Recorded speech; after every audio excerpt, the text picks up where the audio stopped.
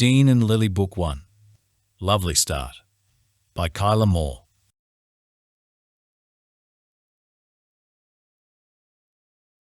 Chapter 1. Lily. It was the beginning of summer and Saturday had just ticked over into the mid-afternoon.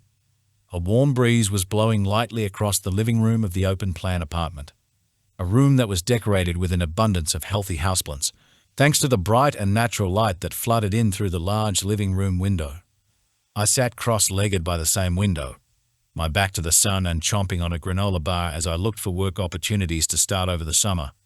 I worked part-time as an assistant secretary at my mum's real estate agency, a job I had had since graduating high school 4 years ago. It was a stable job, but wasn't the career I saw myself following for the rest of my life. Not that I knew what career I wanted to begin with. My parents had played a major part in deciding a lot of my life goals for me. They had high expectations for their eldest daughter. Their approach to parenting me this way clearly worked because I always put high expectations on myself, as well as developing the inability to use the word no. Taking a job at my mum's office was one example, plus she expected me to take over the business when she retired. Another example was that I was a qualified barrister after my roommate's boyfriend talked me into doing the course. The only time I used this qualification, however, was at work where I was everyone's personal coffee maker. After scrolling to the bottom of the job search website and mindlessly sketching flowers on the notepad I was meant to use to jot down numbers or notes, I closed my laptop lid, stretched and yawned, then got to my feet to wander over to the kitchen. Pulling my light brown hair up into an attempted messy bun, only I had shoulder-length waves so half of the hair fell from the bun before I had tied it off. As I rummaged through the pantry for something to eat, eventually settling on beetroot dip and crackers, the latch of the front door clicked open, followed by the familiar hello my roommate sang out whenever she arrived home. "Hey," I replied through a mouthful. "How was your day?" Kira Scott stepped into view with multiple shopping bags hanging off her left arm, a coffee in one hand, a bagel in her mouth, and a brand new houseplant cradled under her right arm. She put down the coffee, then slid the plant onto the counter beside it, looking gleefully at the plant. "Meet the newest member of the family," she beamed before quickly heading to her room to put the shopping bags on her bed. A slight skip in her step that caused her curly, red hair to bounce slightly. "It's a Boston fern," she called out from her room. "It's gorgeous," I said earnestly as I admired the pretty fronds of the plant. "But don't you think we have enough plant babies?" Kira popped her head out from her room looking a little offended. "One can never have enough plant babies." I laughed a little and returned to leaning against the sink and eating. "So how many does that make now?" "Counting the pots or the plants? Because the succulents share, but I'm guessing 26, she replied from inside her room again. "At least it isn't cats," I said with a shrug, about to grab another cracker before realizing I'd already eaten the last one.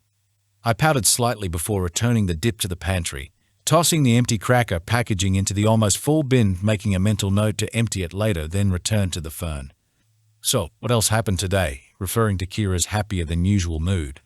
From a young age, and since we had met in high school, she'd always been an extremely optimistic person. Whenever something made her extremely happy, she skipped more than usual. "Well." She dragged out the word before re-entering the room, a big grin on her face. "I met with Aiden for lunch today, and he surprised me with a tattoo." "Wait, what?" "He got my name tattooed on his collarbone."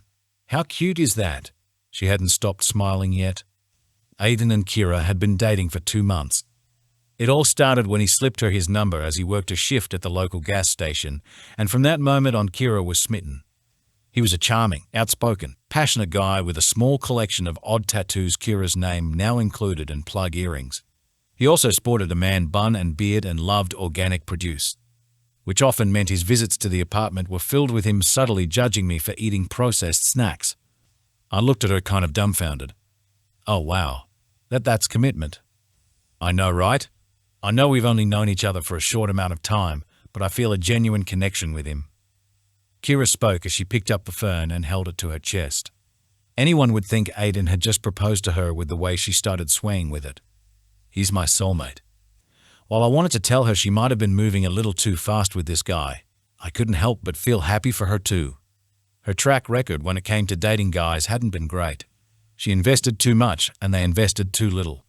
leaving her to many broken hearts, going through many tubs of ice cream and binge watching The Bachelor as she sobbed into a pillow, normally with me comforting her as best I could.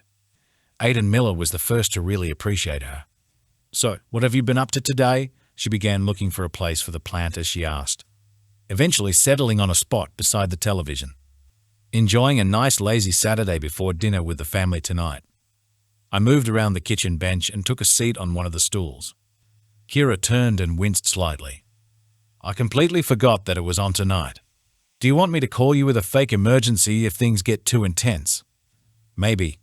My sister won her hockey grand final on Friday, so hopefully the attention is more on her. But chances are I may be interrogated for looking for work outside of the real estate field, or just outside of Mom's suggestions in general." I pressed my lips together and shrugged. Like a typical plant-proud green thumb, Kyla had begun checking the other plants in the living room as she spoke. This was her usual routine most days, especially if she'd been out since the morning. "Well, if you feel like letting your hair down afterwards, Aiden and I are going clubbing. You could always tag along. Aiden won't mind," she said after sticking her finger in the soil of the dwarf umbrella tree by the sofa. "Are you sure? I wouldn't want to crash your date." And as much as I loved that Kyla had found her soulmate, Aiden and I didn't exactly see eye to eye on a lot of things. "Lily, you wouldn't be crashing the date if I have just invited you." She moved back into the kitchen, so I pivoted around on the stool and began searching under the kitchen sink for the plant fertilizer and a watering can. "Plus, you've been cooped up inside all day and might need a drink or two after dinner with your parents." "Good point," I agreed with a definite nod. I spent the rest of the afternoon doing laundry, spot cleaning, and organizing an outfit for tonight before Kyla called me out for overthinking dinner plans. Keeping myself busy and proactive was how I coped with stress. She then invited me to do a salute to the sun yoga session to help calm my nerves a little. Feeling a little more rejuvenated, I left for dinner around 7 p.m. in a jade green sundress, white sneakers, and a denim jacket over my arm just in case, catching an Uber to a restaurant in town that was decorated with chandeliers, roses, and polished silver. It was the type of place that didn't have a lengthy waiting list, but still oozed fine dining and class. My parents had booked a table by the front window, so it didn't take long to join them after I'd mentioned our surname, Whitmore, at the door. It also didn't take my parents long to start questioning my choice of transport. "When you said you'd organized a ride, I thought you meant with a friend," Mum subtly criticized as she pulled me into a hug. "You should have called your father to come get you." "Nice to see you too, Mom," I said as I took a seat, giving my younger sister, Jane, a small wave from across the table. "So, what did you get up to today?" Dad asked, buttering a fresh roll he'd grabbed from the basket on the table, not once actually looking at what he was doing as he spoke to me. I braced myself, subtly eyeing my mother for any signs of her mood changing dramatically. So far tonight she seemed pretty tame, so I took a deep breath and told the truth. But apparently I was out of practice when it came to reading her expressions. "Nothing much. I filled out job applications." "Why?" Mum interrupted, neatly tucking a strand of loose hair that had dared to escape the tidy upkeep of her bob behind her ear. "Here we go," Jane mumbled before taking a sip of water. "Because I was thinking it'd be good to broaden my career choices." "Never start a sentence with because," Dad interrupted before taking a bite of the buttered roll. After a brief pause, I continued, this time trying not to get flustered. "Some of the jobs interested me." "Honey, we've talked about this. You have a safe, stable job working for me." Mom reached across the table and patted my hand in reassurance. "I know that, but I thought it'd be good. At least for the summer anyway." I sat back, feeling this conversation was quickly becoming a mistake. "That's understandable," Mum said considerately, but then added, "Just don't get your hopes up, though. A lot of students apply for those summer jobs, so chances are you won't hear back from them." And then she smiled sympathetically. I managed a small smile. "Probably." "Sounds like you wasted a good day then," Dad chimed in. I looked down as I played with the hem of my dress. "Seems that way." "That's a shame," Mum pouted. "But, if you still lived at home, you could have helped me with redecorating Jane's room." "You're redecorating again?" I looked up at Jane mid-question to find her face said it all, ignoring the fact that Mom was still intent on getting me to move back home. "Baby pink," Jane deadpanned. "My room looks like a Disney princess threw up on the walls." "Oh, stop it. It looks fine," Mom had a sip of wine before turning her attention back to me. How's the apartment? Slowly turning into a mini rainforest, I smiled. We've collected so many gorgeous plants. Ugh, I can't stand having plants inside. Too many bugs, Mom squirmed. Not to mention the water spills on the floor, Dad added as he gestured for a waiter. I gritted my teeth. My best friend, Kyla, came to me with the idea of renting a place together a year after graduating high school. Of course, my parents were never on board with this idea. They'd never been a huge fan of Kyla because she had a tendency to be eccentric. From the moment they met her at my 14th birthday party, when she had walked in wearing fairy wings, the party didn't have a theme. They immediately thought she was way too odd for conservative people like themselves. I just thought she was cool. Plus, she was the new kid and didn't have any friends yet. Although they wouldn't speak badly of her in front of me, their expressions and subtle digs at her lifestyle choices could be extremely obvious at times. Like their sudden disdain for indoor plants, even though Mom kept violets in the kitchen window and parlor ferns at work in the foyer. How can I help? Asked the waiter, his notepad at the ready as he eyed me a little longer than needed, running a hand through his honey blonde hair before flashing a smile. I averted my gaze to the menu. You could save us from this dinner for starters, Jane mumbled. I stifled a laugh while the waiter looked at her with confusion. Pardon? Nothing, Jane sighed. I'll have the steak, thanks. Honey, I thought you wanted something light. Like the salad? Mom said quietly while plastering a polite smile on her face. Fine. Jane mirrored her expression before looking at the waiter. A salad, please, with a side of steak. Before Mom had a chance to protest Jane's choices again, Dad spoke up, genuinely unaware that he interrupted his wife as he hungrily scanned the menu. I'll have the lobster. Breaking her slight glare from Jane, Mom pursed her lips and skimmed the menu quickly before agreeing on getting the lobster too. The waiter jotted down their orders before turning to me and smiling. And you? Just the tomato and basil soup, please. Great choices, he complimented as he flipped the notepad closed, catching me off guard when he winked in my direction, which had Jane stifling a laugh this time while I wondered if this waiter was serious or not. It turns out my sister and I weren't the only ones who'd noticed. As soon as he'd walked away, Mom spun around to discuss what had happened with a massive grin on her face. That's Oliver Tate, Mary's son. They have a daughter that goes to Jane's school. Mary is on the tab board and is always talking about how much of a gentleman her boy is. Mom watched him fondly a little longer before turning back to us. He's your age, Lily. Maybe you should get to know him. I'm pretty sure relationships need both people to be interested in one another, and I'm not really interested in him. I looked past her to spot Oliver once again. He was leaning against the counter talking with another waiter, and for a moment I reconsidered the proposition. Admittedly, he was attractive, until he looked over and gave me the how you doing head nod. Never mind. Mom waved off my previous comment with her hand. Oh, don't be silly. How do you know you don't like him when you haven't even spoken to him? It was like that for your mom and I. She wouldn't give me a second glance until she got to know me, Dad added proudly. Exactly. And look how happy we are now. Mom took his hand in hers as they smiled contently at one another. It was true that our parents were a perfect couple and completely smitten with one another. They'd met in high school where my dad, Mark, pursued my mom, Kate, until she agreed to go to prom with him. From that moment on, they were inseparable. You never know, Lily. That waiter could be the one. Dad raised his brow like what he'd said could completely convince me to change my mind. At least consider getting his number, Mom urged. You could catch up with him after dinner. Actually, I'm going out tonight. I played with the corner of the napkin in front of me, considering my options before opening my mouth again. It was a little too late to start backtracking though. My parents were now both looking at me like I was about to admit to taking illicit drugs. Especially Dad's expression. He was a police sergeant and was transforming into his Sergeant Whitmore persona as he folded his arms across his broad chest. They'd never been fans of their daughters staying out past 9 p.m., which was something I understood for Jane. She was 16. But I was 22 and living away from home. I cleared my throat, then smiled. Where? Dad asked sternly. A club.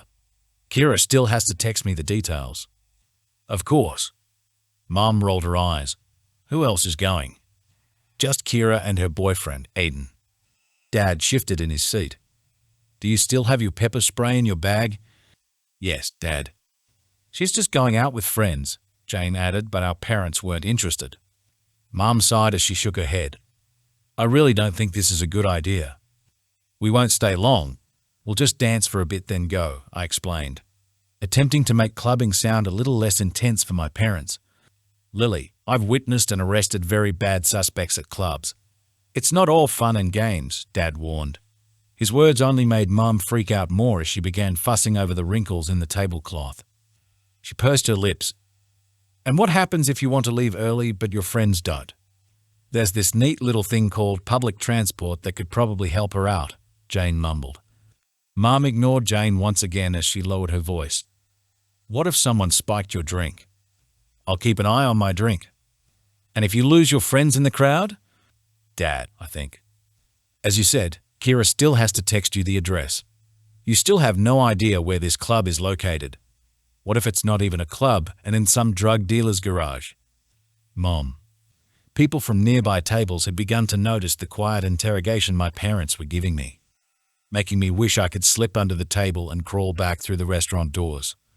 Listen, I breathed when there was a gap in their questioning. I understand you're worried, but I can handle myself. I won't be drinking if that'll make you feel better. I will stick with my friends. I won't talk to anyone but my friends, and I'll steer clear of any suspicious behavior going on. I felt like I needed to have my hand over my heart as I spoke, like I was pledging to be a good person, which I genuinely was. I'd never stepped a toe out of line, never rebelled as a teen, always had good grades, was always on time, had no interest in drugs or alcohol. Yet here I was trying to convince my parents that tonight wouldn't be the night that I'd suddenly turn to the dark side. Oh, my goodness, what about sex trafficking? She looked at Dad as a new panic set in, gripping his arm tightly as if silently pleading for him to definitely stop me going out tonight. But before Dad had a chance to open his mouth, Jane dropped her own bombshell. So, I got an F on my English essay this week. The table was completely silent as our parents gawked at her, motionless for a second before they both burst in unison, lecturing her about her already failing grades. Jane simply sat back in her seat, folded her arms and sent me a nod across the table, a small smirk on her face. Thank you, I mouthed.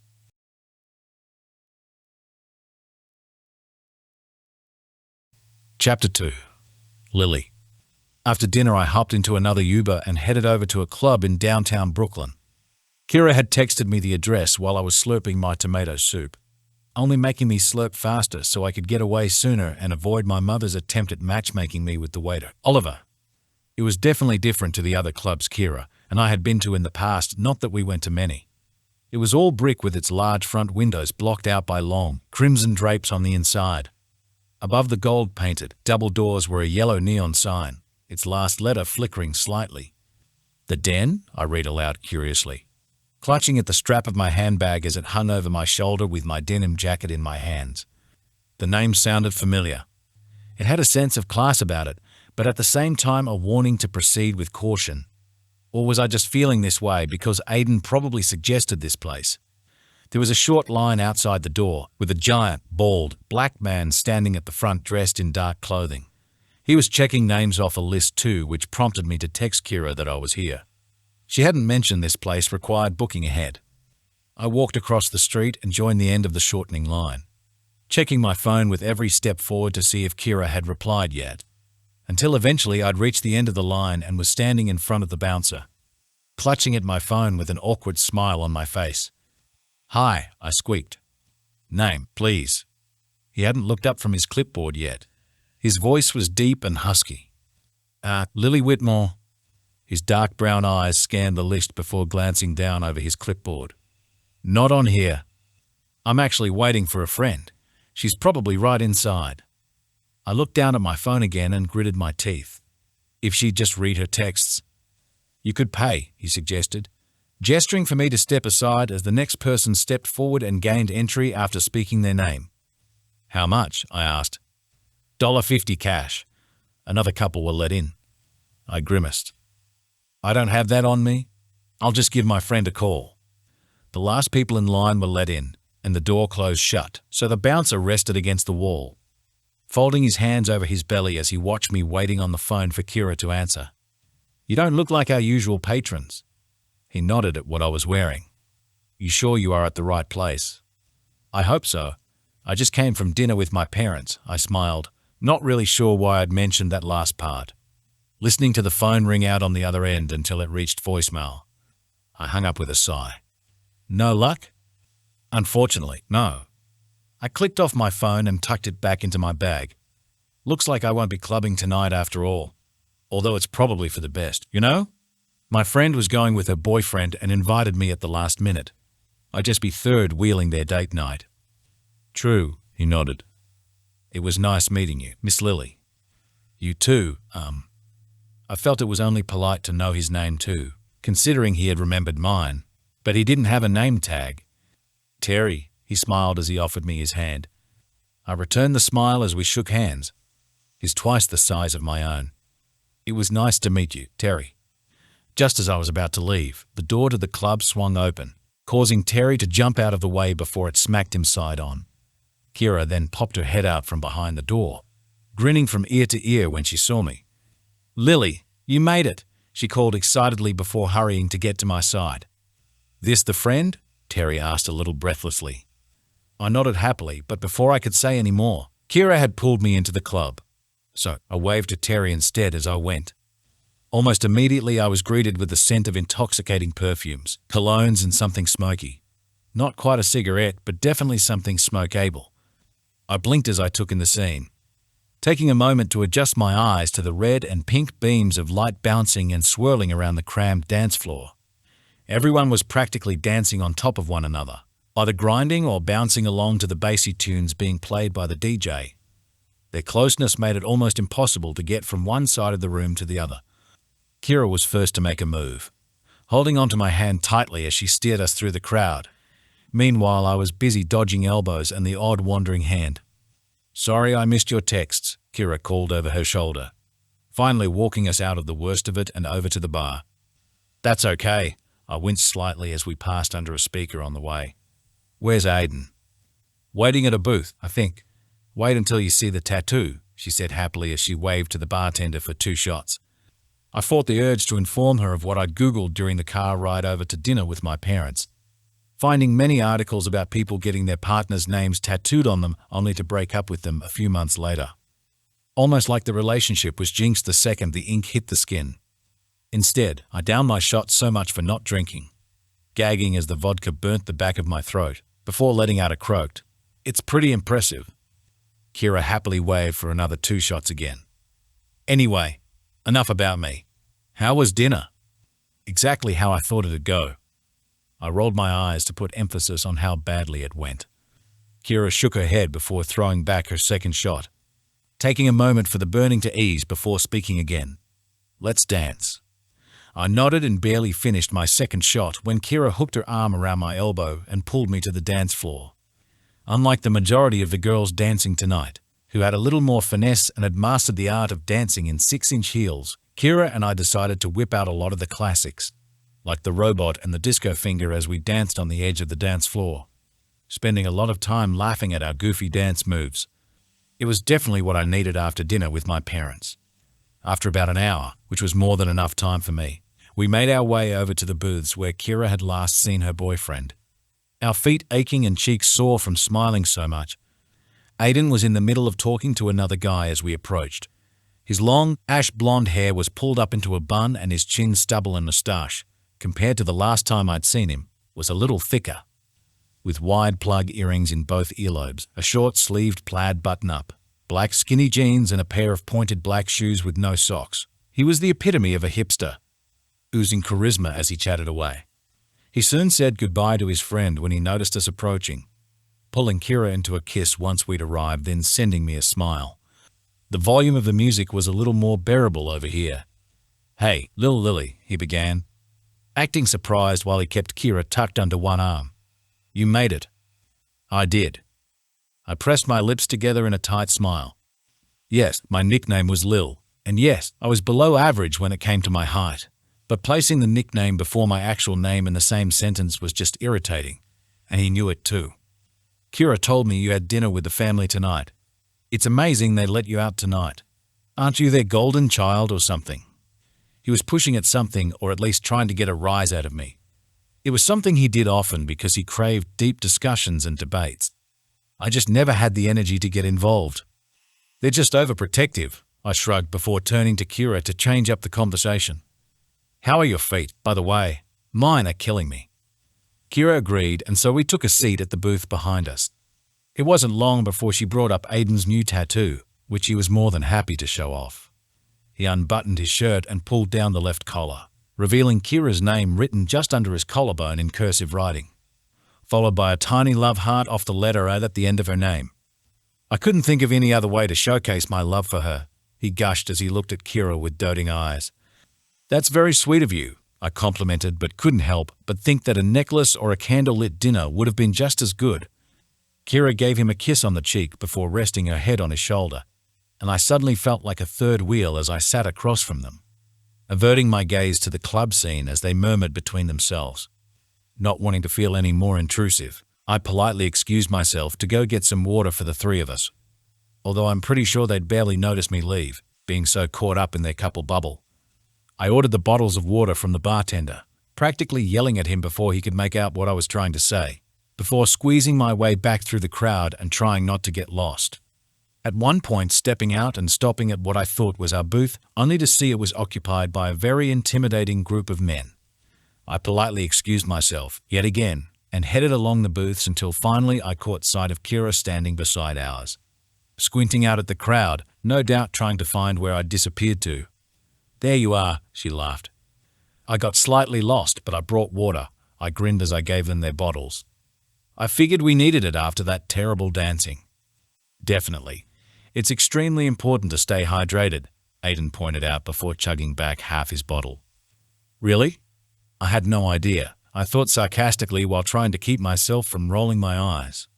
So, Kyra began after taking a small sip of her own water. Aiden was saying that he felt like leaving. Oh, I looked at Aiden, who nodded with a sympathetic look on his face, then back to Kyra. Okay, yeah, that's cool. It's not like I had wanted to stay too long anyway, but it did feel like we were doing things on his terms only. We could always go out another time anyway. Make it a girls' night, she smiled as she lifted her bag to her shoulder, then looped her arm around mine once again as we began walking to the exit. Oh, we could go to that new art gallery. Aiden isn't a huge fan of them, so I'll take you instead. Ladies? We both paused to look around. Finding Aiden hadn't moved from the booth yet and was gesturing over his shoulders with his thumbs. We're going this way, he said. Our gaze followed to where he was pointing, and I frowned in confusion. Isn't that the bathroom? I wanted to show you girls something. It's pretty cool, but kind of a secret. He started backing towards the direction of the doors, wiggling his finger in a come here gesture at Kyra. This was a good example of the stark difference between Kyra and I. Though she was my best friend, and I absolutely adored her carefree ways, her intuition and gut feeling about things was often way off the mark. I get it. He was her boyfriend, so she knew him better than me. But even if he's saying he's got a pretty cool secret hidden in the back of a club, she probably should have questioned it first. Instead, she gleefully ran to him, dragging me along behind her.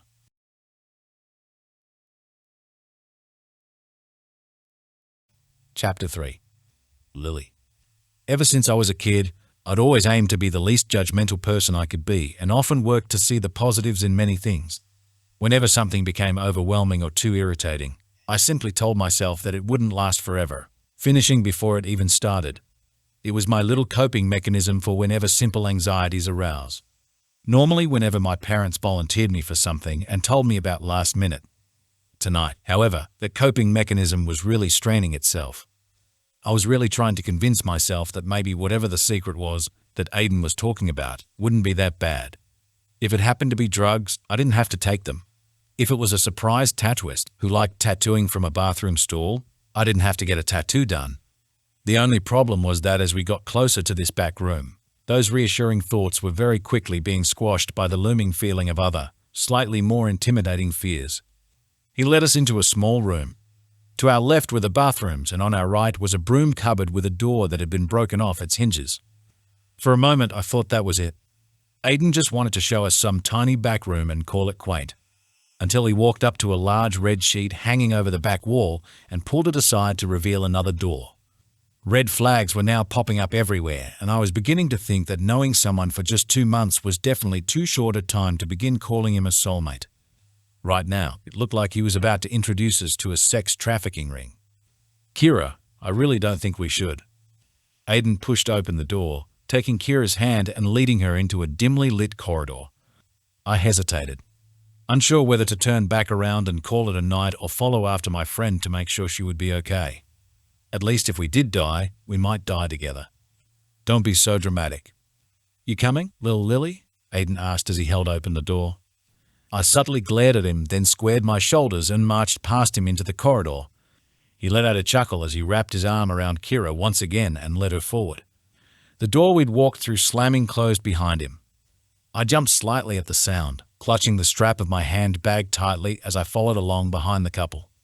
The corridor was straight and narrow, with flickering lights and a moldy smell lingering in the air. The paint was peeling, patchy and grey. It only took several minutes to walk it, but it felt as if it stretched on for miles, eventually turning right and ending at another door, where a second body builder-type bouncer sat behind a desk on a chair that was way too small for him. Names on phones, then drop them in the box, he grunted, pushing a shoebox across the table and passing over a black marker. There were already numerous phones in the box with the names of their owners written on their backs. What? I looked at Kyla questioningly. She seemed confused also, but a little less hesitant as she picked up the marker, scribbled her name on the back of her phone, then dropped it into the box with a shrug. Aiden did the same before leaning over to me and saying, "It's just for security. You can wash off your name after." The bouncer then looked at me. He looked a little more flustered now about being kept waiting, grinding his jaw, which caused his thick, grey moustache to move. "Names on phone then in the box," he repeated a little louder as he pushed the shoebox closer to me. He wasn't as friendly as Terry. I reached into my bag, gripped my phone, and reluctantly wrote my name on the back before placing it in the box with the others. "Go on through," he grumbled, swiping the box off the table and adding it to a collection of other boxes on a shelf behind him. "Thanks, man." Aiden thumped the bouncer on the shoulder, who clearly didn't appreciate it, then walked through the next door. It was almost like the moment I had stepped into the club earlier, going straight from silence before being hit by a wall of sound so loud I couldn't hear myself think. Only this time it wasn't music that was deafening, but yells and cheers coming from a room full of men. We'd stepped out onto a graded platform that overlooked a large basement. There were rows of seats below, all formed into a square and facing a pit in the center where two men were currently fighting. Blood dripped from their noses and mouths, down onto their chests, and completely out of breath as they punched, kicked and tackled one another into the dirt. Standing above the whole thing, it suddenly became blatantly obvious that this gathering was illegal. There were no referees to break up the men when it became too violent, and it was in a basement hidden from view, which explained why we had to travel via a secret passageway to get here.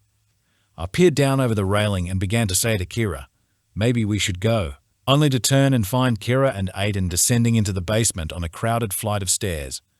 Not wanting to be left on my own, I hurried after them, weaving through the sweaty men all cheering from the stairs, politely excusing myself as I squeezed my way through, and at one point accidentally treading on one guy's foot. Thankfully, he paid no attention to it as he yelled aggressively at the fighters. Kyla was waiting at the bottom of the stairs with Aiden, smiling like all of this was okay. But it wasn't okay. It was going against every grain in my introverted rule-abiding strict parent influence body. Now that we were in the midst of the rowdy crowd, trying to convince Kyla with words was impossible. Every time I tried to speak, my voice was drowned out by another shout from close by, eventually leaving me with no other choice but to go along with it. "It'll be over before I know it," I told myself, barely hearing the words coming out of my own mouth. We managed to find 3 empty seats right on the edge of the fight pit behind the metal barrier, something I thought would have been impossible with how many people were here, until I recognized Aiden's friend from earlier. He'd saved us these seats, and I assumed that's what they had been discussing as Kyla and I approached from the dance floor earlier. I sat in the end seat right by the busy aisle, leaning into Kyla whenever someone squeezed past me. Once again, I found myself wanting to reach out to Kyla, to try and change her mind about being here, only my voice was drowned out by the ringing of a loud buzzer bell. The fight was over, the fighters stumbled off the pit together, and the crowd was split between cheering and booing. It was hard for me to understand who actually had won. From the looks of the two men before they'd left barely conscious, as they held each other up, no one looked to be winners. There was an ear-piercing screech from a microphone followed by a man's voice announcing the next fight. The announcement caused the male audience members to begin digging into their pockets to place bets on the upcoming fighters. Some handed over $100 bills to bet collectors maneuvering around the bleachers with buckets of cash. Aiden leant in towards Kyra and I, a big grin on his face as he reached into his own pocket. "Looks like we got here just in time." He dropped several notes and a few coins into one of the buckets passing by. There was a scribbled word on the side of the bucket, a name of the fighter Aiden had chosen, but I didn't catch what it read before the bucket was moved along. Aiden seemed to trust his gut with whoever he'd chosen, sitting back down and confidently smiling to himself. The first fighter to enter the ring was a short, muscular man with a buzz cut who couldn't stop moving the second he jogged out, bouncing around like he had springs in the soles of his feet. Or rather, he was just one taut spring himself, ready to burst at any second. He'd been introduced as Billy the GOAT and ran about the ring, boxing the air and flexing as the crowd cheered. I wondered if maybe he'd taken something before the fight, or he was just this energetic all the time. The announcer waited a moment for the crowd to settle again before announcing the next fighter. And whoever it was seemed to have everyone waiting on the edge of their seats as they anticipated what the announcer would say next. "Our next fighter is definitely a fan favorite," he began, much to the disdain coming from Billy. "I'm sorry, Billy, but you've got quite the fight ahead of you." Billy flipped up his middle fingers to the announcer, who I realized was sitting at a table with a microphone in front of him across from us. The announcer just laughed before looking back down to his notes and continuing. "Gentlemen, and the two ladies joining us tonight who will definitely appreciate our next fighter," he gestured to Kyra and I. "Will you please welcome our unbeatable Italian stallion, the king of the ring, Romuo." Before he'd even spoken the fighter's name, more than half of the crowd jumped up in a roar so loud it hurt my ears. Even Aiden, who took pride in remaining calm at all times, was waving his arms around and cheering from behind the barrier. Kyra was doing the same, clearly happy to see her boyfriend was enjoying himself. I remained seated with my hands cupped over my ears as everyone continued to shout, chanting his name as he entered the ring. Romeo was a lot more focused and contained than Billy, also much taller, and simply waved to the crowd once in acknowledgement before sizing up his opponent as he pulled off his black hoodie, revealing an athletic physique that was covered in tattoos. He ran a hand through his jet black hair and tossed his hoodie to an older man that was sitting on the other side of the pit amongst the front row crowd. He seemed to be the only other person here not losing their mind about the fight that was about to happen. I assumed he was either a fight benefactor or Romeo's very rich personal trainer, going off the gold wristwatch, tidy black suit, and completely white, perfectly styled hair. The older gentleman took the hoodie and folded it neatly on his lap before giving Romeo a small nod. Romeo did the same, then turned back to the ring, adjusting the bandages strapped around his knuckles as he gazed out across the crowd, subtly doing a double take as he spotted Kyra and I. We really didn't look like we belonged in a place like this. We were the only two females here and weren't exactly dressed to attend an illegal fighting ring. Kyra was in a white blouse and jeans, while I was in a jade green sundress. We looked like we'd been plucked from lunch in the suburbs. A bell rang once again and the fight was on. As soon as it had, I covered my face with my hands and watched on through my fingers. From what I could see, whenever I wasn't completely blocking my own view with my hands, Romeo was good. Billy had managed to get a few punches in, but Romeo was quick and agile, dodging one of the punches with a sidestep, then hitting Billy in the ribs a few times. When he keeled over in pain, Romeo's fist came up under Billy's chin. Billy's head snapped back like it was on a hinge, blood spraying everywhere and his eyes partially closed, before he fell flat on his back. The motion sent the crowd into a hysterical applause of very loud cheering. Romeo stood over Billy, breathing heavily with barely a scratch on him apart from the one on his right eyebrow and the blood on his bandaged knuckles before bending down to lightly tap Billy on the cheek. His lips moved, but the words were silenced by the noise of the crowd. Billy just nodded in response, keeping his eyes closed. Romeo then gave the guy a light squeeze on the arm as a gesture of good sportsmanship, then straightened up, giving one final wave to the crowd before leaving. Poor Billy had to stay laying down for a bit longer before two guys helped him out of the ring. At the same time, a lot of the audience members began moving off to collect their winnings, including Aiden, who told Kyra and I to wait for him in our seats. Well, that was Something, I said as I stared at the fight pit, grimacing slightly at the sight of the blood droplets still visible on the sand-covered floor. It was kind of exhilarating, don't you think? Kyra said. My head whipped around to look at her. Are you kidding? Kyra held up her hands defensively. I'm not saying I like it, but Romeo wasn't too bad looking. She nudged me with her elbow and I flinched away, pulling a face in disgust. If you like the broody, violent type. Now remember, girls. Aiden had rejoined us, taking Kyra by the hand and pulling her to her feet before wrapping his arm around her. A smug smile on his face. First rule of Fight Club is that you don't talk about Fight Club. We soon left the basement, collected our phones at the door, then exited the narrow passageway via a door that led out onto the alleyway beside the club. It beat having to maneuver our way back through the packed club with everyone else. I was glad to be rid of the place, but had grown highly suspicious about how often Aiden had really been here before. The owners have locked up earlier than usual, Aiden stated when we reached the end of the alley. It was supposed to have led us back onto the street out the front, but instead we were blocked by tall fencing and a locked gate. My heart started beating a little faster at the prospect of sleeping in a dark alleyway, waiting for someone to unlock the gate. But then Aiden spoke up again. Come on, we'll just have to go the long way around. He snaked his arm around Kyra's waist, and they both walked off in the opposite direction. I hurried along behind them, pulling on my jacket and feeling tired of the little adventure Aiden surprised us with tonight. I just wanted to go home, wash off the smell of cigarette smoke lingering on my clothes and hair, and go to bed. I wasn't one for violence, but I was growing irritated by Aiden, and if he made one more suggestion about where we should go next, I'd probably throw my shoe at the back of his head. Want to do this again sometime? Aiden said smugly. It was more directed at Kyra. Maybe I should just throw a shoe at him now anyway. You can't be serious, I interrupted. It's clearly illegal. Aiden chuckled. Deep down somewhere in that virgin mind of yours, you liked it. My mouth dropped open slightly before I pressed my lips together again in a glare. I knew if I said anything, he'd probably never stop pointing out how I shouldn't get so easily offended. And really, I wasn't. Not about the virgin mind comment anyway. I was more offended that he was always putting me in a box and assuming I was some kind of prude. Which I wasn't, most of the time. Kyra reacted for me instead, jokingly backhanding Aiden's arm with a light slap for his rudeness before turning back to me and apologizing on Aiden's behalf, as if that would stop his mouth from running again. I rolled my eyes and preoccupied myself with removing the black marker off the back of my phone case as I disgruntledly walked down the alleyway.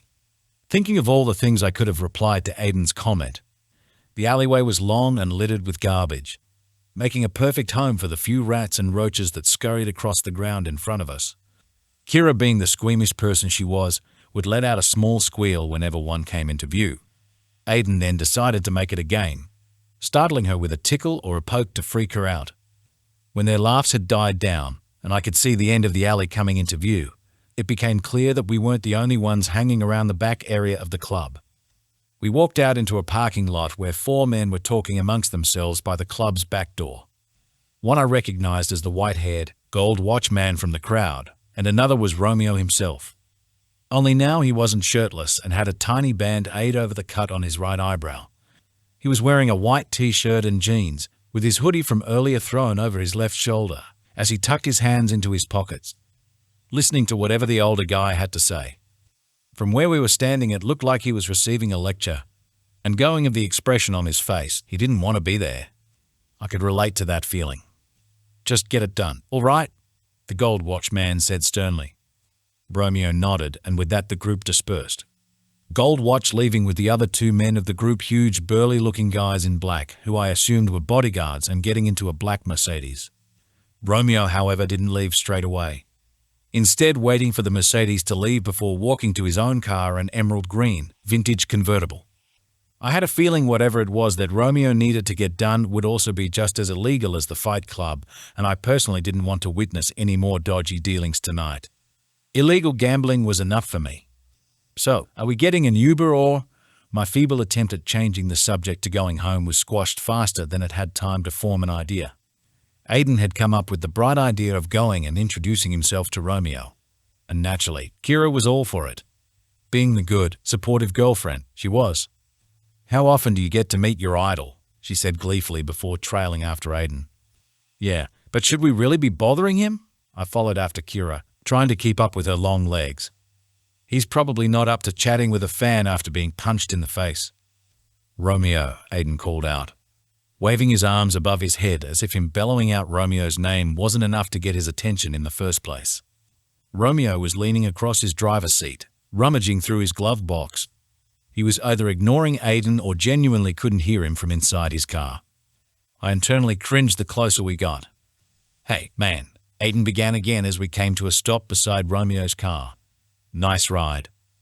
Romeo stopped his search through his car, which ended up being for a packet of cigarettes, and stood up straight, standing at roughly 6 feet tall and looking like he really didn't care for whatever Aiden had to say next. He didn't actually acknowledge us completely until after he'd lit a cigarette and took a long draw back on it, putting into view the redness of his knuckles. I wasn't sure if that was a subtle but intentional threat to let Aiden know he wasn't in the mood for talking and could very easily knock his lights out, but his general disinterest in us was definitely screaming that he wanted to be left alone. I subtly tugged on the back of Kyra's blouse, but she paid no attention. Aiden kept talking. It's a Cadillac Eldorado, right? I work at a gas station, so I kind of get to know my cars, he said smugly. This had finally got Romeo's attention as his grey-blue eyes landed on Aiden.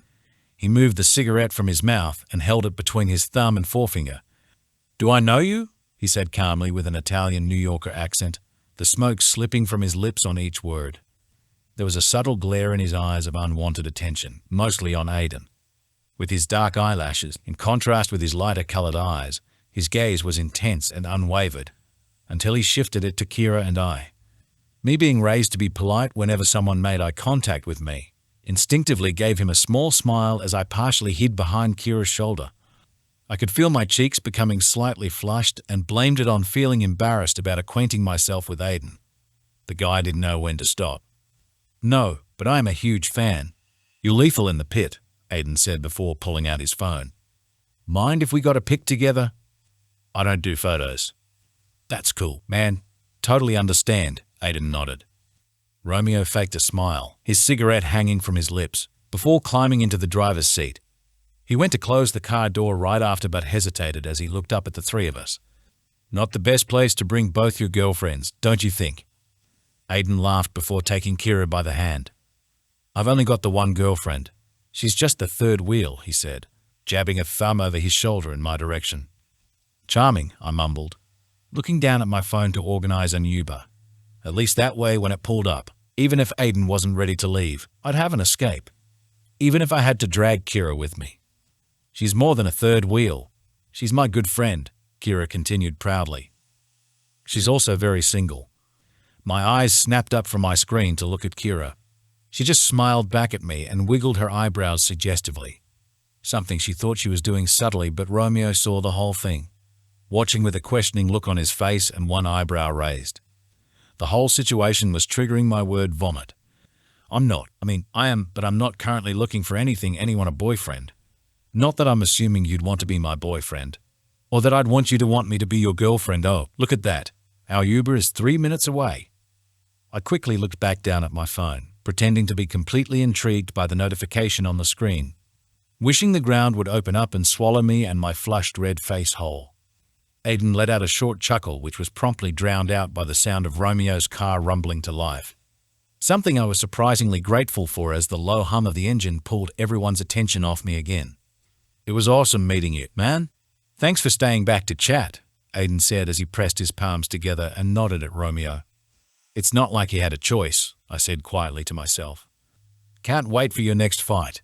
Aiden was cut off and quick to swallow his words as Romeo's door shut. If that wasn't the most obvious sign tonight of disinterest, I didn't know what was. I just now had to wait for Aiden's reaction to see if he understood the gesture. We watched as the emerald green car rolled out of the parking lot onto the back road before driving away out of sight. Its loud engine was heard long after Romeo had left before slowly fading in with the rest of the city noise. I couldn't help but feel a little amused. Not many people could put Aiden in his place like that or cut him off and get away with it. And right now, watching him try to play it cool and act like he wasn't a little dumbfounded was intriguing. He probably needs to focus before his next fight, he said, looking like he was trying to convince himself more than us, but Kira nodded in agreement as he wrapped an arm around her once again. The ride home consisted only of Aiden talking about Romeo, and then lowering his voice to talk about underground fight clubs in case the Uber driver was listening, even though he had earphones in and definitely couldn't hear it all. I sat in the front seat, just to avoid Aiden a little more, and kept my gaze to the window, going over everything I'd witnessed tonight and how I would definitely not be bringing this up with my parents anytime soon. I'm pretty sure I just ticked off almost everything on their list of what not to do on a night out, except drugs, unless I had been drugged and this entire thing was one giant hallucination. The Uber pulled up in front of our apartment complex soon enough, and I'd never felt so happy to be home. I thanked the driver and stepped out onto the sidewalk only to realize Kira wasn't getting out with me. She poked her head out of the back window, giggling as Aiden squeezed her waist. "Do you mind if I go back to Aiden's place?" I pushed back my own anxieties and irritations about Aiden and smiled. "Yeah, that's fine. Call me if you need anything, though." "Don't worry, little Lily. I'll have her back tomorrow safe and sound," Aiden called from the back seat. Kira let out another squeal as he tickled her. She then blew me a kiss before being gleefully pulled back in through the window. I waved the Uber off, subtly flipped up my middle finger to Aiden, then headed into the foyer. After a slightly concerning ride up to the third floor in the apartment's old elevator and a tiptoed walk down the corridor to not wake our nosy neighbor, I entered our apartment with a sigh and locked the door behind me. "Home, sweet home," I sighed before kicking off my shoes, placing them in the laundry to the left, and walking down the short hallway to our living room, feeling my hand along the wall until I found the light switch and flicked it on, having a slight heart attack at the sight of the new Boston fern sitting by the TV and thinking it was some large, bushy monster. Technically, it was still large and bushy, though. "I need tea," I breathed before moving into the kitchen. While I waited for the water to boil, I had a quick shower to rinse off the smell of cigarettes and other people's bow from my hair and changed into my Pooh Bear summer pajamas, feeling fresh and in a far better mood now that I was in a comfortable, danger-free, non-violent safe space. I poured myself a cup of herbal tea, switched off the lights and headed to bed, refusing to let my mind dwell anymore on what happened tonight. I just wanted to forget it and never go anywhere with Aiden again.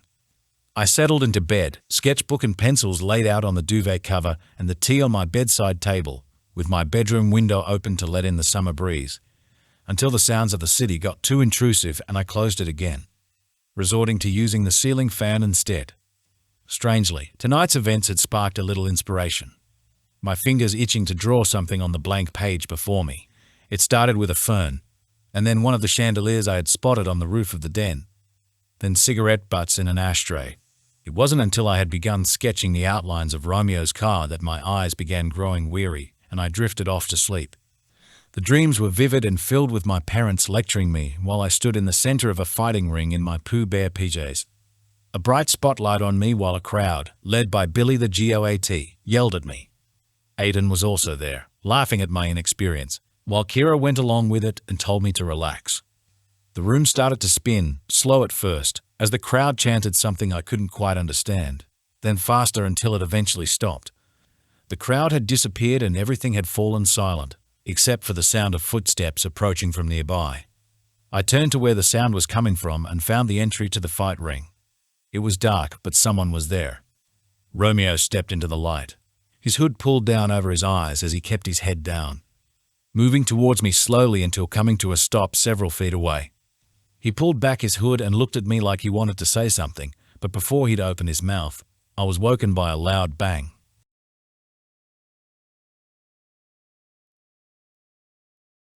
Chapter 4. Lily.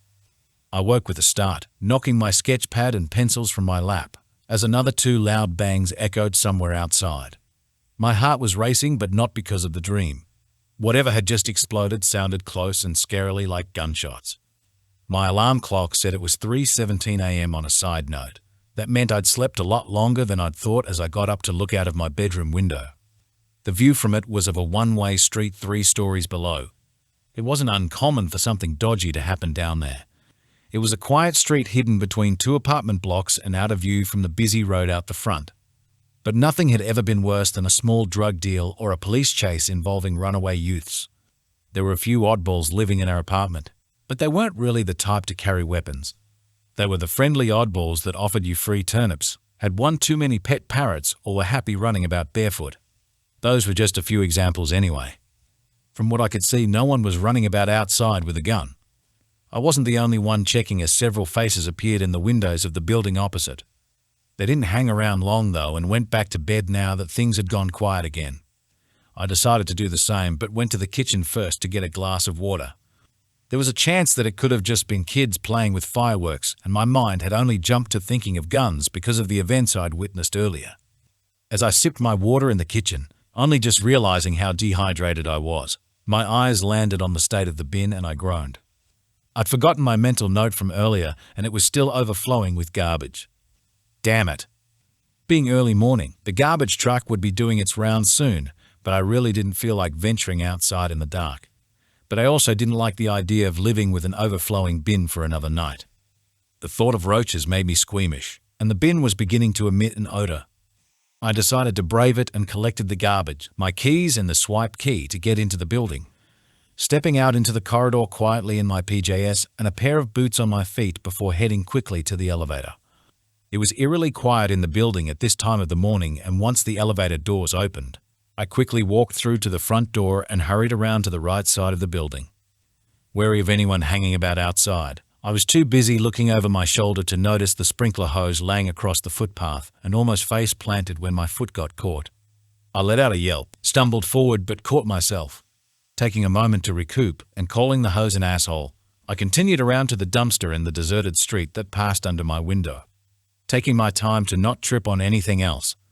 They could at least install garbage chutes, I grumbled, readying myself to attempt my best garbage bag swing into the dumpster and hoping the bottom of the bag didn't decide to split. Using my hips for momentum, I swung it up and forward, then let go. It flew upward and landed with a pop, so it definitely split, before the dumpster rolled sideways a little and let out a muffled groan when it stopped. I frowned, then hesitantly approached the dumpster to peer in, standing on my tiptoes and hoping I hadn't just thrown my garbage onto someone. There was no one in it, so I stepped away again, only this time noticing a shoe peeking out from behind the other side of the bin. As I slowly approached it, more of the person it belonged to came into view and my mouth dropped open when I recognized who it was. Slumped against the wall in the bin, which I just rolled into him, was Romeo.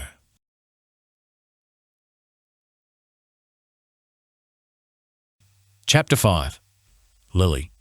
His head was resting to one side, exposing the reason why he was knocked out cold. The small slit on his right eyebrow, the one he'd received from tonight's fight, was now much longer and bloodier, slowly dripping red down one side of his face and neck, leaving blood spots on his white t-shirt. "Don't be dead, don't be dead, don't be dead," I whispered while hastily crouching down in front of him, hesitantly reaching out 2 fingers to check for a pulse. His skin felt warm, which was a good sign, and there was definitely a pulse. I cleared my throat quietly, then whispered, "Hey." He didn't stir. "Romeo," I hissed, lightly tapping him on the cheek that wasn't covered in blood, sighing quietly with relief when his eyes finally flickered open and closed. "Can you hear me?" I gave him another light tap on the cheek to make sure. He groaned. "I'll take that as a yes." I reached for my back pocket to get my phone, until I remembered these were my PJs. They didn't have back pockets and my phone was still upstairs. Damn it. I'm going to go call an ambulance. Wait here. I went to stand only for him to grab my wrist. "No," he mumbled. "You're bleeding. You need medical attention." His eyes opened slightly as he rolled his head back to look at me. "No, hospitals." He started to drift off, his grip on my wrist loosening as his head started rolling back to his shoulder again. "Hey, no. I held his head straight this time, his blood now staining my left hand. "You can't go back to sleep, okay? You might have a concussion." He frowned a little, eyes closed. "I've slept through them before."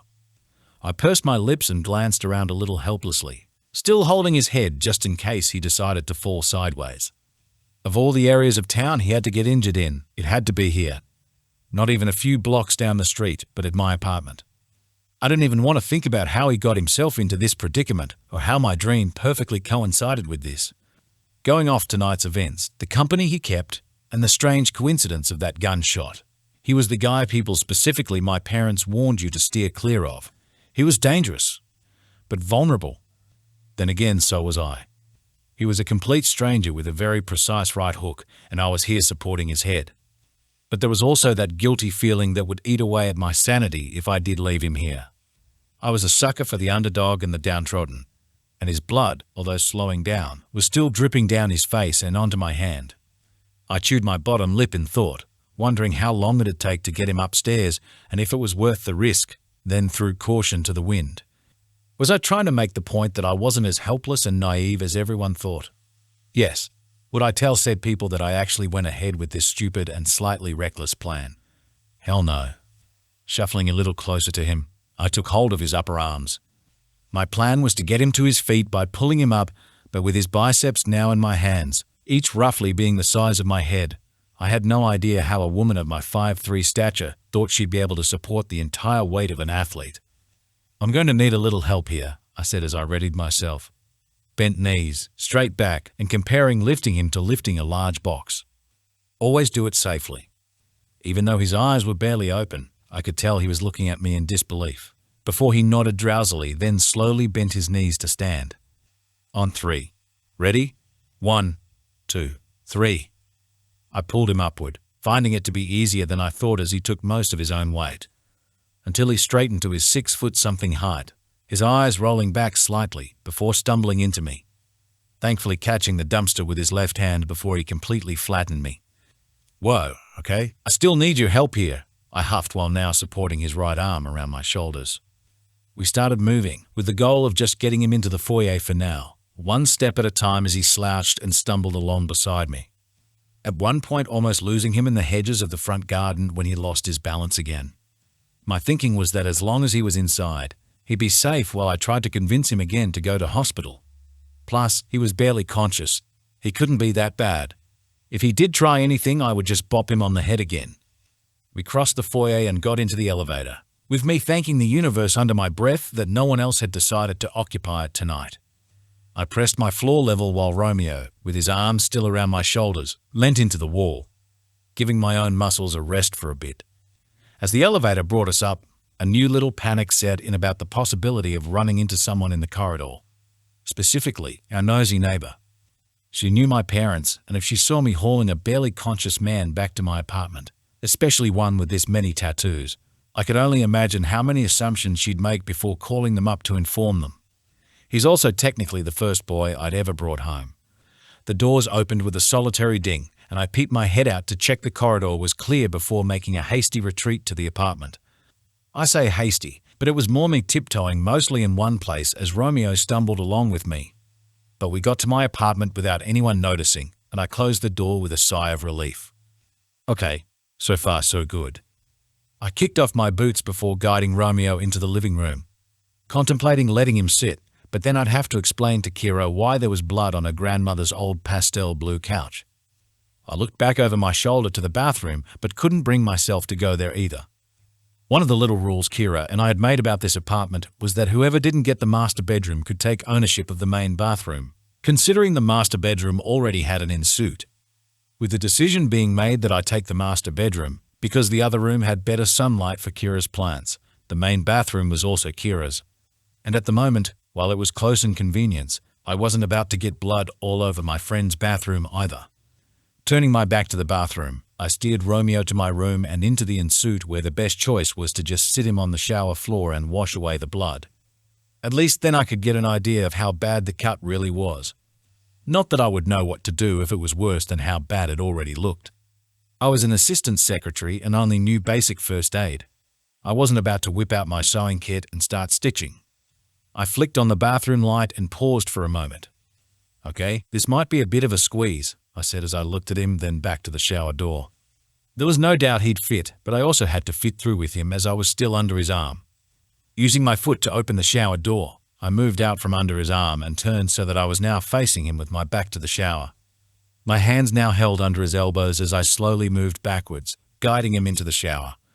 Being careful not to trip over the door frame as I went, we took it slow and steady until eventually he was able to sit on the floor before having another head spin. He rested his head against the tiled wall. His eyes closed with his brows furrowed as he breathed deeply. I took a moment to catch my own breath, stepping out of the shower to scrub the dried blood from my hand before finding my first aid kit. setting it out beside the sink before looking back at Romeo and pressing my lips together. Not only had tonight been the first time I'd brought a guy home, it was about to be the first time I'd ask a guy to take his shirt off for me. If my parents saw me right now, they'd have a heart attack, I mumbled before moving back to the shower door. Romeo, I crouched down beside him, poking his knee gently to make sure he was still awake. HM, he groaned. I'm going to wash away the blood, but I need you to take off your shirt before it gets soaked. I grimaced at how that sounded. Then it'll be dry for you to wear afterwards.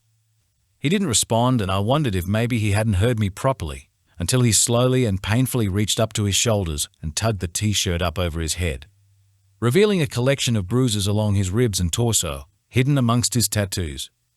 Jesus, I breathed. I'd be lying if the bruises and tattoos were the only thing I noticed. Yes, I'd already seen him shirtless earlier tonight, but that was through my fingers and not this close. He was ripped. Romeo rested back against the tiles again while I gathered up his shirt, the blood drops on the sleeve now dried up, and placed it on the counter with the first aid kit. I then grabbed a couple of hand towels to wipe up the blood and returned to crouch beside him, reaching to his face with the damp towel to clean away the blood on the right side of his face and neck, along with pieces of what looked like dirt or gravel that was stuck in the blood, trying to be as gentle as possible to prevent the wound on his eyebrow from bleeding anymore. So far it seemed to have begun clotting, which was a good thing, going off what random facts I'd read on Tumblr once. He wasn't showing any signs of discomfort either as he kept completely still. His eyes closed as he breathed deeply. The once white hand towel was very much a light shade of red once I was done wiping away the blood. I figured it would require quite a lot of rinsing to get it back to its original state, so I left it on the shower floor to deal with later, picking up the other dry one and pressing it gently to the wound to catch the tiny drops of blood still seeping from the cut. We're going to move back out to the couch, all right? Hold this for me, I said softly, guiding his right hand up to hold the towel in place as he nodded. His eyes still partly closed, I assumed because he might have had a headache. With the same technique as how I'd gotten him into the shower to begin with, only now in reverse and with a first aid kit handle in my mouth, I managed to lead shirtless Romeo back out of my room and into the living area. Plopping him down on the floral couch, while he still held the towel to his head, he decided it'd be more comfortable to just lay down on his back. I put the first aid down on the coffee table while I tried to prevent him from laying down. No, wait, don't doze off yet. You can't sleep while concussed, I said quickly before hurrying into my room, finding my phone to do a quick web search to see if that fact was even a thing anymore. It turned out new studies said it was completely safe to sleep with a concussion, which he'd mentioned he'd done before, provided someone is there to monitor the concussed person. Google also mentioned something about concussions bringing on a nauseous feeling, prompting me to grab him a bucket from under the sink just in case. I sat down in front of him on the coffee table, popping open the first aid kit and taking out a packet of alcohol wipes and a Band-Aid box, only to hesitate when I turned to him. It was the first time tonight I'd seen him without a glare or furrowed brow on his face. His expression was calm while he continued to look devilishly handsome without even trying. I caught myself leaning forward slightly, with my head tilted sideways, and quickly sat up straight, distracting myself with taking an alcohol wipe from the packet to wipe over the cut, apologizing in advance as I moved the towel away before making contact with his skin. He winced slightly at the sting but remained unbothered, his face softening once again as he dozed off to sleep.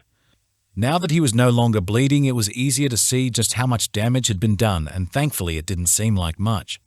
He was definitely going to develop a pretty cool-looking eyebrow scar though. As if the guy didn't have enough reasons to look so intimidatingly charismatic. I applied 2 skin closure strips to keep the cut closed, figuring the adhesive stickiness of a regular Band-Aid would be more painful to remove. My fingers worked nimbly and lightly on his skin to prevent him waking up again or causing any more pain. When everything was finished, I tidied up the small mess I'd made in the process of playing nurse, deciding on tossing away the 2 bloodied towels while I put away the first aid kit and collected his t-shirt from my in-suit. When I returned, bringing painkillers, a glass of water and his shirt, I stopped for a moment to process what I'd just accomplished, giving myself a mental little pat on the back for how well I'd handled the situation. It may have even made my parents proud. Now that was a high expectation. I should go to bed, I told myself, leaving him to crash on the couch until morning. While it did sound extremely risky for a small single lady like myself to let a stranger, specifically a male who was also involved in illegal activities, stay the night, I did have a lock on my bedroom door. I also had a police officer for a father who was on speed dial. Sure, if the situation arose for me to need to call him, I'd probably never hear the end of how stupid I was to invite a criminal inside and be forced to live at home again, but at least I was safe. The fact that a complete stranger was crashing on the couch just outside my bedroom door wasn't even what was making me anxious. I was more worried about Kira coming home early tomorrow morning and jumping to conclusions about the half-naked man on the couch. Maybe I should have put his shirt back on. I paced behind my locked door, chewing my lip in thought before reaching for the door handle. I didn't want Kira thinking I'd suddenly gone rogue and that inviting random guys over was now my new favorite thing. She'd get overexcited and start bringing me along to clubs as my overly supportive wingman. Then again, Kira was also at her boyfriend's right now. They liked getting breakfast together and would probably spend the entirety of Sunday together doing couple stuff. I moved away from the door to go to bed, checking the time as I went and set an alarm for 8 a.m. It had just ticked over to 3:52 a.m., and in 7 more minutes the garbage truck arrived to empty the dumpster in the street below. Chapter 6. Lily. The soft chiming of bells sang out from the bedside table, adding to the sunny and relaxing morning aesthetic of the room. I had forgotten to close the blinds completely before I went to bed, and so sunlight was streaming in, warming the carpet and the end of my bed as I rolled over to turn off the alarm. Yawning, I stretched out my arms and legs before sitting up tiredly, rubbing my eyes and waiting for a moment in silence to give my head time to wake up. Also taking a moment to remember why I had set an 8 a.m. alarm for a Sunday morning. Then it clicked. My eyes went wide before I pivoted quickly on one foot and hurried back through my room, only slowing myself down to quietly unlock the bedroom door and peep out into the living room hesitantly. There was no sign of Kira being home yet. Her bedroom door was still open and I could see straight through into her room, where her bed was still made and her charger cord was unoccupied by a phone. There was also no sound of a YouTube yoga instructor guiding her through a morning session. The other thing that was easing the nerves a little was the fact Romeo was right where I had left him last night, fast asleep and still very shirtless. With him quietly snoring away, it gave me a little time to wake up and think about what the next move was. Should I wake him? Would he want breakfast? Did criminals even eat breakfast? Don't be so judgmental, I thought as I slowly approached him, wary not to make a sound in case he woke up hostile. It was hard not to look at his body as he lay there. His golden brown skin was completely covered in tattoos, each one of intricate detail and full of meaning. Compared to the tiny bunch of wildflowers I had drawn and then had tattooed inconspicuously out of sight between my shoulder blades, he had treated his entire body like a canvas. I sat down on the coffee table as I looked over his ink, observing and admiring the detail of his collection. A large snake wound down the length of his left arm, while a collection of skulls decorated his right bicep. A large rose sat on the left side of his chest with a stem curving down over his ribs, blending with a large portrait of Medusa on his side. Peeking over his shoulders and splayed down the outer side of his arms were a pair of feathered, black wings. Any empty skin left on his right arm had been completely and no doubt painfully tattooed black, all the way down to his wrist where it formed the shape of a crown on the back of his right hand. Other small tattoos I could see included the faded words "Game Over" written across his knuckles, a moth across the front of his throat, and a gliding black bird that sat just above his right hip, the latter drawing my eyes to his unrealistically perfect abs and the V-line coming up from the hem of his jeans. I shook my head in disbelief at my current situation. If someone had told me yesterday morning that I'd be patching up some bad boy boxer in my apartment during the early hours of Sunday morning, I would have called them crazy. But that had happened, and now I didn't know what to do with him. Tapping my fingers on my knees, I looked at the skin closure strips on his right eyebrow still holding the cut together. One was curling up at the edge, so I reached over to stick it back down, but the light pressure I applied on it caused Romeo to stir. I pulled back my hand quickly as I got to my feet, moving aside to create a little more space between us as he woke up. He rubbed his eyes of sleep, but paused when his finger brushed over his eyebrow. Looking a little confused, he felt along his eyebrow before he discovered my handiwork, then checked his fingers. I assumed he was checking for blood. After realizing he'd been cared for overnight, Romeo sat up quickly, instantly regretting it when the movement agitated the bruising on his ribs. He winced and hissed through clenched teeth as he clutched at his side, glancing around the room before his eyes landed on me. I imagined it was probably a very confusing thing to wake up to. A random woman standing awkwardly nearby in Pooh Bear PJs while he was half naked in a house of plants. It was not one of my best first impressions. "Hi, I'm Lily," I stammered. "We actually met last night." He didn't respond, keeping his expression blank as he gave me the once-over with his grey-blue eyes, cocking his left eyebrow as he took in the pattern of my PJs. I shifted my weight from one foot to the other, feeling uncomfortable under his gaze, before attempting to move the attention off my attire by nodding to his t-shirt sitting on the arm of the couch. I folded my arms tightly across my chest. "I had to remove it while I cleaned your head." Romeo got to his feet and I took a hesitant step back with good reason. He was no longer the barely conscious, unthreatening and helpless person from last night, but now a very tall, very athletic man with an intimidating gaze. Meanwhile, I was on the petite side of average and could be crushed like a bug if he tried anything. Taking no notice of my movement, he made his way around the couch while still clutching at the bruise on his right rib cage, putting on display the rest of the wing tattoo that had been visible on his shoulders, etched across his shoulder blades and along the back of his arms. They looked like demon wings made of feathers and talons and were joined in the center of his back by a spiked spine tattooed along his real one. After carefully pulling his shirt down over his head, moving slowly to avoid bumping his bruises, he checked the pockets of his jeans for his belongings before heading to the front door. He was so abrupt about how he went about leaving that I was slightly taken aback. He hadn't said so much as a thank you or acknowledged anything I'd done to help him. Not that I was about to confront him about that. I followed him at a distance as he walked down the short hallway to the front door, making sure that he really was leaving. He unlocked the door and peered out into the hallway, checking left and right when he suddenly had a change of mind and closed the door quickly again. Fucking perfect. He gritted his teeth in frustration before turning back, a glare in his eyes that looked like he could see straight through me. I took a hesitant step backward, readying myself to race into my room at any second and lock myself in. He opened his mouth to say something else, much like how my dream had played out. But before he did, there was a loud knock on the front door. "Hello, it's the police," they called out. It was ingrained in me from an early age to show the police respect, only because my father was one, so it was only normal that my first response to them knocking was to go answer. Like it was an involuntary reflex, I went to bypass Romeo on the way to the door. Except the second he saw me move, he stepped in front of me, wrapping his strong hands around my upper arms and backing me into the wall.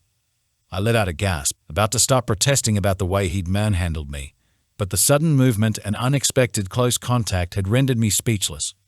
I could barely look him directly in the eye. He dropped his hands soon after. "They can't know I'm here," he warned. The police knocked again, this time with a little more urgency. Romeo backed away from me to stand behind the door. "I'm not going to hurt you. Just get rid of them, all right?" I nodded quickly and walked over to join him behind the door, taking a moment to calm my breathing and act natural before opening the door as casually as I could. There was a female police officer on the other side who I didn't recognize as one of my dad's friends, although there was still the possibility they worked in the same building. "Good morning, miss," she said with a nod. Her thumbs were resting on her belt as she tilted her head to one side, attempting to see further into my home. I smiled and stepped halfway out the door, subtly blocking her view by pulling the door over ajar behind me. "Good morning. Is something wrong?" "We're currently looking for any witnesses in regards to a shooting that happened in the early hours of this morning. Did you happen to hear or see any unusual activity between 3 a.m. and 4 a.m.? I'd say dragging a barely conscious, bleeding man was considered a pretty unusual activity, but I wasn't about to reveal that to her. Going against everything my dad had taught me, I began my lie to the police. "I did hear 3 loud bangs, but I didn't think anything of it and went back to bed," I said, faking confusion and concern as I glanced down the hallway to see my neighbors also being questioned. "Was someone hurt?" "We're not sure yet. It looks to have been a botched robbery, but the man who lived in the apartment on the floor below hasn't been seen since last night. His name is Marcus Woods. Do you know him?" I shook my head. I only talked to my neighbors on this floor. After hearing what had been said to Romeo last night, "Get it done," and now learning of a botched robbery, I was quickly becoming aware that the man behind me could have been the shooter. I hadn't even thought to check him over for a gun, automatically assuming he was the victim instead. What if poor Marcus Wood was the innocent one in all of this? What if Romeo had killed him? "Are you all right, miss?" The policewoman looked at me with concern. "You look a little off." I laughed nervously and waved off her comment. "Oh, I'm fine. I went clubbing last night and got back late, so I'm a little tired." She read my expression a little longer, her own face unchanging and serious. I half expected her to say she wanted to check my apartment, but instead she smiled. "All right, well, I'll let you get back to bed then. Have a nice day." "Bye," I smiled, waiting for her to turn away first before I closed the door over. My heart was racing a million miles a second. As soon as the door was locked, Romeo pushed off it with a frustrated groan. "Shit," he hissed, holding his side and running a hand through his hair as he made his way back into the living room. With the police outside, and probably remaining there for a while if they had to investigate the scene, he was stuck in my apartment. I hesitated in the hallway as I came to terms with the situation, taking a deep breath as I tried to think a little more clearly. There was a possibility all this could be one big misunderstanding of Romeo being in the wrong place at the wrong time. It's not like he had a gun on him, at least not that I knew of anyway.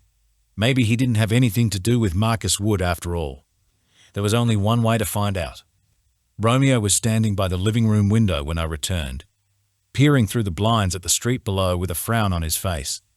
No sign of a gun being tucked into the back of his jeans. I took another deep breath, reminding myself that he did say he wouldn't hurt me, but kept my distance just in case and stayed in the doorway. What actually happened last night? It's better for you if you don't know." He stepped away from the window and took a seat on the pastel blue couch again, pulling out his phone only to pause when he saw the glass of water and pills in front of him on the coffee table. Without question, he took the pills and returned to looking at his phone. What he said had some truth to it, if I looked at it from the side of the law. While my father's perspective, clearly some of his occupation had rubbed off on me. If the police outside found clues leading back to the apartment, they'd question me, but I wouldn't be charged. I was just the caring young woman who helped a wounded stranger. I'd definitely deny everything about the Fight Club stuff, though. Then again, he also may have been talking about me just not getting too involved with his kind of people. I awkwardly moved into the kitchen but hesitated at the counter. "I'm going to make breakfast. Did you want anything? Toast? Juice?" He looked up at me like he was checking to see I was being serious. What else were we supposed to do now that he was stuck here with me? He clearly wasn't about to share what had happened, and I'd feel guilty eating in front of him if I didn't ask first. "No," he deadpanned. "I have to make a call." We were interrupted by the familiar sound of the front door unlocking. In response, I froze on the spot while Romeo jumped to his feet, ready to fight whoever was coming into the apartment. "Hello," Kyra sang out happily. Her keys jingled as she wriggled them out of the door. Romeo looked at me with a glare. "Who's that?" he hissed. I didn't have time to respond to him, but called out to Kyra instead. "Hey, you're back early," I said happily, hiding the anxiety in my voice as I stumbled over to Romeo, grabbed the front of his shirt, and pushed him into my bedroom to hide, returning to practically throw myself over the back of the couch to sit down right as Kyra walked into the room. "I'm not staying long. Just came back to freshen up and change my clothes." She placed her things on the counter and looked at me with a slight frown. "What's with the police outside?" I threw up my hands with a clueless shrug. "No idea," I said breathlessly. "Something about a home invasion." "Seriously, that's a little unsettling." "It is," I said quickly. "Are you heading back out again?" Kyra's frown was quickly replaced with a smile. "Yeah, you don't mind, do you? Aiden wanted to take me out for Sunday brunch." "No, that's completely fine. So romantic of him." I couldn't believe I was complimenting the guy, but I wanted to get her back out of the apartment, hopefully with as much haste as possible. "Is he waiting in his car?" "Yes, so I should probably get a move on," she said happily, turning on her heel to skip into her room, grab a change of clothes, then go take a shower in her bathroom. I collapsed into the back of the couch with a flustered sigh. This was definitely not how I saw my weekend turning out. A usual Sunday for me was sleeping in, reading a good book, or watching something on Netflix. Sometimes heading out with Jane to give her a break from our parents. "How long will she be?"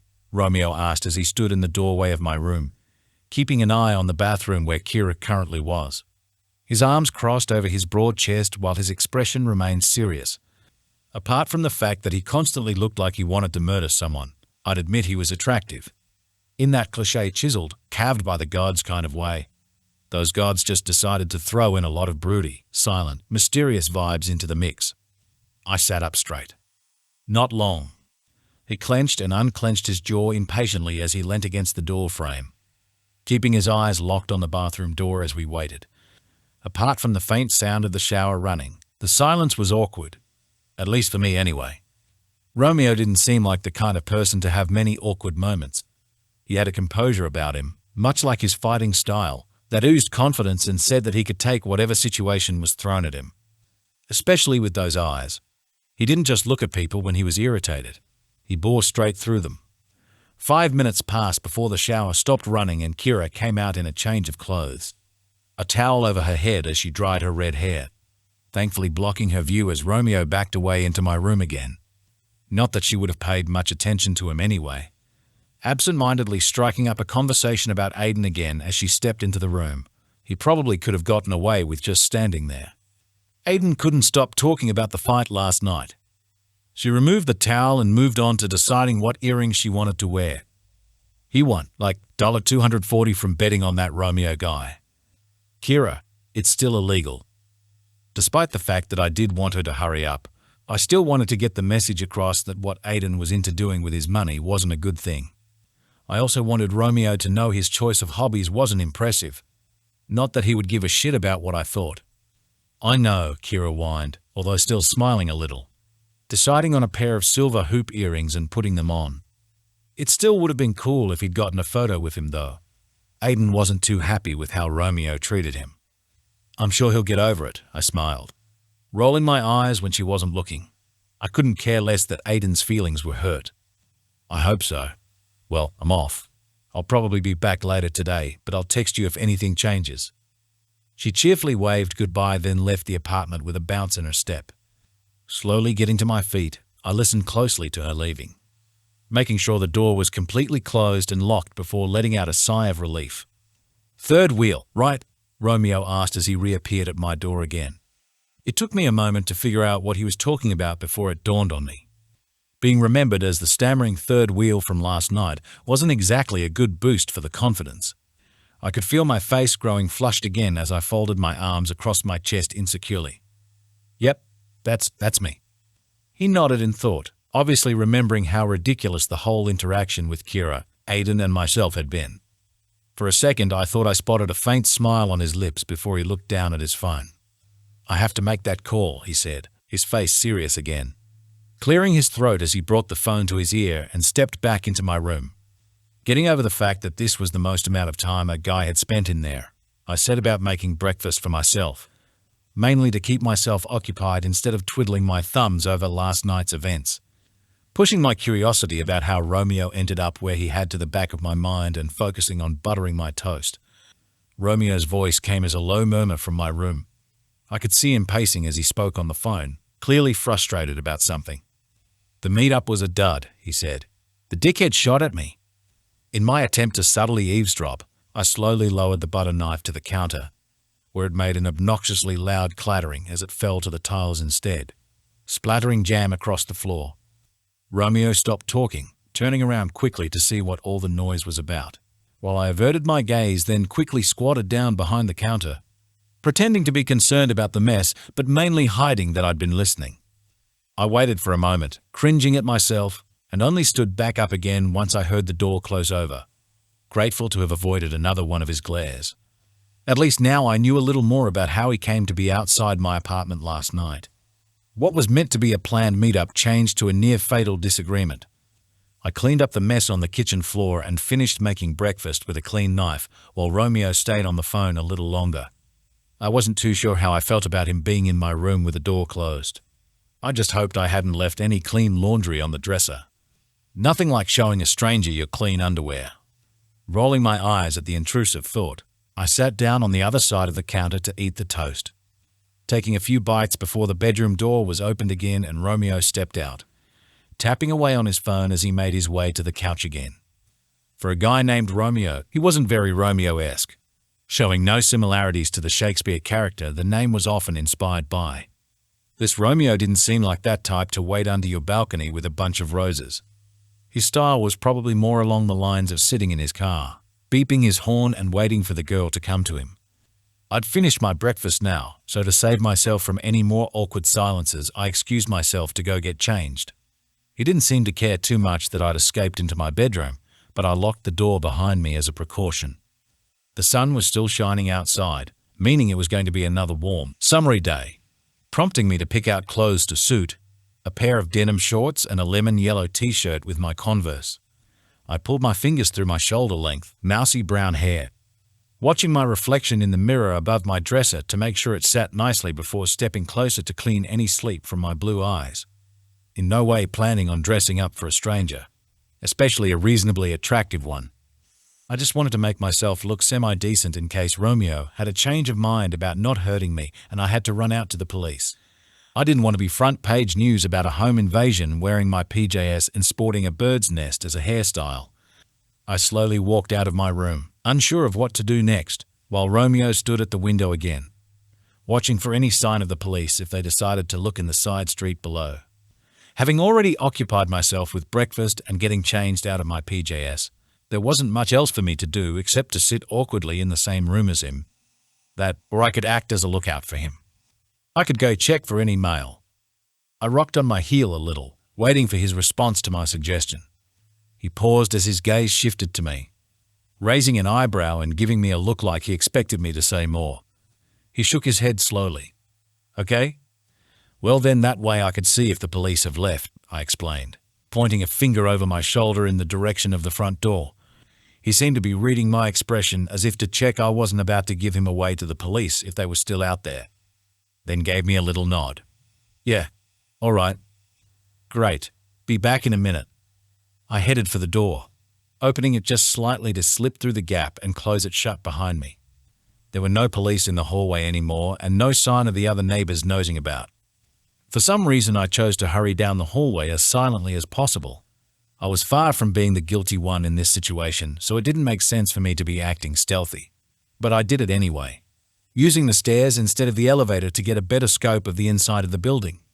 The police weren't on the floor below either, but there was plenty to show that there had been an investigation. Police tape was strung across the door to one of the apartments on the right of the hallway. The closer I got to peering in the door, I spotted members of a forensic team examining bloodstains on the carpet of the living room. I continued downstairs to the foyer, keeping an eye out for the police while I checked for mail.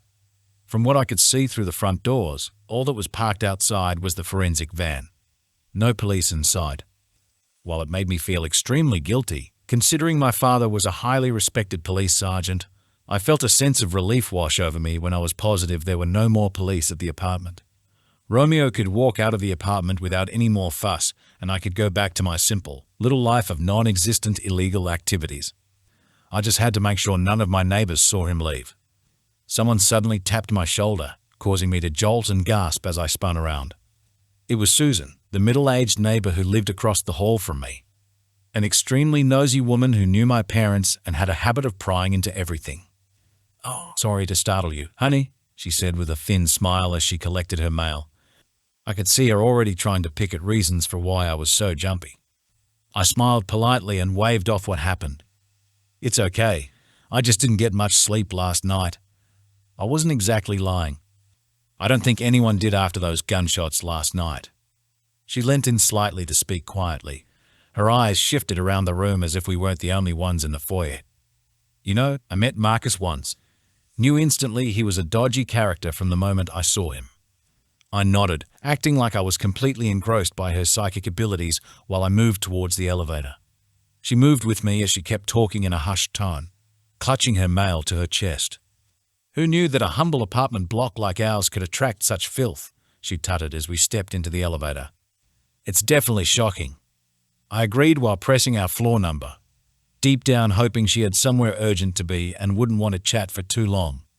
I watched as the floor number above the doors slowly ticked up to level 3, anxiously tapping my thighs in anticipation before the doors slid open. "You got in late last night," she said after a brief pause, looking at me from the corner of her eye. Yeah, I went clubbing with Kira and her boyfriend. Faking a smile to show everything was normal, and I didn't help out an injured criminal last night, who was currently waiting in my living room. Oh, how nice. Where'd you go? The elevator doors slid open with a ding and we stepped out. I can't really remember the name, I said with a shrug, doing a great job masking the anxiety in my voice. Of course I remembered the name.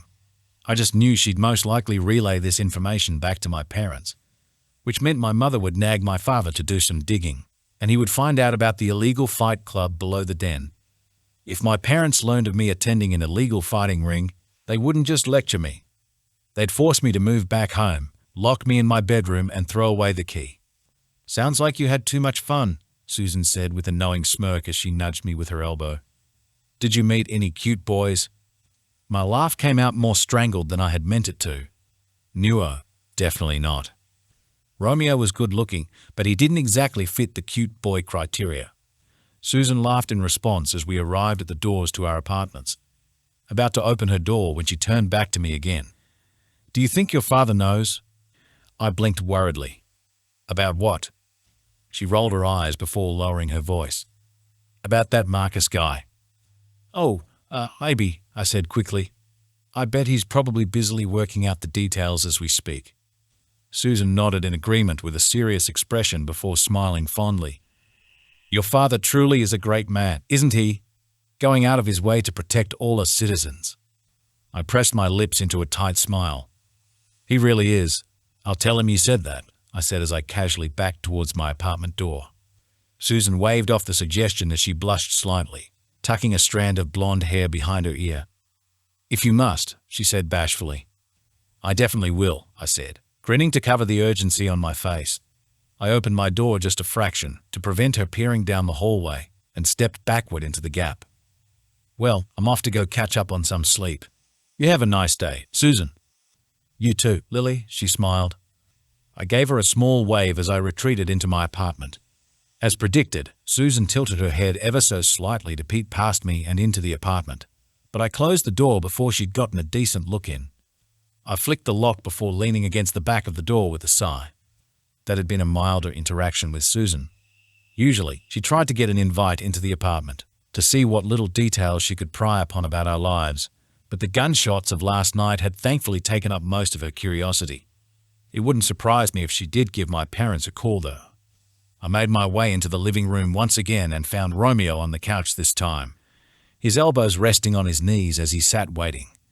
The second he saw me enter the room, he stood up, raising his eyebrows as he waited for what I had to say. The police have left. Finally, he muttered as he crossed the living room, sending a waft of cologne my way as he passed me in the hallway. Faint notes of leather, sandalwood and tobacco. Of course, he had to smell that good. Just be mindful of my neighbor. She's extremely nosy, I added as I followed him.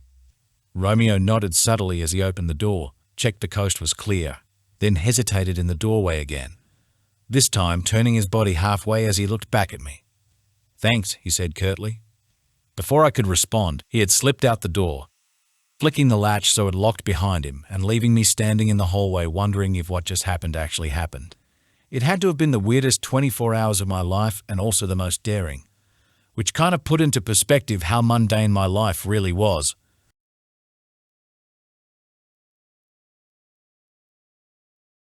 Chapter 7. Lily. The Whitmore Real Estate Agency catered to the upper working class. Both my parents owned the building, but my mother truly ran the show. Kate Whitmore was considered one of the best agents in Bay Ridge, Brooklyn, having won many awards for her astounding work, so it was no surprise that she hoped her daughters would follow in her footsteps. Her plan being that when she retired, she would hand the business down to Jane and I.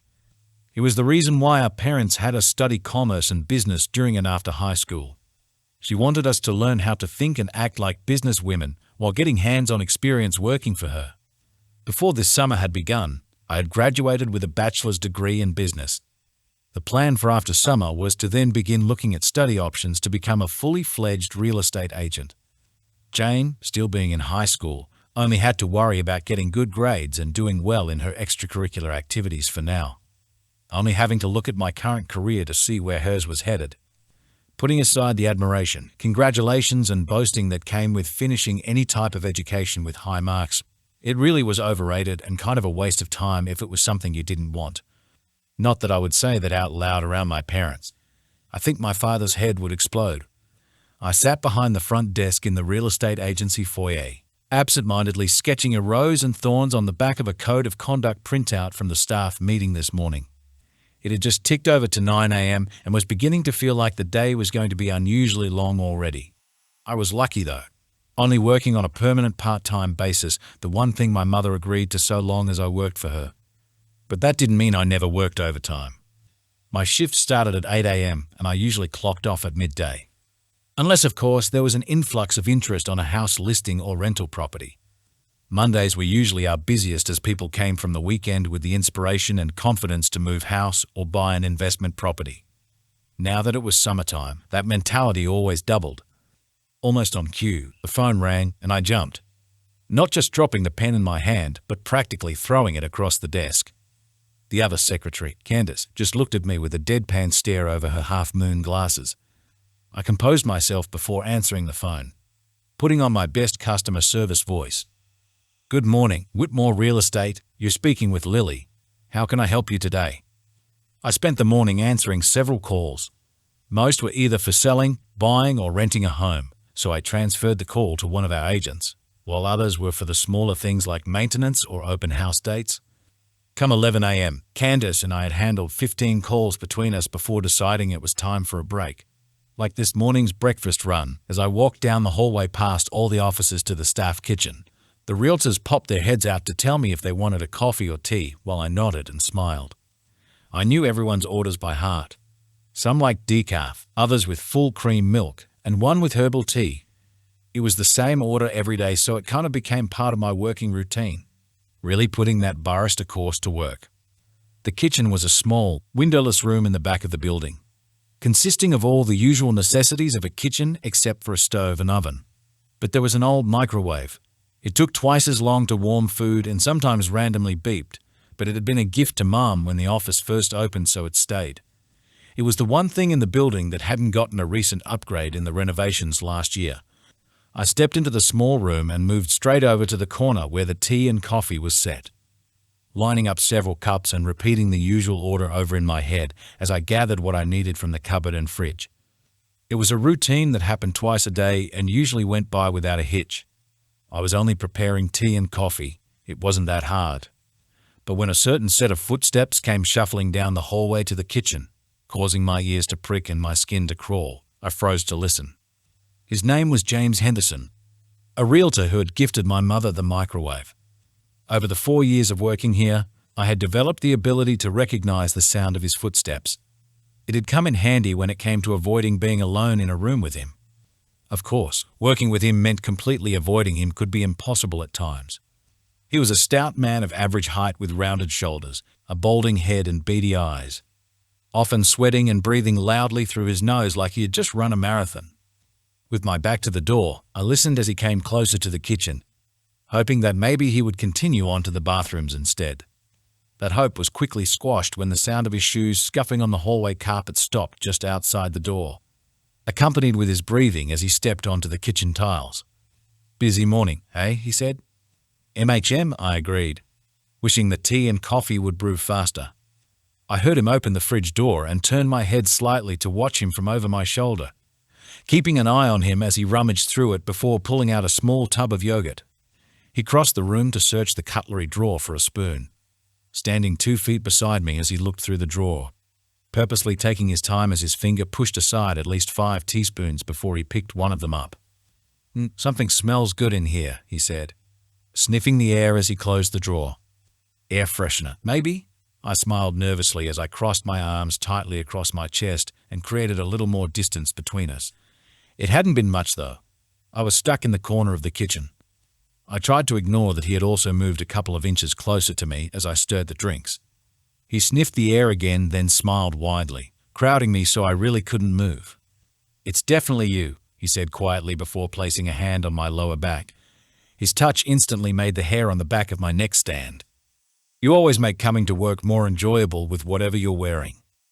I cleared my throat nervously but found myself unable to speak, shuffling aside a couple more inches until my hip was pressed uncomfortably against the counter. Except he moved with me, reaching across in front of me to take one of the coffees that was meant for him anyway. I didn't really care if he had grabbed the wrong or right one. I just wanted him to leave.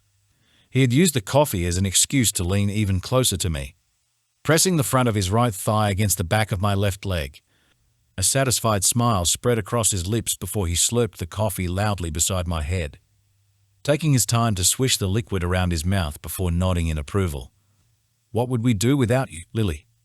He moved his hand up between my shoulder blades and patted my back, lingering for a moment as he inhaled again before leaving with a satisfied sigh. Once I was sure he wasn't coming back, listening closely to the sound of his shuffling footsteps moving further away back to his office, I was suddenly able to breathe again, shakily and in deep breaths as I regained my composure. I rushed through making the drinks and gathered them up two at a time, making quick work of getting everyone's teas and coffees out just to get away from that isolated kitchen. Candace was the last to get her coffee before I took my seat behind the front desk again, pushing aside what had just happened to focus on work. James Henderson was part of the reason why I had started applying for other jobs over the summer, at least so I could get my foot in the door somewhere other than here. As I distracted myself by looking through appointments on the computer, my mother joined Candace and I behind the front desk with a manila folder in her hand. Having spent the entirety of her morning working on the paperwork for some of the houses she had sold recently, we hadn't really spoken since the staff meeting this morning, when she had interrogated me about how my weekend had panned out. It wasn't a surprise that she had. I had decided to tell her the truth about the drinking, but left out the details about the fight club and the fighter who had ended up in my shower. Naturally, she'd scolded me for going against what I had promised I wouldn't do drinking alcohol, but then told me if I moved home, I could drink in the safety of my parents' house. Thankfully, one of the other realtors wanted to speak to her about a housing deal as we left the meeting, allowing me to slip away from the conversation and distracting her enough to not bring the topic up again. "I need these filed away, and can you please make a call to Dave? We're going to need more signs printed," Mom said to Candace as she handed her the folder. Candace nodded and headed into the back room.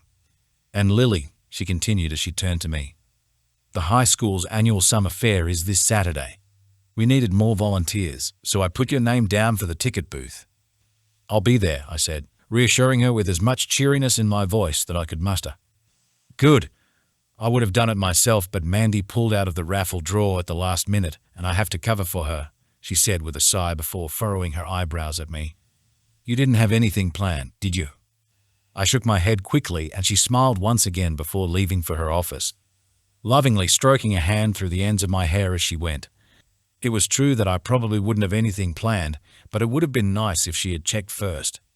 Then again, that wasn't in my mother's nature. Everything always had to go her way, and if it didn't, bad luck because it would go her way anyway. The rest of my shift, while reasonably busy, went by quickly, and before I knew it, I was walking through the door to the apartment, kicking off my shoes and heading straight into my bathroom to wash off the day, discarding my pencil skirt and blouse into the wash basket before turning on the shower. It was strange to think that in the early hours of yesterday morning, a bloodied and bruised Romeo had been sitting on the same shower floor, leaving behind a few drops of blood and bloody fingerprints on the screen door, which I cleaned up thoroughly after he had left. The whole thing had felt like some weird dream. I stood under the running water and scrubbed myself clean, about to reach for my coconut and vanilla-scented shampoo before James' words from earlier today crossed my mind. "You like the smell?" I shuddered but pulled a small blob of the shampoo into my palm anyway and scrubbed my hair, making a mental note to change shampoos once I was done showering and dressed in a loose t-shirt and denim shorts. With the rest of my day completely free, and Kira working at the plant nursery until later afternoon, I decided to take a look at how some of my job applications were progressing. Taking my laptop to the couch, I sat down with my legs crossed and picked up a cushion to rest on my lap as a makeshift computer desk. Just as I went to log into my emails, something on the couch space beside me caught my eye. A mobile phone in a black case with a spider web-like crack across the top half of its screen. It had been hidden under the cushion until now and looked nothing like Kira's or my own. Her phone case was decorated in cartoon succulents and mine had a yellow honeycomb pattern.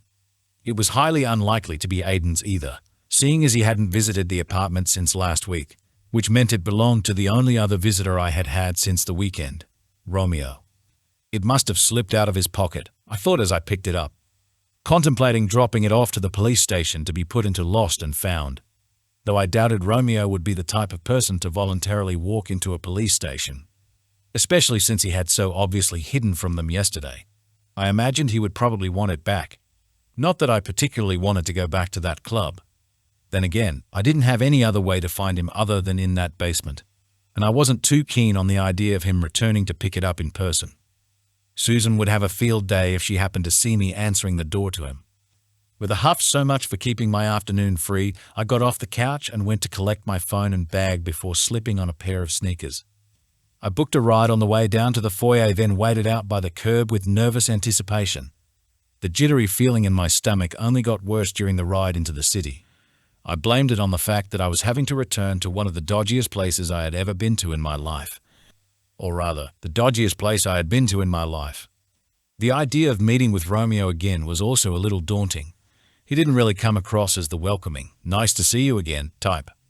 The Uber arrived at the den much faster than I had thought the ride over would be, especially considering it took roughly 30 minutes to get from my apartment in Bay Ridge to the outskirts of downtown.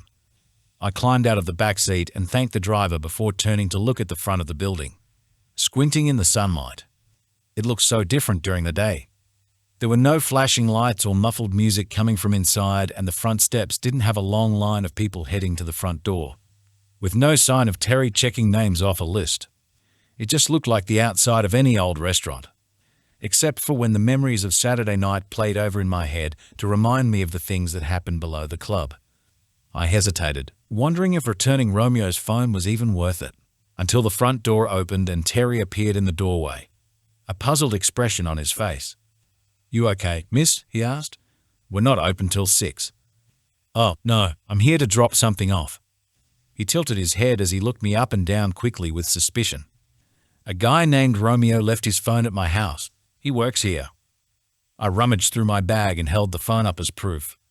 Terry squinted slightly as he examined the phone from afar, before nodding and gesturing for me to come inside, disappearing behind the doors himself before I could suggest just leaving it with him to give to Romeo. I hurried inside after him, quickly taking in how different the club looked during the day as we crossed the room to the back door. It was so quiet, and all the bar stools and chairs were stacked up against the walls. Without the ever-changing club lights on, I discovered the floor was black slate tiles and the walls were a shade of crimson. Gold light fixtures and accents decorated the room. What was even more unusual was how my footsteps echoed across the room compared to at night when I couldn't even hear myself think clearly. It was odd seeing it so quiet compared to Saturday night. Once we had arrived at the small room at the back of the club, Terry pulled back the curtain that hid the door leading to the basement, turning the handle and holding the door open so I could go in ahead of him. Unlike when I had first entered the corridor with Kira and Aiden, I didn't feel as apprehensive about going through it with Terry. He seemed like a genuinely nice person, even if he didn't seem to remember who I was from the other night. He did see a lot of different faces each night, being a bouncer, so I couldn't blame him for forgetting mine. "I'm sorry to tell you this, but you're not the first girl he's left his phone with," Terry said, looking down at me from the corner of his eye. "You're not his usual type either." I looked up at him quickly and stammered. It's not like that. He needed help the other night, so he stayed at my apartment." "Because that sounds so much better." Terry cocked a brow. "Whatever you say, miss." I decided to just remain silent until we arrived at the basement. At least that way I could prevent my mouth from digging me a deeper hole of embarrassment. We arrived at the basement door at the turn at the end of the corridor, where there was no second, grumpier bouncer, and I didn't have to give up my phone. Terry pushed open the door and we stepped out onto the platform at the top of the stairs.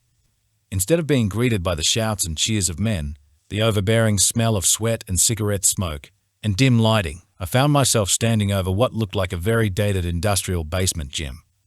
Where the fight pit had been was nothing but an empty space at the bottom of the stairs. Even the sound had been swept away. Behind where we had watched the fight unfold was a training area equipped with exercise machines, weights, punching bags, and a very old-looking boxing ring in the center of the room.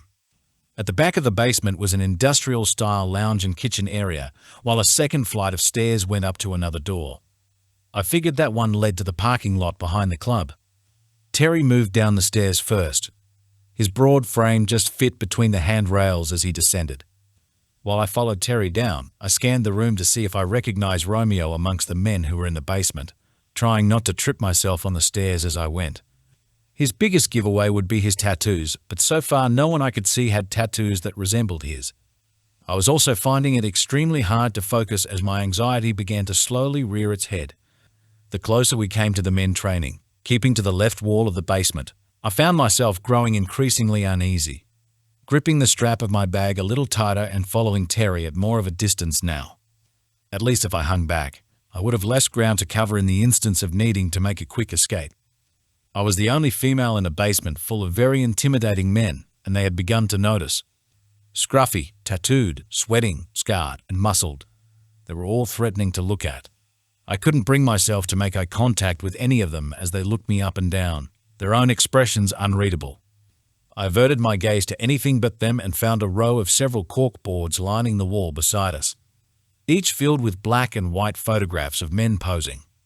It wasn't until I looked a little closer that I realized they were of the fighters. Some I recognized as the men who were training in the room we were in, while others looked to be photos from back in the 80s. Written in the bottom of every image were their names and the years they were active. Some had lengthy fighting careers while others simply ended in the same year they had begun. I just hoped the men with the shorter careers simply realized it wasn't for them and left instead of falling victim to a lethal punch. As I looked over the images, my eyes soon found a familiar figure in Romeo's picture. His photograph was on the last of the cork boards, and unlike the other fighters, who had chosen to flex in different poses for their photographs, he was more composed, sporting his usual uninterested expression as he stared down the camera. His muscular physique on full display with all his tattoos. According to the writing in the corner of his picture, Romeo had been participating in the fights for 8 years, starting back in 2012. It made me wonder how old he really was and if he had been young when he first started. My train of thought was interrupted when Terry spoke loudly. "Yo, Dean, this girl here is saying she's got your phone." "No, wait. I'm looking for Romo." Romeo was a nickname. One of the men sparring in the boxing ring turned around, and with one quick glance, he had also recognized me. Pressing his lips together in subtle annoyance, he pinched at his black t-shirt to pull the sweaty fabric from his body as he looked at me, then rolled his head back with a sigh and turned his back to us. Definitely not the welcoming type. Terry lightly nudged me with his elbow, bringing my gaze back to him. "I've got to get back upstairs to set up for tonight," he said. "Oh, yeah, of course." My voice came out as confidently as I could make it while I gripped my bag strap again and looked around the room of men. Terry let out a chuckle, then thumped a hand heavily to my shoulder reassuringly. "Don't worry. Dean only looks scary," he said with a nod to the fighter. "He isn't the one I'm worried about." I thought as a man with a scar across his mouth loomed closer. "Thanks." I managed to smile before watching anxiously as Terry left to go upstairs, then turned my attention back to Dean as he ducked under the ropes of the boxing ring and stepped down, a less than pleased expression on his face as he began unwrapping the strapping around his fists. Surely, I wasn't that annoying. Maybe that was just his face. At least he had replaced the skin closure strips on his eyebrow. Should he even be sparing with that bruise on his ribs? I found my hands had become extremely clammy as I watched him approach, forgetting how tall and muscled he was in real life. He came to a stop directly in front of me, his shirt still clinging to his torso as he tucked his hands into the pockets of his shorts, speaking in a low tone as the other guys watched on from where they stood, some sniggering about something. "You shouldn't be here," he said in subtle frustration. I wanted to scoff, but didn't feel overly confident in how that may go down in a room full of people. Instead, choosing to hand the phone over in silence before muttering, "You're welcome, by the way." "I never asked you to bring it back," he hissed as he took the phone and shoved it in his pocket. Now I wished I had just tossed the phone instead. So much for being polite. The door to the club suddenly opened, bringing our attention to who had entered the basement. Meanwhile, the other men in the room quickly returned to their workouts as if they didn't want to be caught slacking off. 2 people entered the basement, casually chatting as they came down the stairs. One was a woman with long and wavy raven hair. She was fiercely beautiful and knew it too, walking with confidence in skin-tight black jeans, heels, and a white crop top. A clipboard grasped in her red nail-polished fingertips. The other person I recognized as the gold watch man from Saturday night. He was dressed sharply in a business suit with his white hair styled in an old-fashioned quiff and used a cane for his subtle limp. For an older man, he looked to still be in his prime, and I imagined would have been attractive in his younger years. Whatever they were discussing wasn't overly serious, as the gold watch man ended their conversation with a chuckle and a thank you to the woman. Dean, however, didn't look any more happier than he did before, stepping in front of me and blocking my view of the other two as he faced me. "What are you doing?" I whispered as I took a step back, only to be stopped when he grabbed my upper arm and moved close again. Unlike the other morning when he had stopped me answering the front door to the police, his grip was much lighter and more of an attempt to get my attention, and it worked, but also triggered my usual freeze response, similar to the one I had that prevented me from running away from Jane's advances. "You've got to go," he hissed quietly, glaring down at me with those intense grey-blue eyes. "Use the back door." "Dean," the gold watchman said. He sounded calm and had an Italian New Yorker accent similar to Dean's. "Just the man I wanted to see." Dean closed his eyes, visibly forcing down his frustration, and turned around to face the man, still blocking me from view with his broad shoulders. "Boss," he acknowledged him curtly. I was unable to move from my spot on the floor, torn between just waiting for their conversation to finish and then leaving or just leaving in the moment, running the risk of looking like an oddball as I made a hasty dash to the back door. "It's been handled," the gold watchman continued, this time with an air of authority in his voice as he pat Dean on the shoulder. "Try to be more careful next time, all right?" My eyes widened slightly. "What do you mean by it's been handled? Did this have something to do with Marcus Wood's disappearance?" "Thank you, boss," Dean said solemnly. "Good. Now are you going to introduce me to your lady friend?" I froze like a deer in headlights, suddenly becoming very aware of myself, only feeling more vulnerable when Dean stepped aside so that the other two could see me. The woman raised a perfectly sculpted dark brow as her eyes shifted between Dean and I, eventually settling on Dean as she crossed her arms and gave him a judgmental look. "I don't know her," Dean said with a shrug, acting like he hadn't just told me off. It was hard to tell who he was answering. The gold watchman looked at Dean with subtle surprise, a glint in his eye that said he knew otherwise before he turned to me and smiled sincerely. "What's your name, sweetheart?" "Lily. Lily Whitmore," I said hesitantly. At the mention of my name, the woman had scoffed quietly before preoccupying herself with looking over her clipboard. "Antonio Giovanni." He continued to smile as he offered me his hand, his palm facing upward as he bowed his head slightly. "Nice to meet you." I apprehensively placed my own hand in his and watched as he gently placed a kiss on the back of it. "You're definitely not like Dean's past ladies," he said with a chuckle. What I assumed was a laugh, but sounded more like a nervous breath of noise, escaped my lips before I stumbled over a response. The word vomit had returned and my cheeks felt flushed. "Oh, no. I'm not with him. I found him outside my apartment." Dean cleared his throat. "Ah, the mystery nurse." I knew there was no way Dean could have patched himself up that neatly. Antonio smiled. While he seemed to be making light of the situation, there was something else he wasn't saying, especially when his eyes shifted to Dean. "And you said you didn't know her?" Dean's jaw clenched, but he allowed himself to share a small smile.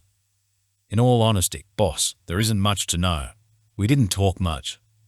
Feeling like I had to back up what Dean was saying, I nodded quickly when Antonio looked at me again. "You took great care of my best fighter," Antonio smiled. "I'm impressed." "Oh, it was nothing," I said bashfully. "Sorry to interrupt."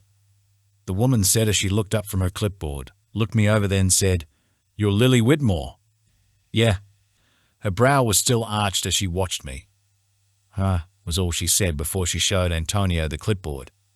Antonio raised his own white eyebrows in amusement. "It says here that you're one of our new job applicants." I paused, then frowned in confusion.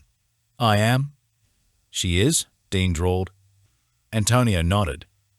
"You applied last Saturday to our summer casual bar staff position," he said as he read over more details. Realization quickly set in along with a new wave of anxiety. "Are you even qualified?" the woman asked a little too spitefully.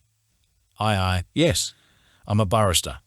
"Well, not really a barrister, but I did my training," I stammered. "Is that why you're here now?" Antonio asked. "No. I was returning Dean's phone. I gestured to Dean like they didn't know that was his name anyway, then crossed my arms across my stomach. This true? Antonio asked as he looked to Dean for confirmation. Yes, boss, Dean nodded. His jaw clenched and unclenched before he looked down at me from the corner of his eye. This time his gaze wasn't so menacing as something else flickered across his face with the slightest flinch of his brow. Antonio clapped suddenly and I jumped. You're hired then, he smiled. It took a moment for my brain to register what was happening. Of all the places in Brooklyn I could have sent my resume off to, why was it this one that I had been successful with? Was this some cruel trick the universe was playing on me? Because it wasn't funny. And my inability to simply say no thanks didn't help whatsoever. I was hardwired to please, but instantly regretted the moment I opened my mouth to speak again. Okay. Thank you, I stammered. Dean let out a disgruntled sigh, shook his head as he ran a hand through his hair, then excused himself with, I've got to get back to training. The woman with the clipboard, who looked just as unimpressed as Dean, quickly turned to Antonio when she heard what he said. I have to interview her first. Give her a tour instead, Antonio shrugged before smiling at me. I had never felt so unwanted but welcomed this much in my life. It was confusing and a little hurtful. The woman rolled her eyes to me. Okay then, follow me, she said as she faked a smile, turning on her heels with no plan to wait. Be nice, Roxanne, Antonio said over his shoulder with a knowing smile as I hurried off to follow her. Thankful to just be getting out of the basement, but a little wary of what he had meant by being nice. Roxanne waved a hand up in response, not actually looking back, before climbing up the stairs again with me not far behind her. We moved through the corridor in deafening silence, except for the sound of Roxanne's heels on the concrete floor as she strutted ahead of me. She had that hip-swaying walk down pat. So, Roxanne said from over her shoulder, how do you know Dean? Oh, I don't, I smiled. Then why did you have his phone? She looked skeptical. At the risk of sounding like a broken record, I explained for the umpteenth time how Dean's phone had come to be in my possession, making sure I didn't leave out any details in case she got the wrong idea. It's definitely not for reasons everyone has been thinking, I laughed nervously. Roxanne hadn't found any of what I told her amusing, only giving me a look of disgust when I was finished as we reached the door to the club. Feeling awkward, I cleared my throat and changed the subject. Are you one of the bartenders? I'm the manager, she scoffed, pushing open the door and walking into the club, leaving me to catch the door when it swung back towards me, almost smacking me square in the face. It was a lot heavier than I had thought. There isn't really much to show you other than this room, Roxanne began as we walked over to the bar, gesturing lazily to the club's dance floor and booths as we walked in behind the counter. The bathroom is back the way we came, and there's a staff room behind the bar if you need somewhere to put your stuff during a shift. I nodded vigorously as I looked around the room and took in its simple but elegant layout. While it would be easy to find my way around the place, I knew that once it was full of people and loud music, it would quickly become overbearing. I wanted to make sure I could focus on getting around the room. You won't be serving alcohol, considering you don't have a license to do that, but you will need to bring drinks out to tables, clean up empty glasses, restock supplies, wipe down the bar, load and unload the dishwasher. Roxanne continued to rattle off the different tasks while I wondered if I should be writing everything down. Then she turned around abruptly. And just a heads up, some of the patrons might attempt to squeeze. Try not to get offended if they do, although I don't think you'll have anything to worry about. She looked me up and down with a smug expression before walking around to the other side of the bar. I frowned and looked down at my subtle curves. That didn't seem to stop James. Regarding the basement, Roxanne said as she took a seat at the bar. If someone asks, you don't know. Deny anything that exists downstairs. What if they want to see a fight but genuinely don't know how to get there? Anyone wanting to see a fight knows where it is, she said like I should know this already. Right, I nodded once, regretting having asked in the first place. Anyway, she sighed. You'll be working from 6 p.m. to midnight, Monday to Friday, but you could be called in for weekends. That's doable, I guess. My summer was about to become extremely busy. Can you start tonight? Sure, I smiled nervously. Great, Roxanne grinned, only lasting a second before she went back to her usual fed-up expression, looking down at her phone and waving her hand in the air. We're done here. Ah, right. I guess I'll see you tonight then. Taken aback by her abruptness, I went to move quickly from behind the bar only to walk into the corner of it instead. A searing pain surged through my hip and I bit back a cry as I rubbed it, smiling through the pain when Roxanne looked up to see why I was taking so long. I gave her a small and awkward wave, then hobbled across the dance floor, only to turn back around again when another question came to mind. Roxanne, what about a uniform? I asked quietly. She looked up from her phone with irritation. Roxy. Only Antonio calls me Roxanne. And wear something black. She waved me off again and returned to look at her phone. I pressed my lips together and turned back around, almost running into Terry as he carried a stack of stools across the room. See you later, Miss Lily, he grunted from behind the stools before popping his head out to the side of it. So, you do remember me, I half smiled. I remember everyone. It's my special talent, he said proudly before continuing across the room. At least Terry would make working at the den more enjoyable with his calm and happy attitude. Everyone else here either had ulterior motives or generally didn't want me here. Then there was Antonio, who was just happy to have me there. It didn't seem to bother him that I knew of the fights going on either. I stepped outside into the warmth of the afternoon sun, processing what had just happened and coming to terms with starting a new job. Being the new person anywhere was always daunting, but knowing what was happening in the basement of this place, and unsure whether I should tell someone about it, just made it 10 times worse. The other point that had been a little unsettling was the few sentences I had heard come from Antonio. Get it done and it's been handled didn't exactly sound like something that had a happy outcome. I walked a little ways right at the den's front door, focusing on booking an Uber instead of letting my mind worry too much about this new job. It was an opportunity to begin a new career. I had to remain positive. Barely 10 seconds had passed as I waited beside the alleyway when the front door of the den swung open and Dean stepped out onto the sidewalk, almost knocking over a businessman on his phone in the process. Dean gave the man a half-hearted apology as he looked left then right before he spotted me. Watch where you're going, asshole, the man said as he kept walking. Dean ignored the man and in a few long strides had joined me beside the alleyway, where I stood clutching the strap of my bag again, watching him anxiously. Go back inside and tell Roxy you can't take the gig, he hissed as he gestured to the building. His Brooklyn accent became stronger when he was flustered. Excuse me? I baffled myself with how much attitude had slipped out of my mouth. You don't belong here. I had been getting that feeling from everyone all afternoon, but actually hearing it felt like a slap to the face. Gee, thanks, I murmured. Dean sighed and took on a slightly calmer tone, although still clearly annoyed. Him and Roxy had that in common. You're too clean. It's not a place someone like you should work, he said. Well, it's a bit late now. I agreed to start tonight. So go back in and say you've changed your mind. I can't. Why not? Because. I shrugged and looked down. I've already said yes and don't want to look like a complete idiot changing my mind. Dean ducked his head to make eye contact with me again. Because? I need the money, I lied as I raised my head again. Knowing very well that being employed by my mother paid me so much more, I just didn't want to admit to him that I couldn't say no. Why do you care so much anyway? He shook his head. You don't want to get involved with someone like Antonio. I frowned. Who was he to say that I shouldn't get involved when he was the one fighting illegally for the guy? What do you mean? I'll just be behind the bar. You know about what happens in the basement.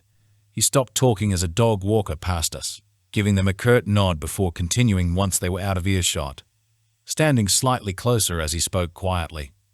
You brought me into your home when you should have left me on the street, and you came strolling back in today like it was no big deal, then spoke to the Caprojime like it was nothing. He had paused again, only this time it looked like something had very quickly dawned on him. He's not hiring you cause you need a job. I felt like I should have been worried but couldn't figure out why. Plus, the accented word he had used had completely thrown me. It had rolled off his tongue so nicely. Sorry. What do you mean? And what's a capere? What did you say again? Caprojime, he repeated. When he saw that I was clearly still confused, he elaborated a little further. It's another word for captain or crime boss. I suddenly wished that I had stayed ignorant to the word. A sea crime boss? My eyes glazed over as I stared out at the street, unable to actually form another sentence until Dean snapped his fingers in front of my face. You good? Sure, I said nervously. So, what was it that you suddenly realized about him not hiring me just because I needed the job? Dean watched me like he was expecting me to faint. He wasn't far off the mark with that assumption. My legs had turned to jelly, and I was putting in a lot of effort to make sure my knees didn't buckle out. "Antonio wants to keep an eye on you," he said. "Why? I promise I won't say anything." "You think that's how he does things? On promises? It was either give you the job or show up to your house later, and he must have noticed the color drain from my face when I had realized where he was going with that sentence. Was that what had happened to Marcus Woods too? I spoke quietly. "So, I don't really have a choice?" Dean shifted on his feet and looked down. "Not anymore." A shaky breath escaped my lips before I took a deep breath and recomposed myself. "Well, then, thanks for the heads up, I guess." I looked up at him and forced a smile just as my Uber pulled up in front of us. Hoping my legs would carry me to the curb, I shakily moved to the car. My grip on my bag strap was so tight that it wasn't until I moved to readjust it that I noticed the red marks on my sweaty palms. Dean cleared his throat as he walked up to the car and opened the back door for me. A gesture I hadn't expected from him at all. His expression was a little kinder this time, similar to when he had thanked me as he left the apartment. "Little advice," he said as he kept his voice low. "Try to avoid the basement. As long as you don't witness any more shit, you should be okay. It's just for the summer." I nodded, then slid into the back seat of the Uber before he closed the door. He didn't wait around to see me off, and I wouldn't have expected him to. It's not like we were about to become close work colleagues. As he said, if I stayed away from the basement, I would be okay, which meant we probably wouldn't see much of each other again. As the car pulled away from the curb, Dean's words floated through my head on repeat. It's just for the summer. While it was something I would probably have to keep repeating to myself whenever I showed up to work, it wasn't exactly easing the thoughts I was having about coming to terms with working for a crime boss. I was supposed to find a new job to replace the one I had now to finally get as far away from James as I could, but instead, I'd just given myself more work to do. I definitely couldn't mention this to my parents, or anyone for that matter. Not just because I could get a lot of people in trouble, myself included, but also because Antonio could have several of his thugs show up to the apartment and do who knows what to me for being a snitch. I closed my eyes and took a deep breath. "Don't think about it." "Sorry," the Uber driver said as she looked into the rearview mirror. "Nothing," I smiled.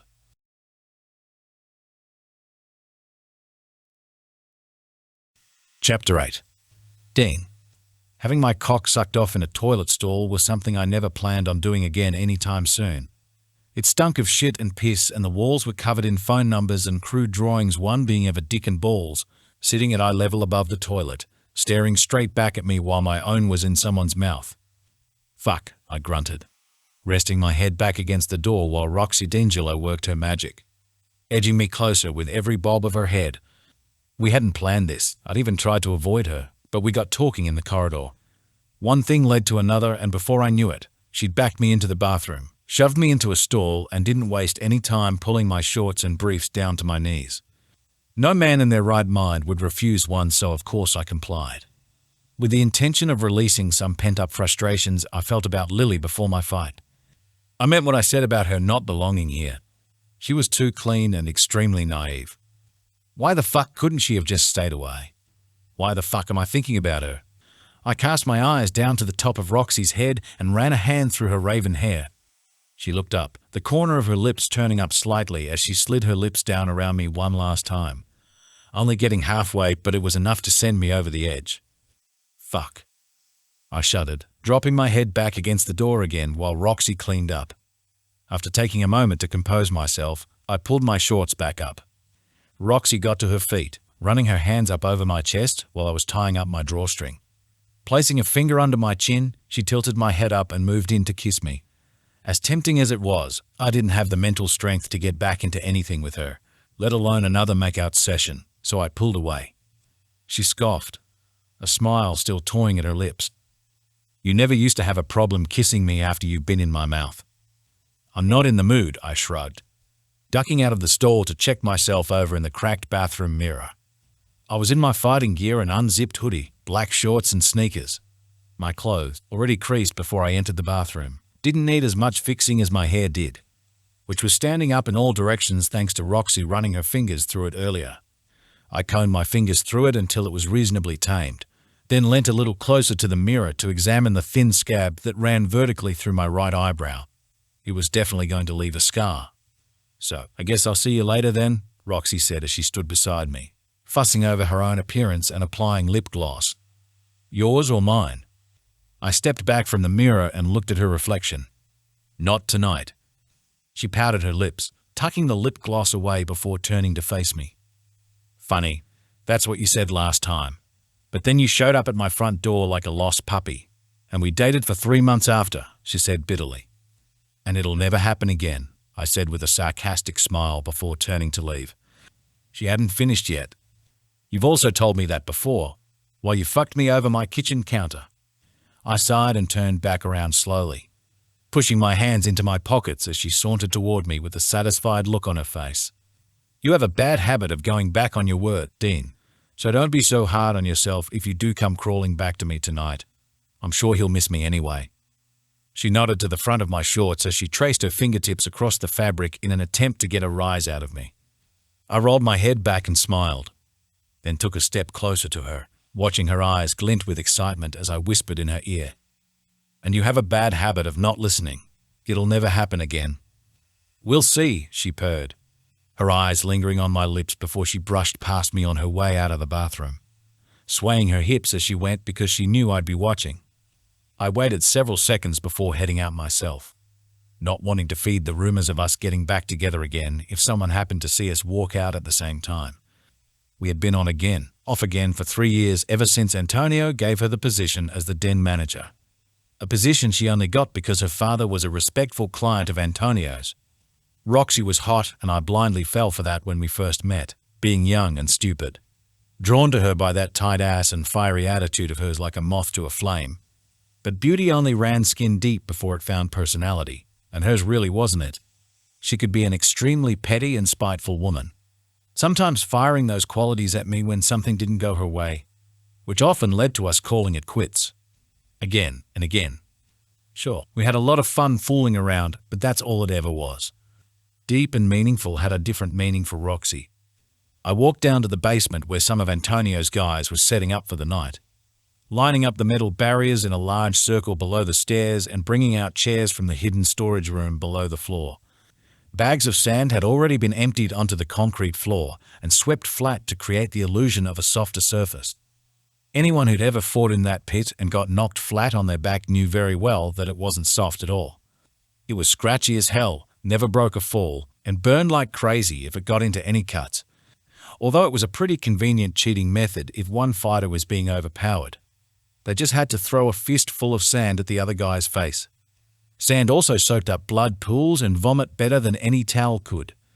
As I walked past the fight pit and down to the lounge area, I scratched lightly around the scab on my eyebrow. The itchiness meant it was healing, but fuck, it was irritating. I couldn't help what memories it brought up either, as much as I had been trying to put them behind me since Saturday night. It had started as a small cut, after Billy had gotten a good punch in, but just got worse when Marcus Woods decided to go against our original plan. That plan was for me to pick up the money Woods owed Antonio. Instead, the dickhead shot at me, forcing me to get out using the fire escape, which I thought was a pretty good move until I slipped on the way down and cracked my head open on a step, conveniently making that small cut on my eyebrow worse. I couldn't remember how I came to find myself in that alleyway, but did remember the feeling of her hands on my face, soft and gentle as she looked at me with those blue doe eyes. She had her first shift at the den tonight because of me. Of all the apartments in Brooklyn that Meetup had to be in, why had it happened to be hers? If it weren't for me, she would have stayed inside that night, sleeping soundly in her bed instead of dragging my barely conscious ass upstairs to her place. She hadn't hesitated to help a stranger and was much stronger than I'd thought. What was she doing in the basement anyway? Fight clubs didn't exactly look like something she went to often. Hell, she was dressed that night like she had come from a lunch in the suburbs or something. Someone jabbed me in the side, pulling me from my thoughts as they wrapped their arm around my shoulders. "Careful, Dean. Thinking too hard will give you wrinkles. Don't want to mess with that pretty face of yours," Seb joked as he poked a finger at my forehead. "Fuck off," I half smiled, shoving him off while he laughed.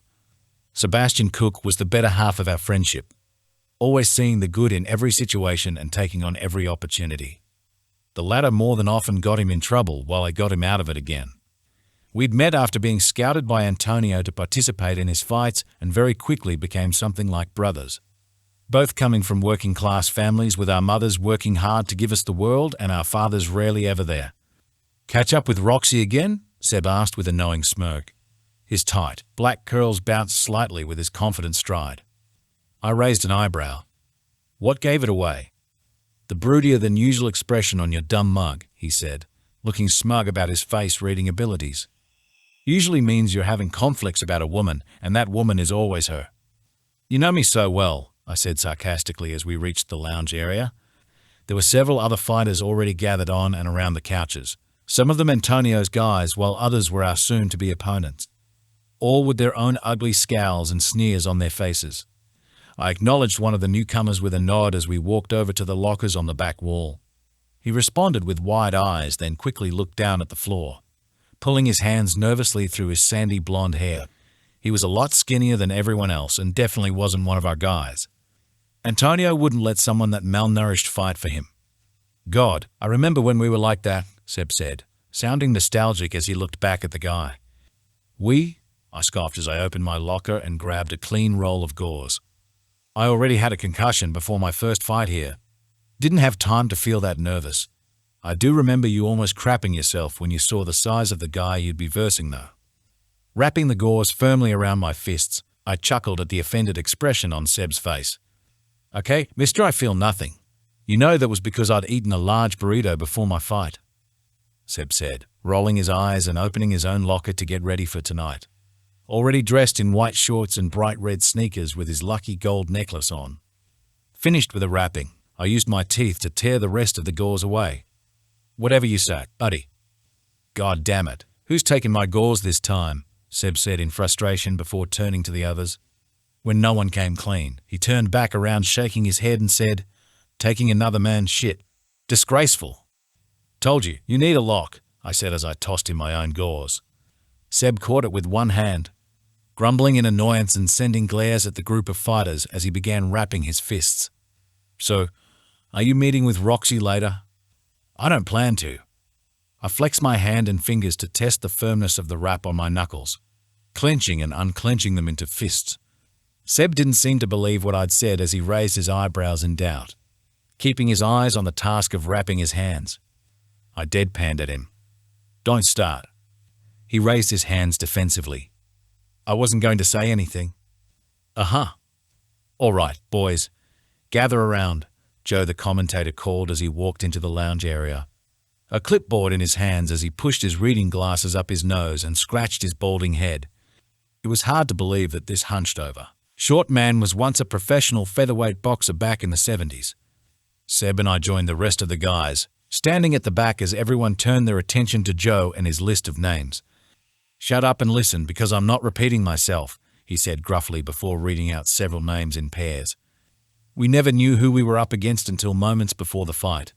It reduced the risk of pre-fight arguments and gloating. Not that it ever stopped the guys acting like cocky dickheads anyway. "KO, and the Viper." "Yes," Seb whispered with a fist pump. I cocked a brow. "Why are you so excited?" "You versed him before," I said as I looked at the guy known as the Viper. A lean, tall man with a green snake tattooed on his scalp and a very neat black beard. He was one of the regulars. I'd versed him 5 times in the past, and I'm pretty sure he was Russian, although I'd never heard him speak before. "I'm just happy I'm not versing the newbie," Seb said quietly with a nod to the sandy blonde kid sitting in front of us, still fidgeting nervously. That was understandable. There was nothing worse than fighting a novice. They either came on too hard and fast in their first fight, it was like fighting a hyper-aggressive chihuahua, or got too overwhelmed by the lights, crowd and being hit that they froze under pressure. With that in mind, it was becoming increasingly obvious who I was being paired with tonight. Joe only had 2 more names to read out and mine or the new kids hadn't been said yet. "Fuck," I murmured, clenching my jaw while anticipating what Joe was about to read out while Seb just cracked up laughing. "I'm so glad you find this amusing, dickhead."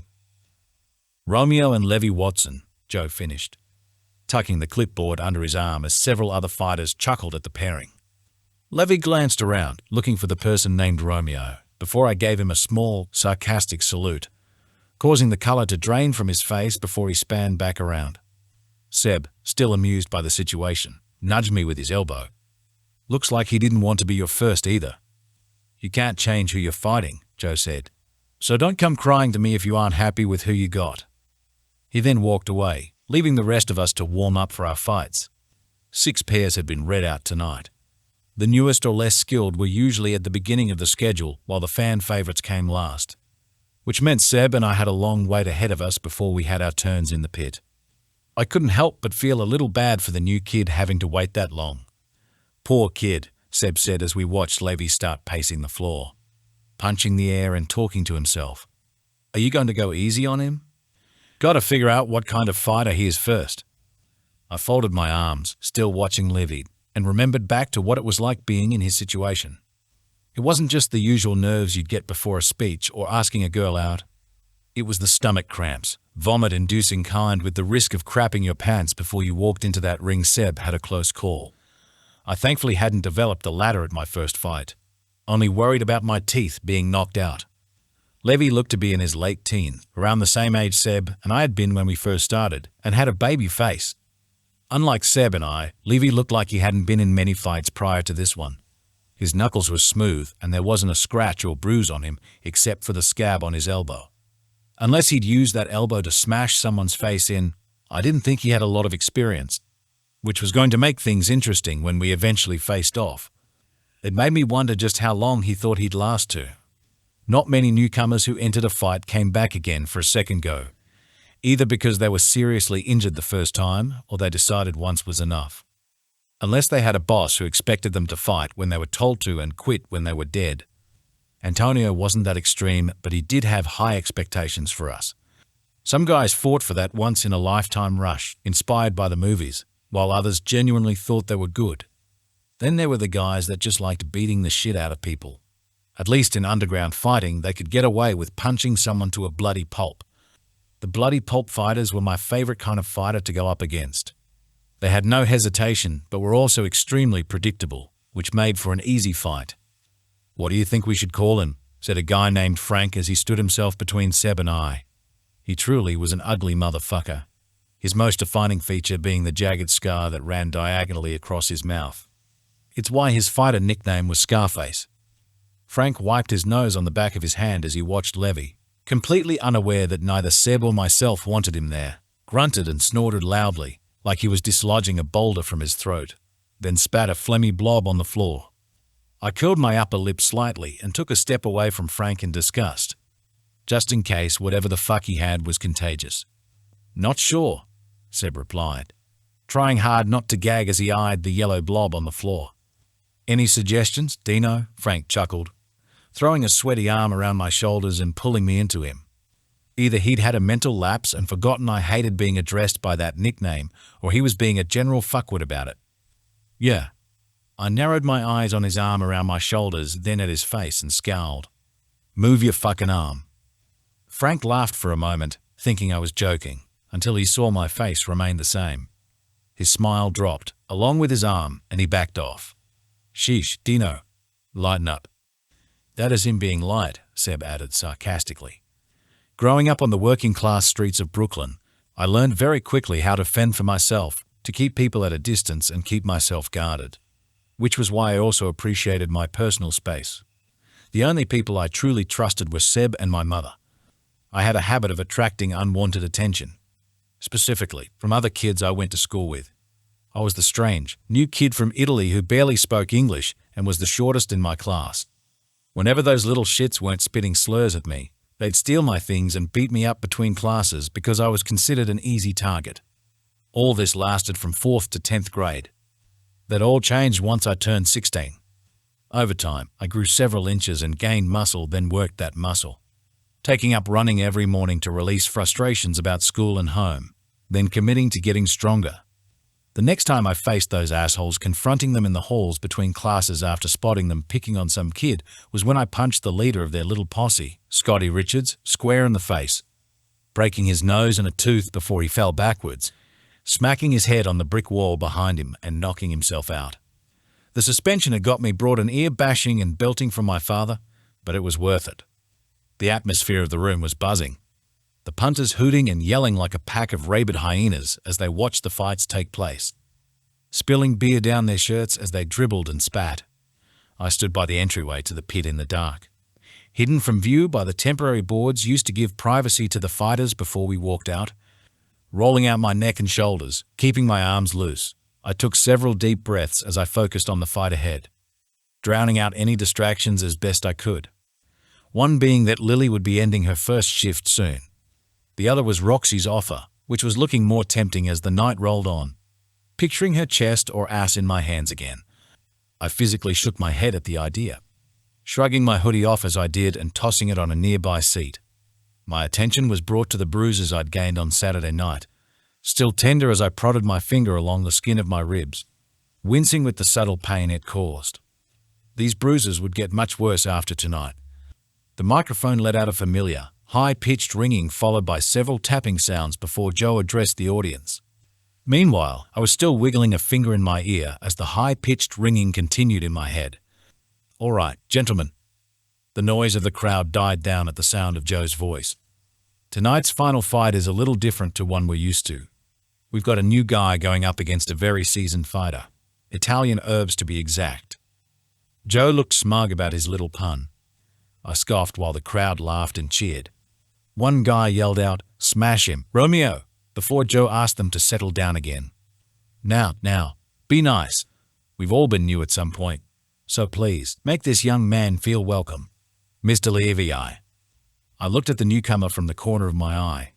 He'd been pacing the entire time he'd been waiting and continued to pace when his name had been called, like he was reconsidering his choices. It was a little late to be having second thoughts. Back out now and he'd run the risk of pissing off a shitload of people, including myself. I understood his fear, but also hated being stood up at a fight. Levy took a deep breath, told himself to pull it together while looking like he might pass out, then forced himself to start moving into the ring.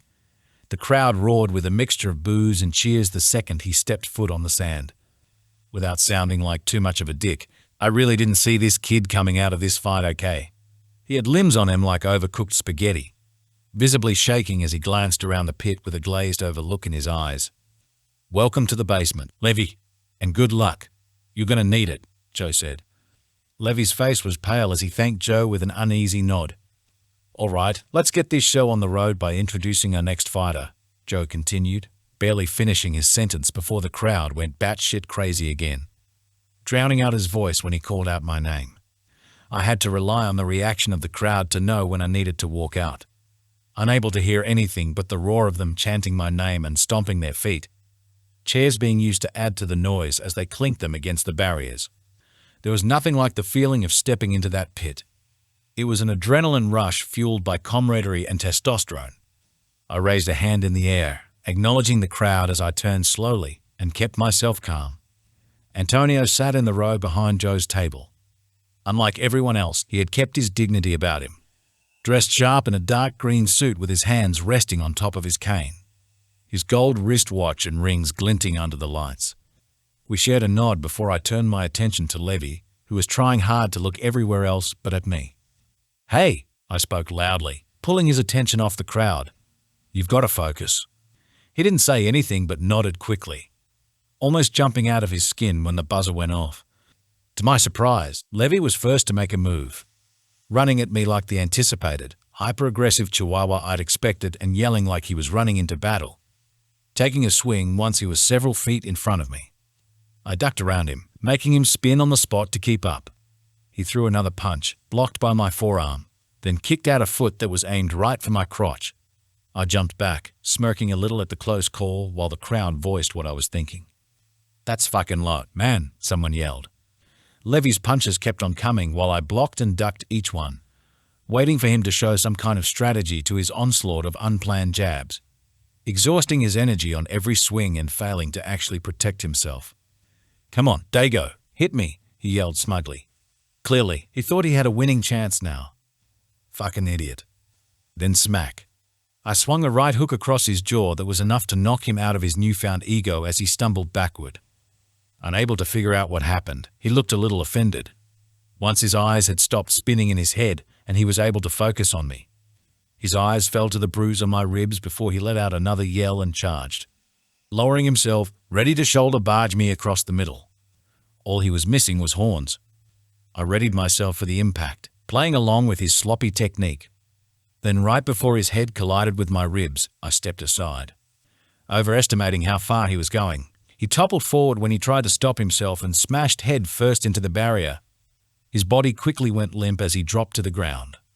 "Shit," I muttered, dropping my hands while the crowd cheered. I walked over to him and crouched down to roll him onto his back, grimacing at the state of his forehead. There was an impressive split in the skin, roughly 3 inches long, running vertically down his forehead with a small piece of loose flesh hanging from one side. The gash was deep and had a steady flow of blood coming from it, oozing down onto his face and through his scalp. His blonde hair was turning a nice shade of red. He wasn't exactly conscious, but he wasn't out of it either. His eyes rolled back while he raised his hand to his head to figure out what was going on. "Yeah, I wouldn't touch that if I were you," I said while moving his floppy hand away. The buzzer went off again, signaling the end to the shortest fight of my career, while I wrapped one of Levy's arms around my neck and helped him up, having to hunch over as he was shorter than me. Blood dripped in large blobs onto the sand as Levy hung his head, dragging his feet as we left the pit together while the crowd collected whatever money they'd won. A crowd of fighters had gathered around the entry to the pit, but Seb was the only one to step forward and help. He was more polite about asking everyone to move aside as we moved to the back of the basement, while I roughly shoved them with my free hand if they took too long to move. We laid Levy down on the coffee table, his legs hanging off the end while Seb tucked a couch cushion under his head. Not that it'd make much difference if he bled out. You'd think he was versing Seb with how fast that ended, Frank laughed from nearby. Fucking pathetic. He was referring to Seb's nickname, KO, a name he'd earned from his special talent of knocking his opponents out within seconds of his matches. "You should have finished him off, Dino," he added. I gritted my teeth but chose not to say anything as Antonio approached the group, flanked by his 2 usual bodyguards, Joe hurrying along at their heels.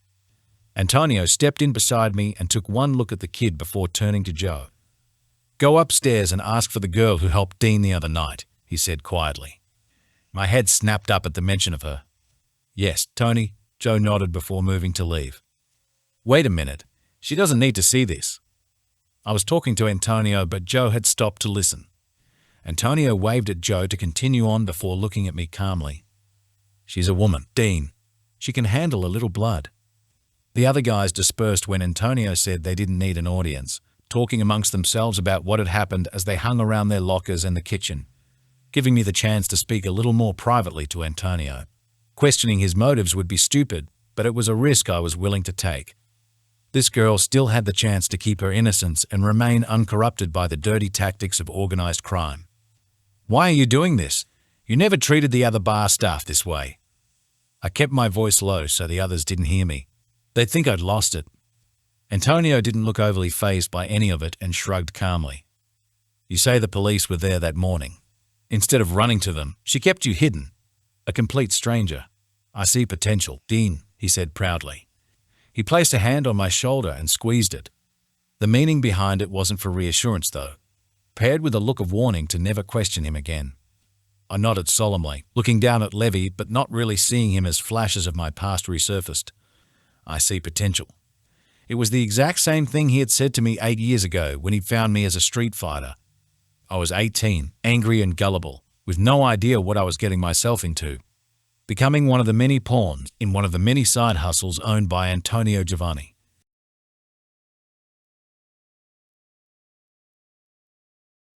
Chapter 9. Lily. 6 hours earlier. The Mafia, a highly organized Italian-American criminal society and criminal organization, involved in a spectrum of illegal activities such as extortion, corruption, racketeering, loan sharking, tax fraud, gambling, and murder. I closed the lid of my laptop slowly, staring at Kira's new Boston fern in disbelief as I did. Its large, green fronds swayed slightly in the breeze coming through the living room window. The second I got home from returning Dean's phone and my impromptu job offer at the Den, I had Googled the word Dean had called Antonio, then fell into a Googling spiral, had a minor panic attack, then pulled myself together again. Capo pronounced, according to Google, capo regime, and often shortened to capo, or changed to captain either way. It had sounded much better with an accent. They were made members of the mafia, in charge of their own branch of criminal activities and groups, and reported back to the head of their family, the boss. Dean had told me it was another name for a crime boss, but hadn't exactly specified what kind of crime boss he meant.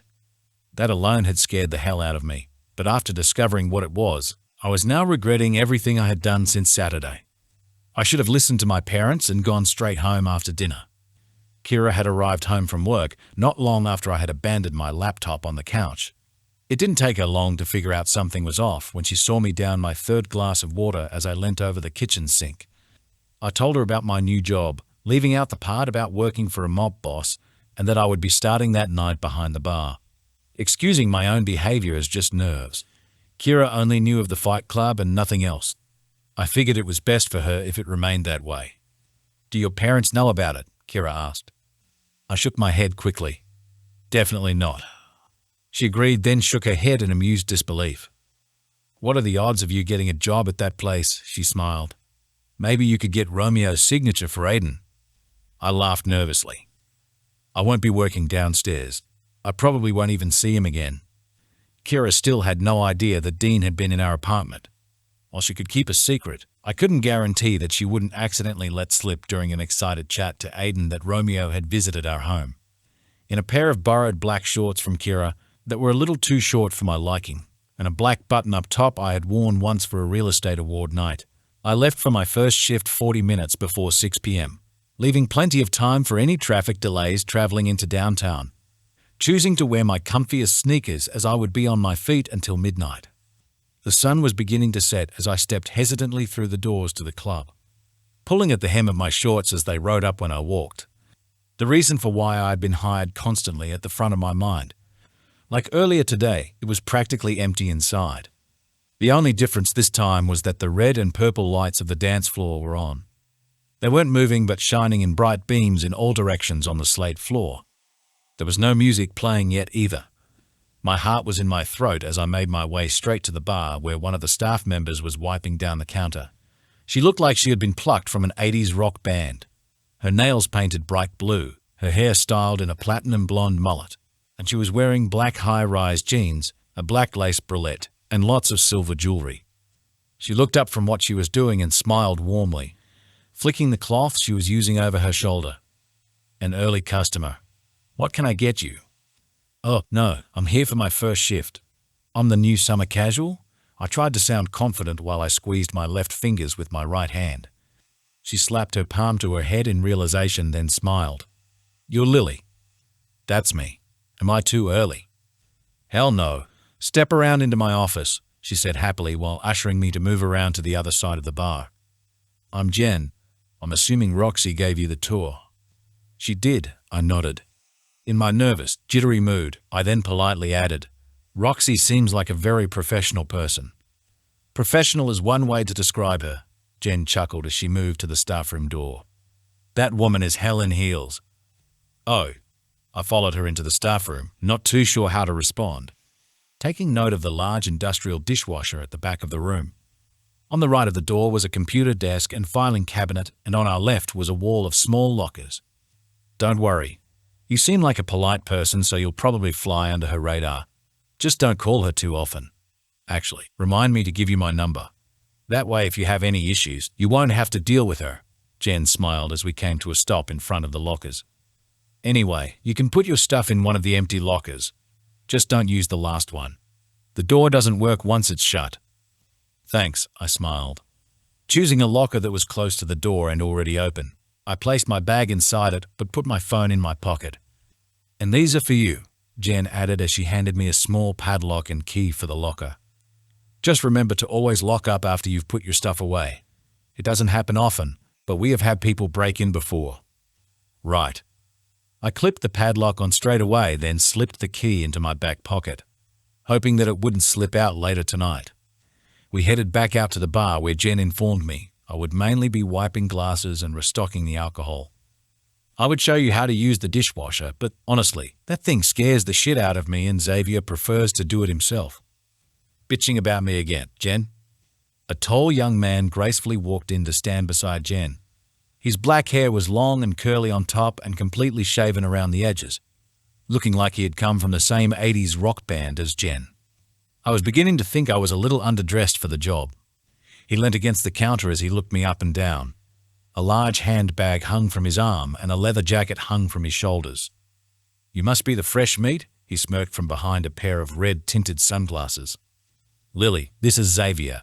He's an asshole," Jen said with a grin, gesturing to Xavier and backhanding his chest in the process. Xavier stepped forward and lightly shook my hand. "Enchant, mademoiselle." I smiled. "It's nice to meet you." Jen rolled her eyes and laughed. "He has a one-night stand with a French man and suddenly he's bilingual," she scoffed. Xavier waved off Jen's comment, which made Jen roll her eyes again as he studied my face. "You know, I think we've met before. She was here on Saturday night. Practically screamed at me for some water for her and her friends." I felt my face redden as I recalled raising my voice to speak over the music.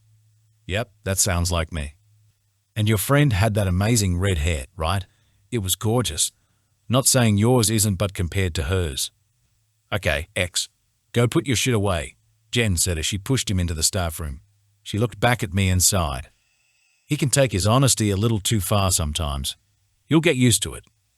I managed to smile and dropped my hand from my hair when I realized I had started playing with the ends of it. Feeling self-conscious after Xavier's comment, but also realizing I probably should have tied it back. Jen gave me a quick run-through of where everything behind the bar belonged or could be found, how to work the till, and where an emergency button was located under the counter. "Does that contact the police?" I asked, reminding myself not to bump it in case my father showed up. "No. It goes through to our boss. He handles most of our emergencies." She smiled but was obviously holding off on telling me something, which meant she probably knew of what Antonio was too and thought she had to hide it from me. I hesitated before speaking quietly. "I know about him." Jen looked at me and raised her eyebrows in surprise. "Definitely wasn't expecting that. How'd you find out?" I assumed if she knew about Antonio, she'd know about the fighters in his little club downstairs. "Dean mentioned it." Jen's eyes widened. "How the hell do you know Dean?" "It's a long story." Xavier suddenly gasped from nearby, having eavesdropped from the doorway of the staff room before walking over to us, eager to add to the conversation. "She's the one Roxy was bitching about this afternoon. It was just after your job interview." "Hold on," Jen interrupted before looking at Xavier. "What were you doing here earlier today?" "I'd left my weed in my locker and wanted to get it before work." "Details, Jen," he sighed tiredly before looking at me. "Lily here played nurse for Dean over the weekend and Roxy can't stand that." "I'm sure she doesn't think anything happened. I already explained that to her," I said, looking nervously between them with an uneasy smile. "Sorry, hun, but once you're in Roxy's bad books, there's no going back," Xavier said before patting me on the arm. "Good luck, though." "I don't think she even has a good book," Jen scoffed. "I wouldn't worry too much. If she gives you a hard time, let me know." As you can tell, Jen here has been waiting for an excuse to rip Roxy a new one ever since they met, Xavier said as he lightly nudged Jen.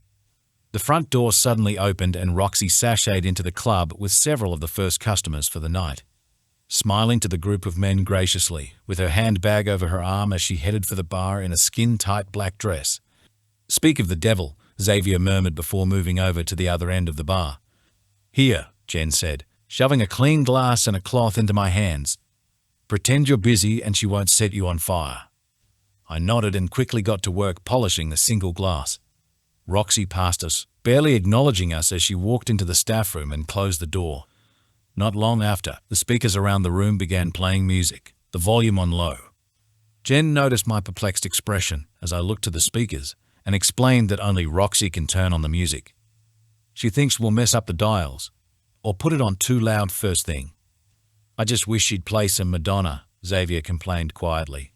His demeanor quickly became cheery when the customers arrived at the bar. I couldn't help but think about the conversation Xavier had mentioned he had had with Roxy. How could she judge me so harshly when she barely knew me? Then it dawned on me why she might have been upset. Keeping my voice low in case Roxy was listening, I approached Jen as she filled glasses with whiskey. "Are Roxy and Dean together?" I felt extremely guilty if that was the case until Xavier barked out a laugh, getting weird looks from the men at the bar. "She wishes," he scoffed. Jen leaned in closer to me. "It's complicated. They're on and off quite a lot. I give it a week before they have their tongues down each other's throats again," Xavier added, handing over a drink to another customer. "Machem," Jen agreed before smirking at me as she opened the till. "You being around will definitely put pressure on her to make a move on him faster, though." "Why? It's not like I'm pursuing him. Dean may have had good looks and a perfectly muscled physique, but the tattoos, smoking, and attitude weren't exactly qualities I found attractive in a person. His involvement in organized crime was also a big no-go. I had only helped him that night because I felt I was morally obliged to do so." "No, but you still touched Roxy's man," Xavier said as he poured a mixed drink. As the night went on, I pushed Roxy's problem to the back of my mind, focusing instead on the tasks Jen and Xavier had me do.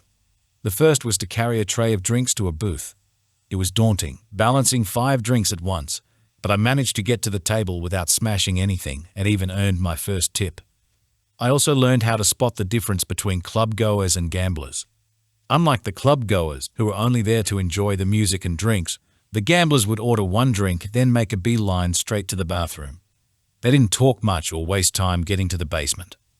The music also got gradually louder when more people came in, eventually getting to the point where customers were yelling for their drinks like I had done the first night I was here.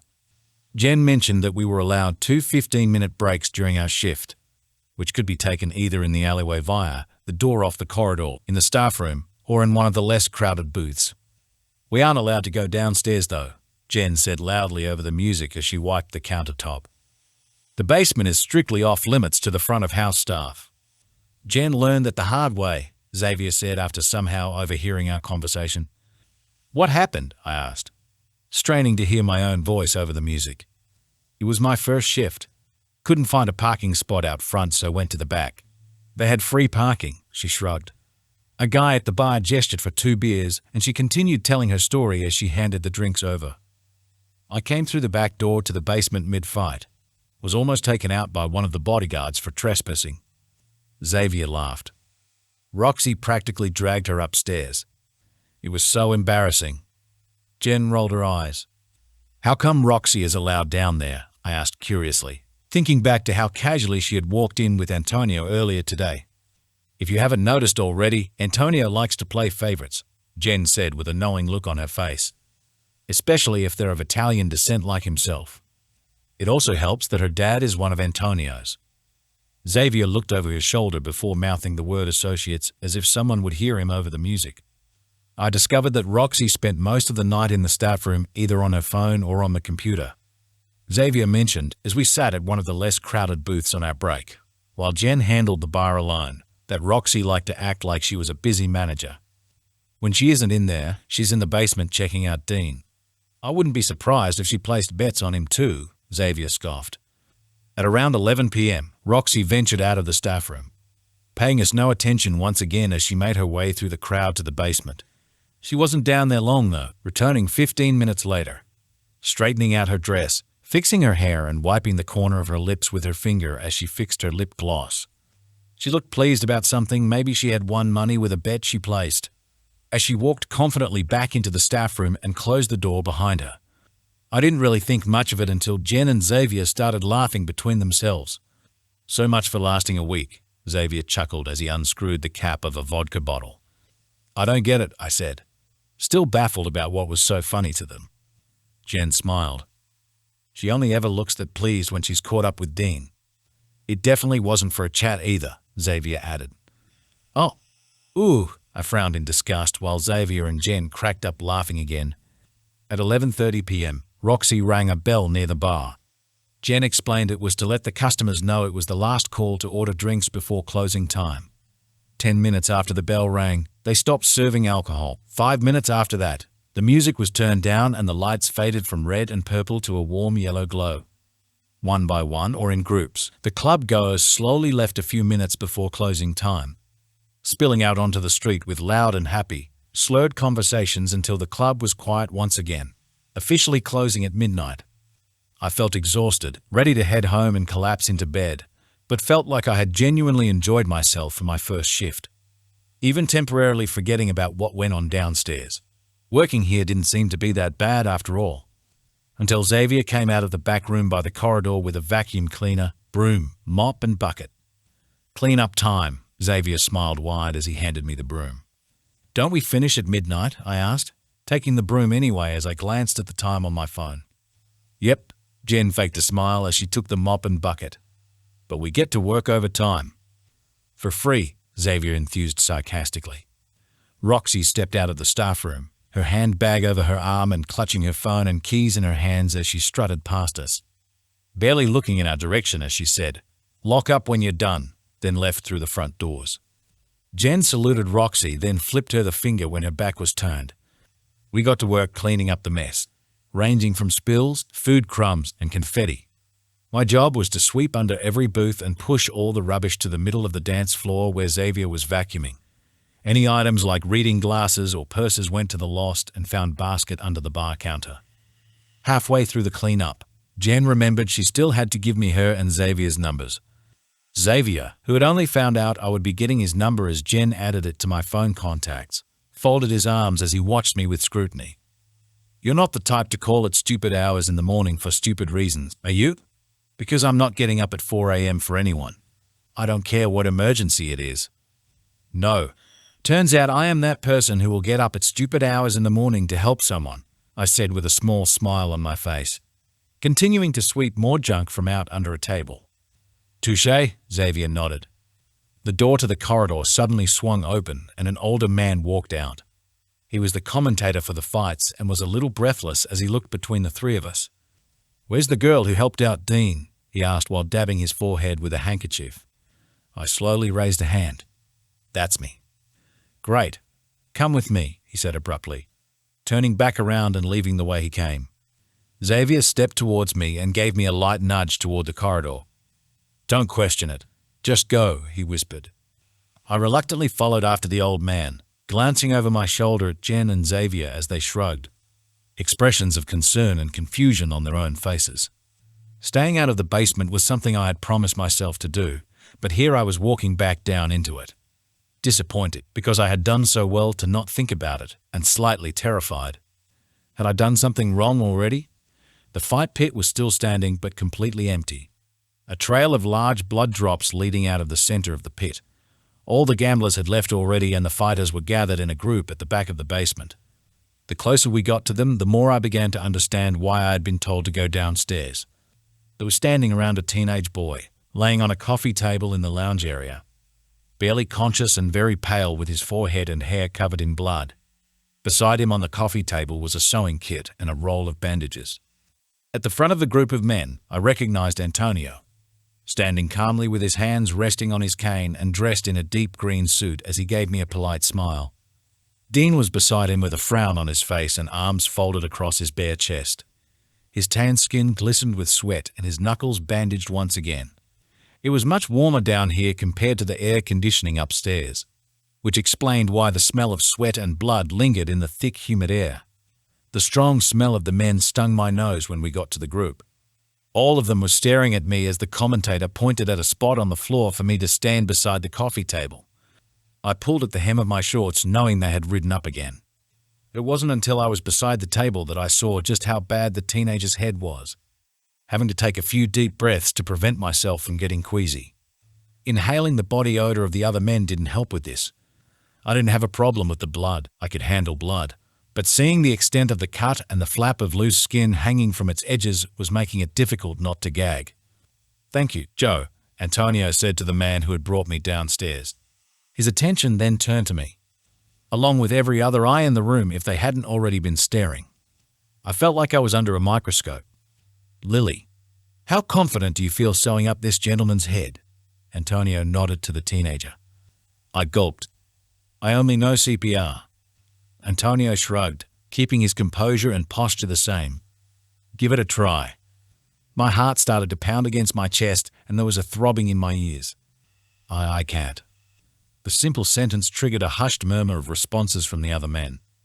A lot of them looked at me as if I had a death wish and looked to Antonio to see how he would respond.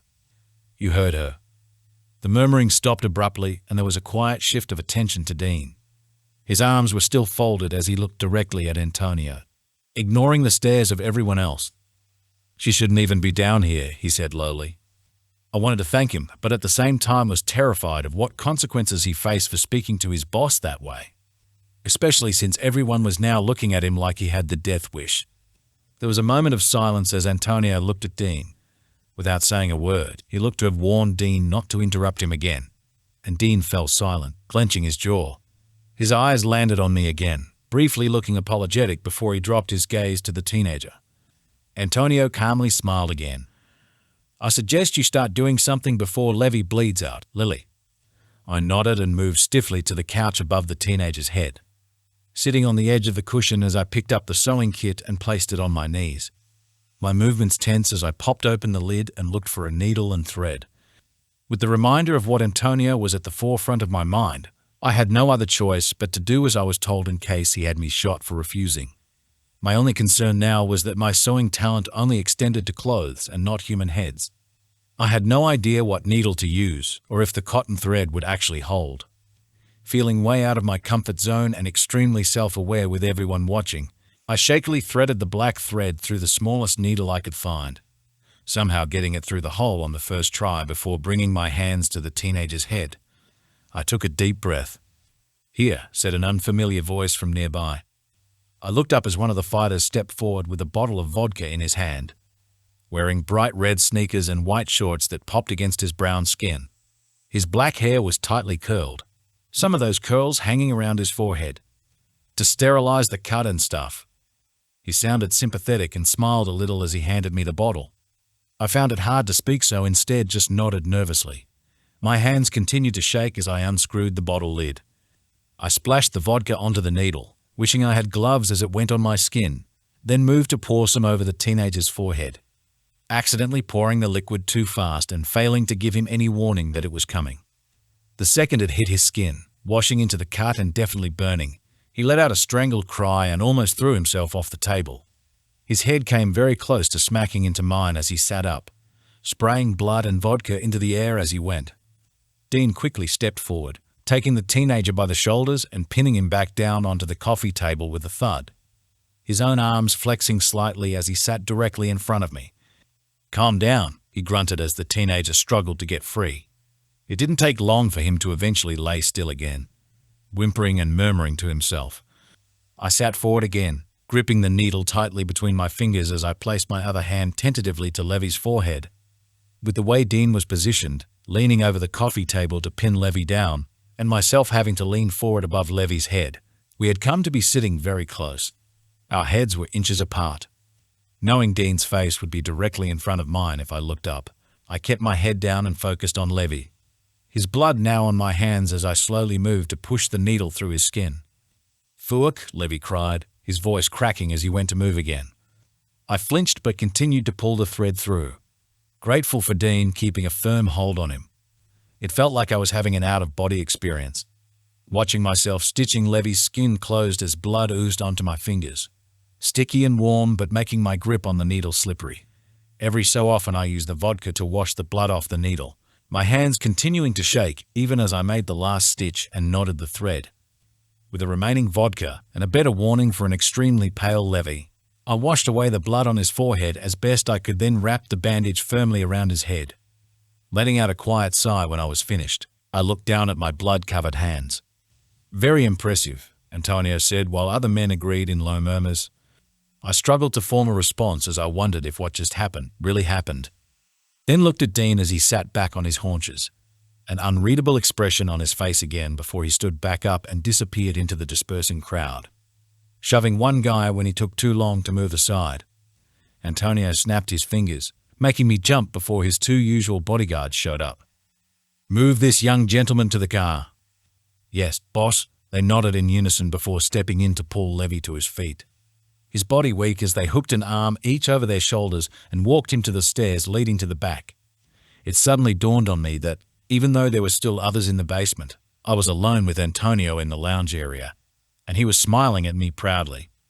I cleared my throat and got to my feet. keeping my bloodied hands away from touching my thighs while I tried to think of something to say, but still nothing came out. "I'm glad I didn't underestimate you, Lily," he said. "I might have to organize a job for you down here. How does basement nurse sound?" I froze while my eyes went wide. Antonio chuckled and shook his head. "Relax, sweetheart. I'm not going to have you do something you can't handle." He calmly turned on his heel and made his way over to the back stairs, nodding to some of the fighters as he passed and keeping his usual calm demeanor. I couldn't tell if he had been joking or not about what he had said as I stood by the couch for several minutes, unable to move. "You all right?" I jumped out of my stare and turned to see the fighter, who had given me the vodka bottle, standing nearby. He had pulled on a t-shirt now and was wearing jeans. I nodded quickly and forced a smile, but really, I felt like I was going to be sick. "I'm Seb," he smiled, then looked at my hands. "You don't mind if I don't shake your hand, yeah?" I looked down at them and turned them over. I should wash them. "Come on, you can use the sink in the kitchen," Seb said as he gestured over his shoulder. I walked with Seb over to the kitchen he was referring to. It had a small bar fridge, green cabinetry on the wall with missing doors, a small amount of bench space, and a deep industrial-style sink that only had cold water. There was a small bar of soap, which took forever to lather up, and Seb found me some towels to dry my hands with afterwards. Levy's blood had gotten under my fingernails and into every crease of my skin, staining my hands a light shade of red once I had washed away most of the blood. The cold water only made it more stubborn to remove as I scrubbed and scrubbed. "Sorry we don't have a nail brush," Seb said as he leant on the counter nearby watching what I did with his arms folded. "It's okay." I managed a small smile. The silence that fell between us made me feel awkward. I decided small talk was probably the safest way to cope with it. "Why is there a sewing kit down here anyway?" Seb shrugged. "Some of us like doing patchwork in our downtime." It definitely wasn't something I expected to come from his mouth, but brought my attention off my hands. I guess we all need a hobby, right?" I shrugged, but then noticed he was trying not to smile. "I'm only messing with you," he chuckled. "We're supposed to use it if we tear our clothes, but it's easier to just buy a new pair." I smiled a little at his lightheartedness. He had broken the awkward silence so easily and made this whole situation a little easier to deal with. I looked down at my hands. They looked a little better than before, but I would have to clean my nails properly at home. There was still evidence of blood just around the edges of them. Reaching for the hand towel, I noticed someone approach the lockers to the left of the kitchen, just visible from the corner of my eye before I subtly looked at him. Dean was now dressed in a change of clothes as he rifled through his locker, shoving things into a backpack. The fabric of the t-shirt tied against his muscles as he moved his arm back and forth. The last thing he grabbed was a packet of cigarettes. Flipping the small box open with his thumb, he brought them to his lips and removed one easily with his teeth. He then shoved the packet into his back pocket while the cigarette rested on his lips, patting himself over for a lighter before forcefully shutting his locker when he didn't find it. I jumped and looked down again. Avoiding his gaze in case he caught me staring at him, I finished up drying my hands. "Heading off already?" Seb asked. "Yep," Dean said firmly before making his leave for the stairs, clearly irritated. There was a possibility that his irritation was because he hadn't found his lighter, but I couldn't help but think that he was annoyed with me. He had warned me about staying out of the basement, but here I was. "Have fun then," Seb smirked, a knowing look on his face as he smiled up at Dean. "Tell me all about it, yeah?" Dean responded by sticking his middle finger up at Seb, his lips pressed together in a fake smile, the cigarette still between them, as he pushed down on the door handle with his elbow and walked backwards out of the room, letting the door swing shut with a slam once he had left. Seb chuckled as he moved over to his own locker. "Don't mind him. He's always in a foul mood," he said when he noticed me looking a little concerned about the whole interaction.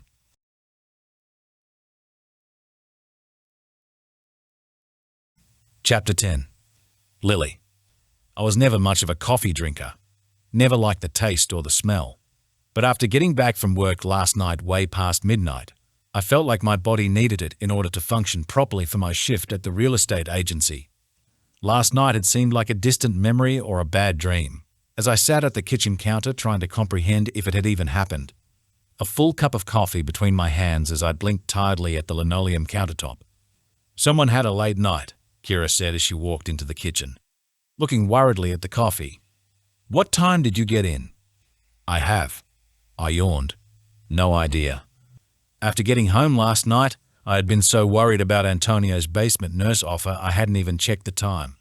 Somehow managing to change for bed as I went over everything that happened, my head clouded by worry and confusion. I got out of bed at least 4 times last night too to wash my hands when I thought they still had blood on them. Then washed them again this morning just to be certain they were clean." While I would have told Kyla all about how weird my first shift at the den had gotten, I knew she would have questions about why Antonio had asked me to sew up some guy's head in the first place, which meant telling her about bringing Dean into the apartment. I still had no idea why Antonio was so hell-bent on getting me involved anyway.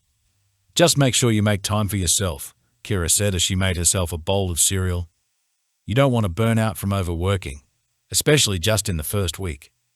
Her words reminded me that I still had a full week of this ahead of me.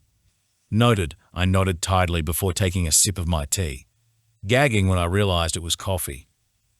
"We should do something on the weekend." "Oh, yes," Kyla smiled. "I think Aiden wants to do something on Saturday, though. Something to do with an old car show." "Well, he can't have you all day," I joked tiredly. "I'm on the ticket booth for the high school's summer fair. Maybe we could hang out there when my shift is over, or we could do Sunday." Kyla pulled out her phone in thought as she scrolled through her texts, then frowned. "Can't do Sunday. I have lunch with my parents. So Saturday at the fair it is," she grinned excitedly. "We have to get fairy floss. I haven't had cotton candy in so long. I wonder if I'll get a discount for it because Mum is on the tar," I said happily. Knowing Kyla would be coming along to the fair gave me a little more motivation to work in the booth on Saturday and to get through this week. It felt like ages since we had had a decent catch-up, even if we lived in the same apartment. She was out with Aiden a lot and our work hours never coincided except around lunchtime when I was coming home and she was leaving. My new shifts at the den weren't about to make catching up any easier either. When I arrived at work, I found my mother behind the front desk, looking stressed as she held the office phone in one hand and a stack of papers in the other. Muttering to herself as she looked with confusion at the front desk. "Everything okay?" I asked hesitantly as I rounded the corner of the desk. Thank God you're here," she said with a sigh. "Candace called in sick, so I had to fill in before you got here. What took you so long?" "I took the bus," I said, quickly putting down my bag and stepping in to help. She handed me the stack of papers, relieved to have them out of her possession, and I flicked through them to see they were a mix of rental agreements for different agents. I began filing them into their separate drop boxes, glancing over my shoulder to watch my mother trying to figure out how to use the phone. "What's the number for the plumber we use?" she asked with frustration as she pressed random buttons on the phone receiver. "Just a second, Mum," I said as I filed away the last of the papers. Once I was done, I stepped up beside her as she clutched the phone, cancelled the numbers she had dialed, and then redialed the numbers we used to get in touch with our plumber. I then pressed the call button and listened as a faint ringing came through the phone. "You need to set up an easier call system out here." "This is ridiculous," she said as she held the phone to her ear, listening to it ring until someone picked up. "Yes. Hello. I need to book a cal out ASAP." As she spoke on the phone, I logged into my computer, finding an email from Candace with all the things she had left me to do. Most of it was standard office duties which would probably keep me busy for most of the morning. Not that I minded. I felt some normalcy being back in the office and it distracted me enough to not think too much about last night. Although I did catch myself on multiple occasions checking my fingernails in case I had missed some of the blood. Something else I was grateful for was James Henderson being kept busy, talking all morning over the phone about a housing deal that kept him away from the kitchen. When I got back to the foyer after the morning coffee run leaving James by his door, I found my mother and colleague, Helen, watching the news on the wall-mounted TV. We rarely turned it on unless there was some sporting event on, but I didn't think anything of it as I sat back down at my computer. "Here it is. This is what I was talking about," Helen said as she turned the volume up on the TV. "Police are investigating the death of 29-year-old Bay Ridge man, Marcus Woods, who went missing during the early hours of Sunday morning from his apartment." My head snapped up at the mention of his name, staring in shock as I watched the reporter standing on the front lawn of my apartment block. "That's Lily's apartment." "Lily, that's your apartment. Did you know about this?"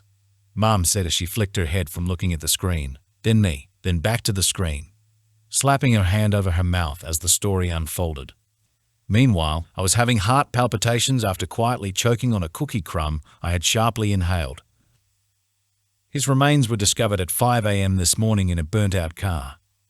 An aerial view of a very charred car played on screen as the reporter spoke. The car was still smouldering while police and a forensic team investigated the area around it.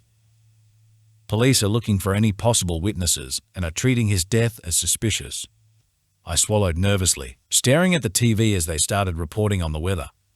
Dean was one of the last few people to have seen Marcus alive.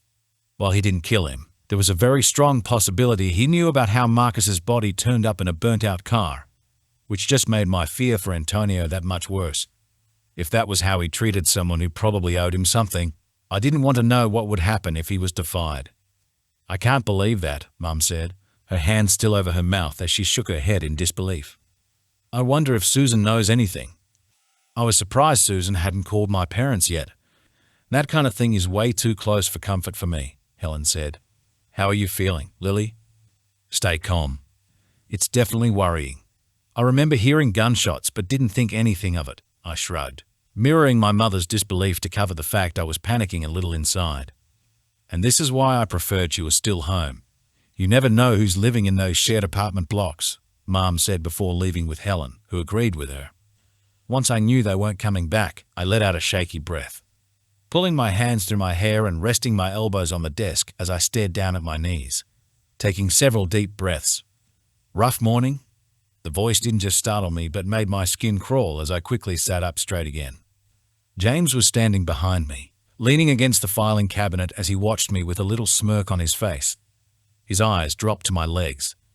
I cleared my throat and smiled politely, subtly tucking my legs aside. "Sorry. Did you need anything?" "Yes." He approached the desk and took a seat in Candace's chair.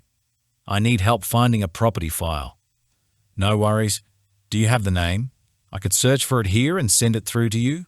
I turned to my computer screen, accessing our property files folder and emails, readying my fingers on the keyboard while ignoring the fact that he had wheeled himself closer. "It'll only be quick. It should be under the surname Scarlett," he said, leaning closer to look at the screen. His tie fell across my arm as I scrolled through the folder. I shifted uncomfortably in my seat, feeling suffocated by his closeness and not really paying attention to the screen until he pointed at it. "There it is. I need it printed," he smiled as he dropped his hand again. His fingertips brushed over my leg before he left his hand to rest on my thigh. I shuddered, trying to avoid looking at his hand being there, hidden from view under the desk as he slipped his fingertips under the hem of my skirt. I avoided making eye contact with him, my breath bated as I quickly clicked print, stood up and moved away to the printer, pulling at the hem of my skirt as I waited impatiently for the printer to spit out the paper. I regretted wearing a skirt today. Once the printing was done, I gathered the papers, stapled them together, and turned around to find James standing behind me again, a smirk on his face as his eyes flicked up from looking at my legs. "All done," I said before shoving the papers toward him. He took his time to flick over the pages, checking everything was there, then smiled again as he left, brushing past me on the way out from behind the desk. "Thanks again, Lily," he said as he went.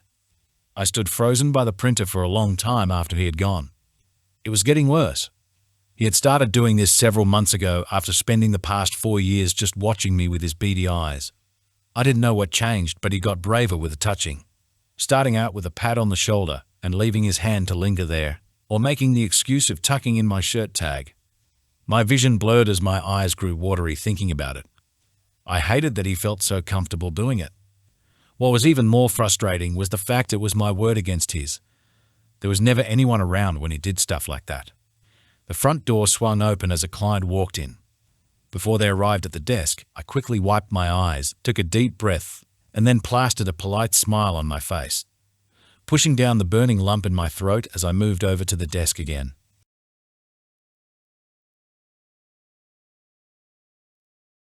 Chapter 11. Lily. The slate tiles at the den were sticky under my sneakers as I squeezed my way through the crowds with a tray tucked under one arm and 3 empty glasses clutched in my other hand.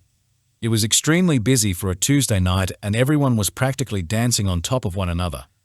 I found myself averting my gaze a lot from some of the things happening amongst the crowd, keeping my focus on getting drink orders out, taking empty glasses back, and not dropping anything. The air conditioning was on, but the dance floor still felt like an oven with the heat radiating off everyone's sweaty bodies. The best spot to keep cool was in the staff room, but Roxy didn't want us slacking off just for air conditioning, as she sat in front of her own little fan at the desk. She was the only one in the building who didn't look like they had passed under a sprinkler. I pushed my way in behind the bar where Xavier and Jen had been busily serving drinks, working like machines as customers crowded on the other side of the bar shouting orders at them. "Don't they have work tomorrow morning?" I asked loudly, catching a glimpse of a man dancing on a table at a booth. "Oh, bless her. She's still got to get a hang of the nightlife," Xavier said sympathetically before chuckling. "Honey, it never stops." Just as he said this, I watched in awe as Terry, the bouncer from the front door, casually pulled the man off the table and carried him outside like he didn't weigh a thing. Jen, who had been working the far end of the bar, peered around Xavier to me. "Hey, Lily, do you mind restocking the shelves for me?" I nodded quickly and headed through the staff room door. The second it had closed behind me, the music was quickly muffled to a low thud through the walls, relieving the ringing in my ears as the cool air of the staff room brought relief to my clammy skin. As tempting as it was to just stand there for a little while, reveling in the emptiness of the room, I knew Roxy was still at her desk. "I told you not to come in here for the aircon," she said, her eyes returning to her phone. "I'm just restocking the alcohol," I said politely. "So do that," she said bitterly without looking up. I nodded once, then moved to the back of the room where the alcohol was kept in boxes. I carefully lifted several of them onto a trolley, moving cautiously as the bottles clinked together. Once the trolley was full, I wheeled it out of the staff room. The change in atmosphere, the second I stepped through the door again, wasn't pleasant. The music hit me like an invisible force. My nostrils were filled with the smell of too much cologne, perfume and sweat, and the air was thick with humidity. I was happy to know that I wouldn't be heading out into the crowds anytime soon. I pushed the trolley to the left of the bar to restock the alcohol on that end. Jen was down this end, still busily serving drinks but remaining positive as she chatted briefly to customers. It wasn't until I was closer that I recognized two of the faces in the crowd she was talking to. Both looked almost unrecognizable when they weren't covered in sweat or blood. They both cleaned up nicely. Dean was sitting with his elbows resting on the bar and a drink in his hand, listening nonchalantly to the conversation Seb and Jen were having. His black dress shirt unbuttoned halfway down his front and his sleeves rolled up to his elbows, putting on display his forearm and neck tattoos. Seb's style was in stark contrast to Dean's darker one, choosing to wear a button-up, short-sleeved t-shirt with vertical orange and white stripes. The bright colors complemented his contagious smile and friendly personality as he joked about something with Jen. It wasn't until I had pushed the trolley in behind Jen that they both noticed me. Seb gave me a bright smile and a wave while Dean just eyed me from over the rim of his glass before he downed the rest of his drink. I gave Seb a quick smile before turning my attention to the boxes of alcohol, ripping the tape off them and restocking the shelves on the back wall behind the bar. As I did this, I began to sense that someone was watching me, but not in a creepy way, just out of curiosity or boredom. I was leaning towards the latter because no one was ever curious about me. Sure enough, when I stole a glance at the boys, Dean had been watching me restock the bottles while Jen refilled his glass. His expression was unreadable again. From the little interactions I had had with him, trying to gauge what he was thinking was like trying to open a safe blindfolded without knowing the code. One thing was certain. He was definitely thinking, just in a very reserved and deep way. I wondered if he knew about what happened to Marcus Woods. His death had been on my mind since that news report earlier today. When he caught my eye, something shifted behind his own, making them look a little less intense as he pressed his lips together. One side of his mouth turned up slightly in the most subtle, curt smile I had ever seen. As quickly as he had done it, the smile was suddenly gone again as he picked up his drink and turned away from the bar, his elbows leaning back against the counter. Compared to the foul mood Dean was usually in, as described by Seb D, he seemed far more content tonight. I figured it was the alcohol. "You'd think Romeo was fighting tonight with this crowd," Seb said loudly over the music as he nudged Dean. "I think it's a birthday party," Jen replied as she refilled Seb's glass. "Well, happy birthday to whoever it is." Seb raised his glass happily and clinked it to Dean's, who just shook his head as he brought his drink to his mouth. I'd just returned my attention to the shelves when Seb said, "Hey, it's Lily, yeah?" I looked over my shoulder to see him gesturing for me to come closer to the bar. So I did, a little hesitant at first as I eyed Jen to check if I could leave the restocking for a moment. She didn't seem to mind as she also began waving me over to stand beside her. "How are you liking the new job?" Seb asked, leaning forward so I heard him properly. Dean turned his head to listen. "It's all right," I shrugged, barely hearing my own voice come out. I didn't think sewing someone's head up was part of bartending duties, though. "They were the straightest stitches I've ever seen," Seb smiled, looking impressed about what I had done last night. "I was just doing as I was told," I shrugged, feeling my face grow warm from the attention this conversation was giving me. I hadn't really put much thought into making the stitches look pretty. I was simply doing what Antonio had wanted and running on adrenaline. "Seriously, you shouldn't be doing this." He spread his arms out wide to indicate to the bar, causing Dean to duck out of the way when Seb narrowly missed knocking him over the head with his drink. "You should be downstairs stitching us up. It'd be better pay." Dean nudged Seb and gave him a subtle look of warning, his back to the bar still. "Seb mentioned your heroic deed last night," Jen chimed in. "Nice job." "Thanks," I smiled humbly. "She's well on her way to becoming Antonio's favorite employee," Seb smiled. His words didn't exactly bring me a lot of confidence. I didn't want to be on Antonio's radar whatsoever. Seb's smile suddenly dropped as his eyes widened, having noticed someone as he looked past Jen. "Don't tell her I said that, though," he said as he averted his gaze. Jen and I looked to what he was referring to, our heads turning to the staff room door in unison as Roxy walked towards us, smirking as she went and looking straight through us, her eyes only on one person as she walked around the side of the bar and sidled up to Dean, snaking her hand over his bicep as she leaned in to speak in his ear. I wasn't great at lip reading and only picked up on some of the words she had said, roughly guessing that it was something along the lines of "last night was fun" as a smile toyed on her bright red lips. While Roxy was putting on this outgoing display of flirtation, Seb had suddenly found the details of a drink coaster extremely interesting while Jen polished and repolished the same area on the counter.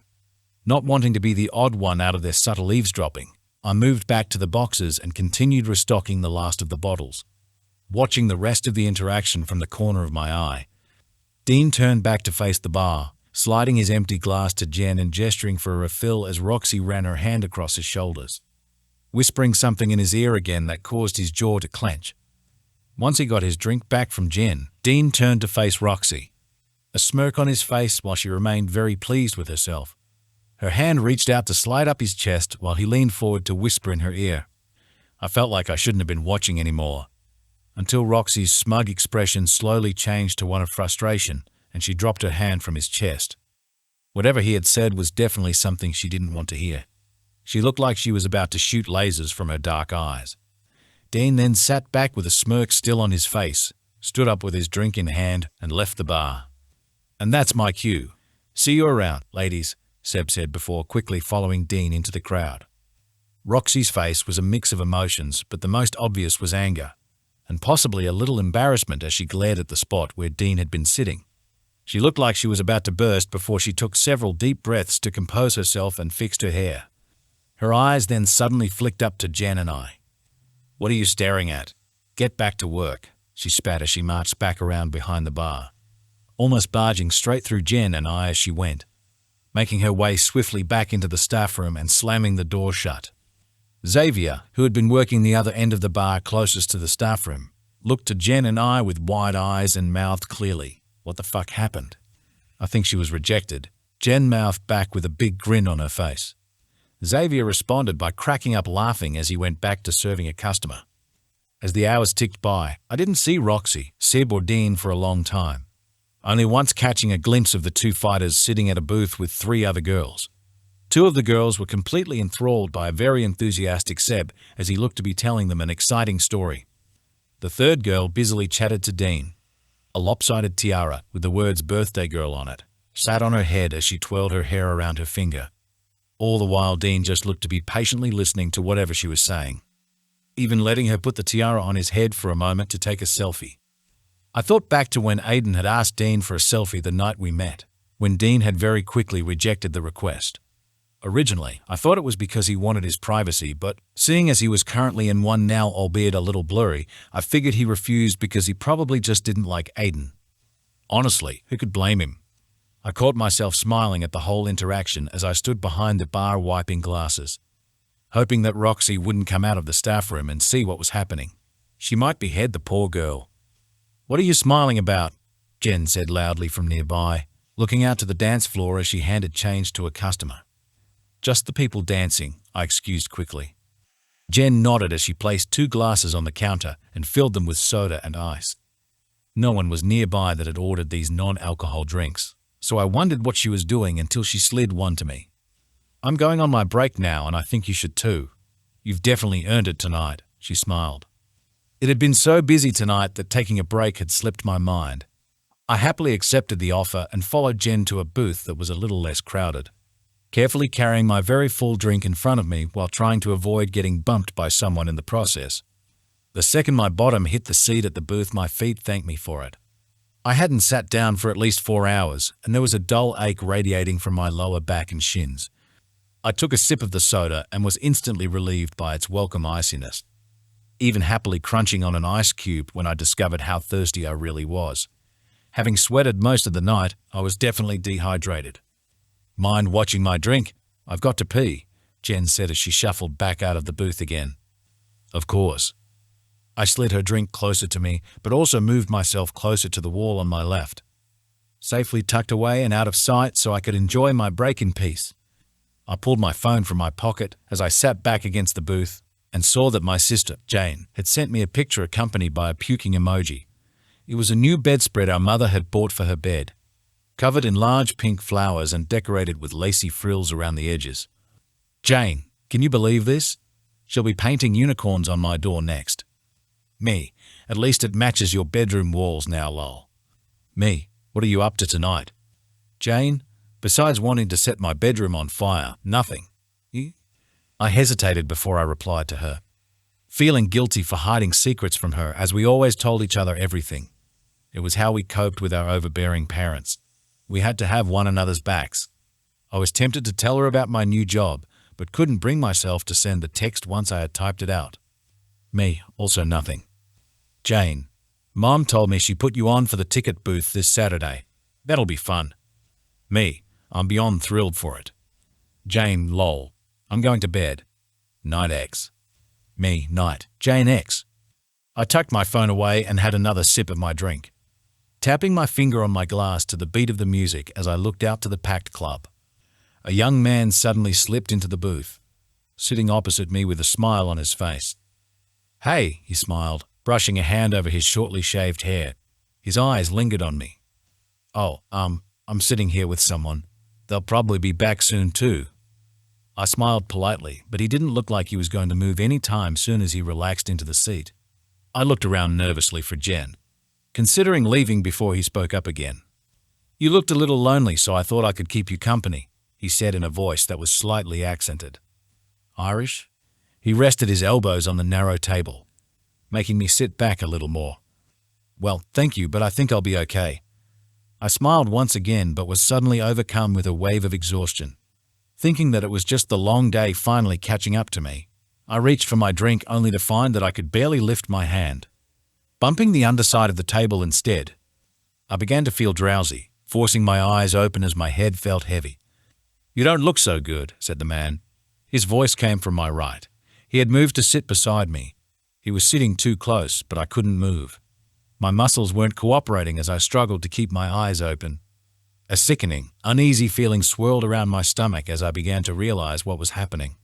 He moved closer to me, whispering in my ear that he would make me feel better as he palmed my thigh, sliding his hand higher.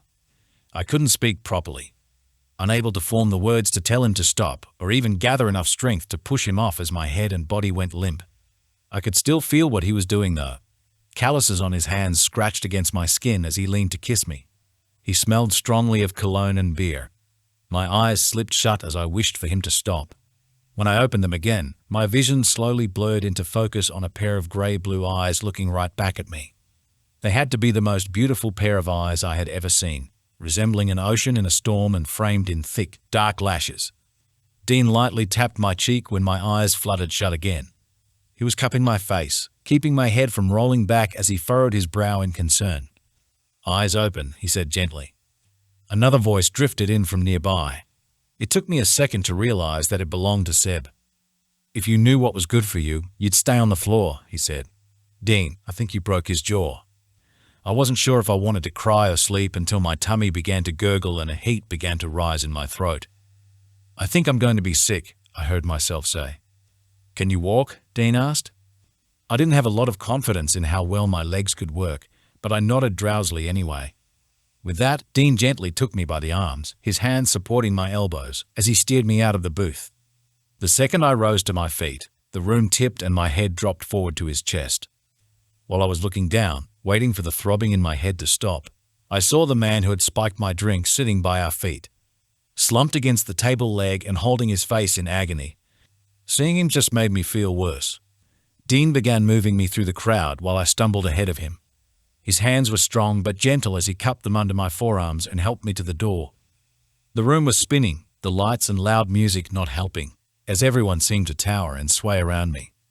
With every step forward, I seemed to take 2 steps back, stumbling into Dean's chest and apologizing when I trod on his foot more than once. When we finally got through the front doors, I had barely any time to breathe in the fresh night air before I found myself crouching over the gutter and vomiting up my stomach contents. Dean's hands were on my waist, keeping me upright in case I toppled head first into the gutter. Then his fingers had lightly brushed the side of my throat as he gently pulled my hair back. "At least she's getting out whatever he gave her," Seb said from nearby. My throat felt raw as I vomited again. "Hey, Seb, do me a favor and grab her things. I'll take her back to her place," Dean said. "No," I protested tiredly as Seb's footsteps went back inside. "I can't leave. Roxy will." More vomit. I had no energy left, could barely keep myself upright, and the drowsiness had well and truly set in. The last few things I remembered were blurry glimpses of the inside of Dean's car and vomiting in the gutter outside my apartment before I blacked out.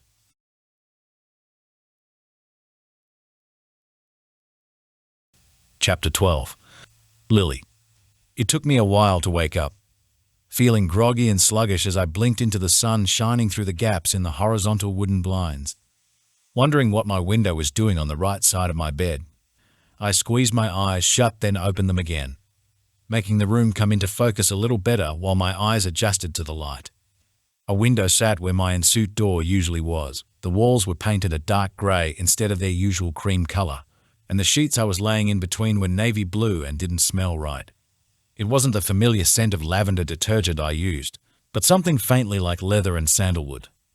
While last night was a blur, I was certain I had made it home. I remembered vomiting in the gutter outside my apartment, but as I slowly rolled over and looked around the room, it was becoming clear that I had never made it into my own bedroom.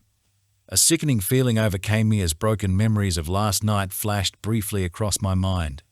Remembering that stranger's lips brushing mine as he slid his hand up my thigh, I quickly lifted the sheets up and glanced down at myself, relieved to find I was still completely clothed.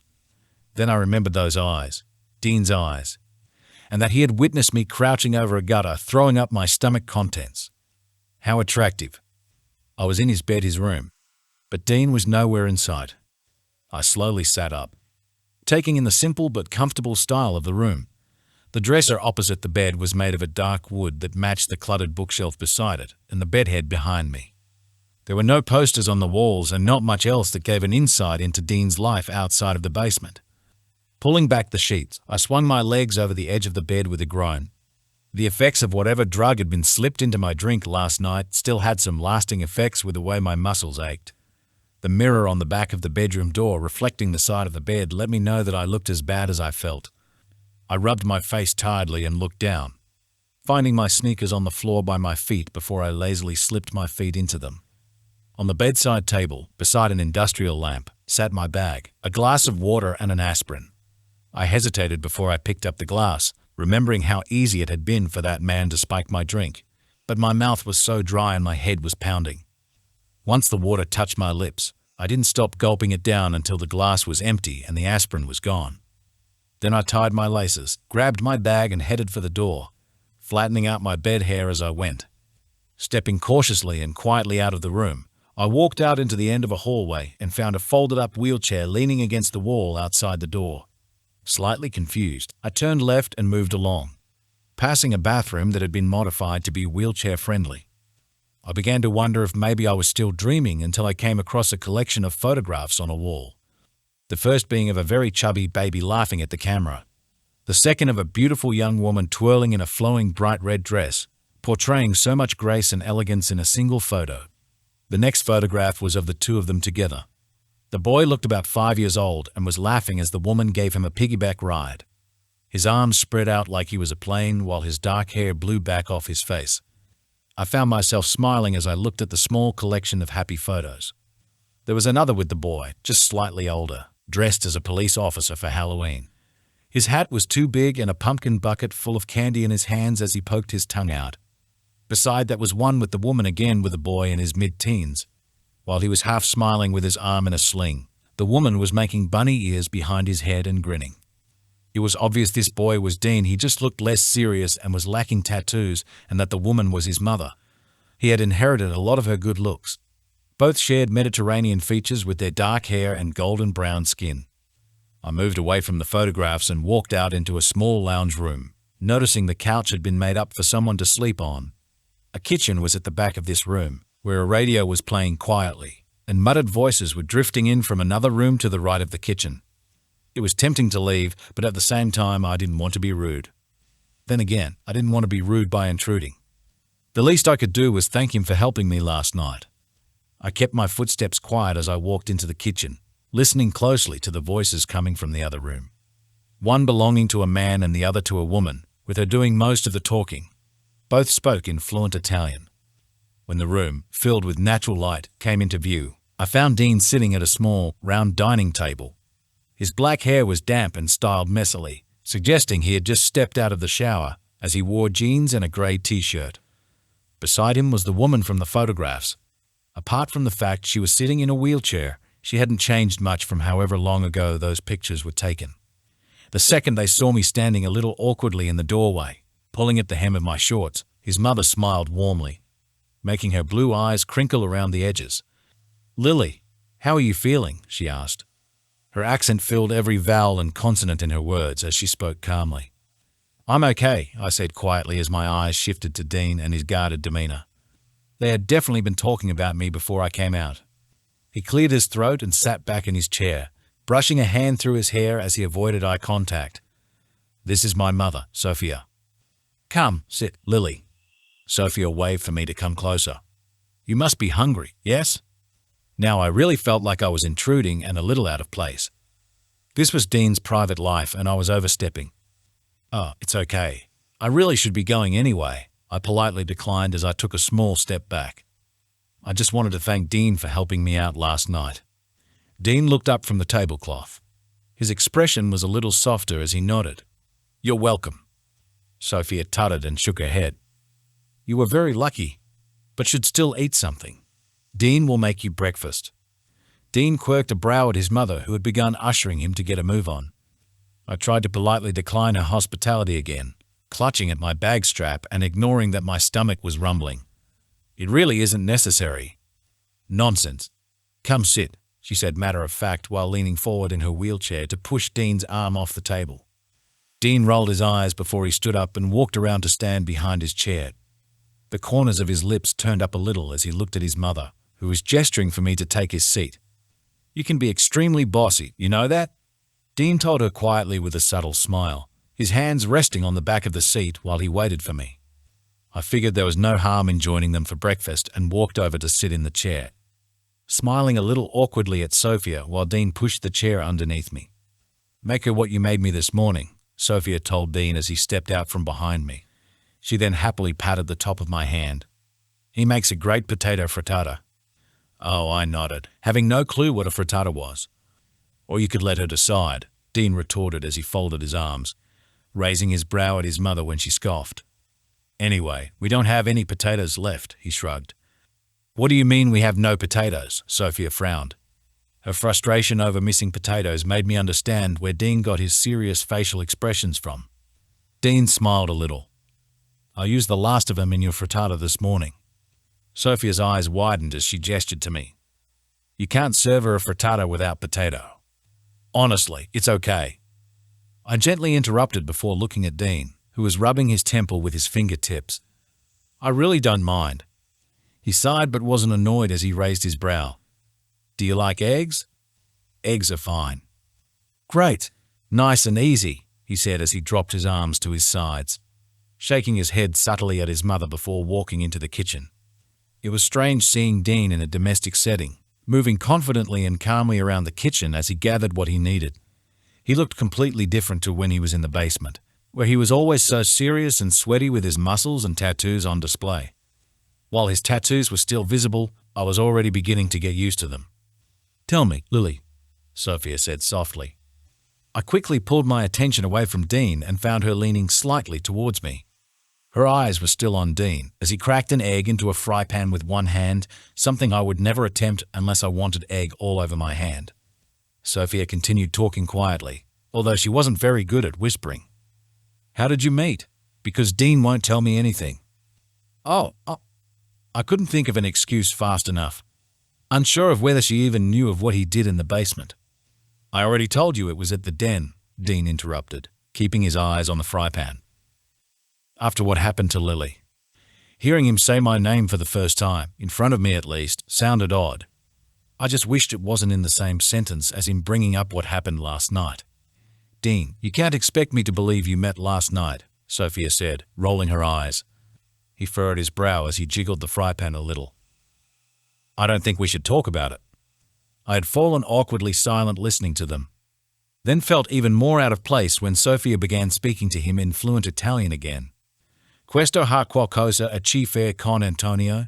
Quel bastardo, she spat as she shook her head in disapproval. Mama, Dean groaned tiredly, switching behind accents so smoothly. Leave it, please. The only word I had recognized from Sophia's little rat was Antonio's name, which meant Sophia knew of him after all and clearly didn't think highly of him going off the tone in her voice. It wouldn't take a genius to figure out what bastardo had meant either. Sophia sighed, sitting back in her chair and looking reluctantly defeated as she mumbled something that sounded like stubborn boy while frowning at Dean. I cleared my throat quietly and smiled politely at Sophia when it had caught her attention. Whereabouts in Italy are you from? A kind smile spread to Sophia's face once again. Palermo, Sicily. We moved here 16 years ago when Dean was 10. I didn't know why I found myself calculating the age difference between myself and Dean in my head. He was a little older than I had thought, but it explained how he had acquired so many tattoos over time. 26, I thought as I listened to her describing what their old home in Italy was like. Becoming lost in her own words as she talked about how they lived by the sea and how she took them to get gelatos every Friday afternoon. I do miss that home, Sophia said with a tone of nostalgia in her voice. I imagine it was a bit of a culture shock coming here then. I looked over at Dean while he began to plate up what he had made, the mouth-watering smell wafting across the kitchen and into the dining room. Sigh, she smiled, but it wavered slightly. My husband was the only one who could speak little English. It wasn't until she had mentioned this that I began to wonder where Dean's father was. He hadn't been in any of the photographs in the hall, and there weren't any obvious signs of a third person living in their home. It really wasn't any of my business, and I decided not to pry as Dean approached the table, putting down the plate of food in front of me before dropping into the seat on the other side of the table.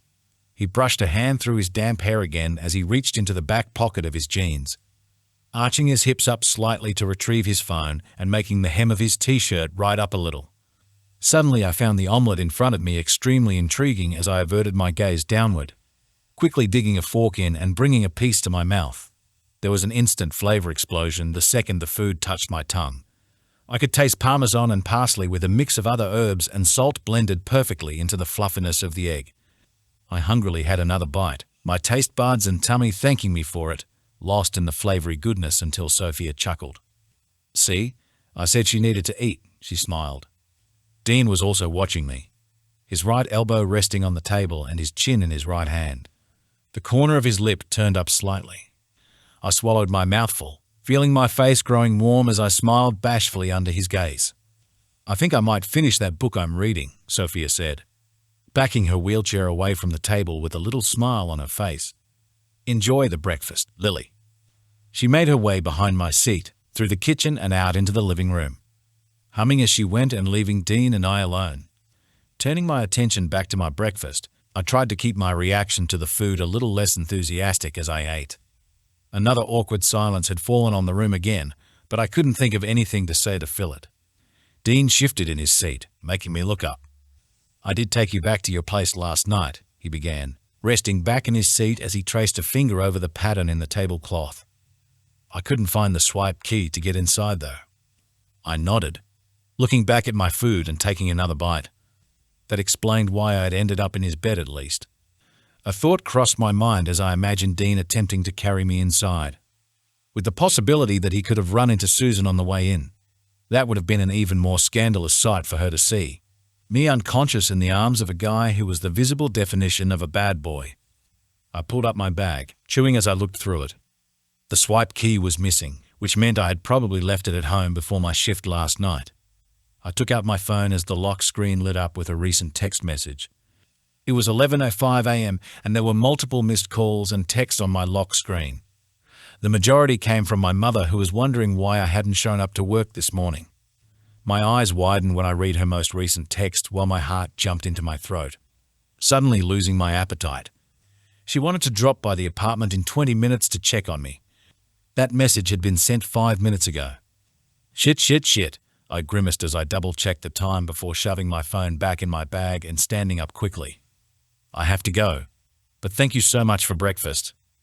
I walked hastily into the kitchen, ready to sprint out of their house and all the way home if I had to, with no clue whereabouts in Brooklyn I currently was, but stopped when Dean pushed his chair back. "I'll drive you," he said calmly as he walked past me into the lounge room, collecting his keys from the counter on the way through. "Are you sure?" He shrugged. "Got nothing better to do." It was my only option, so I wasn't about to refuse.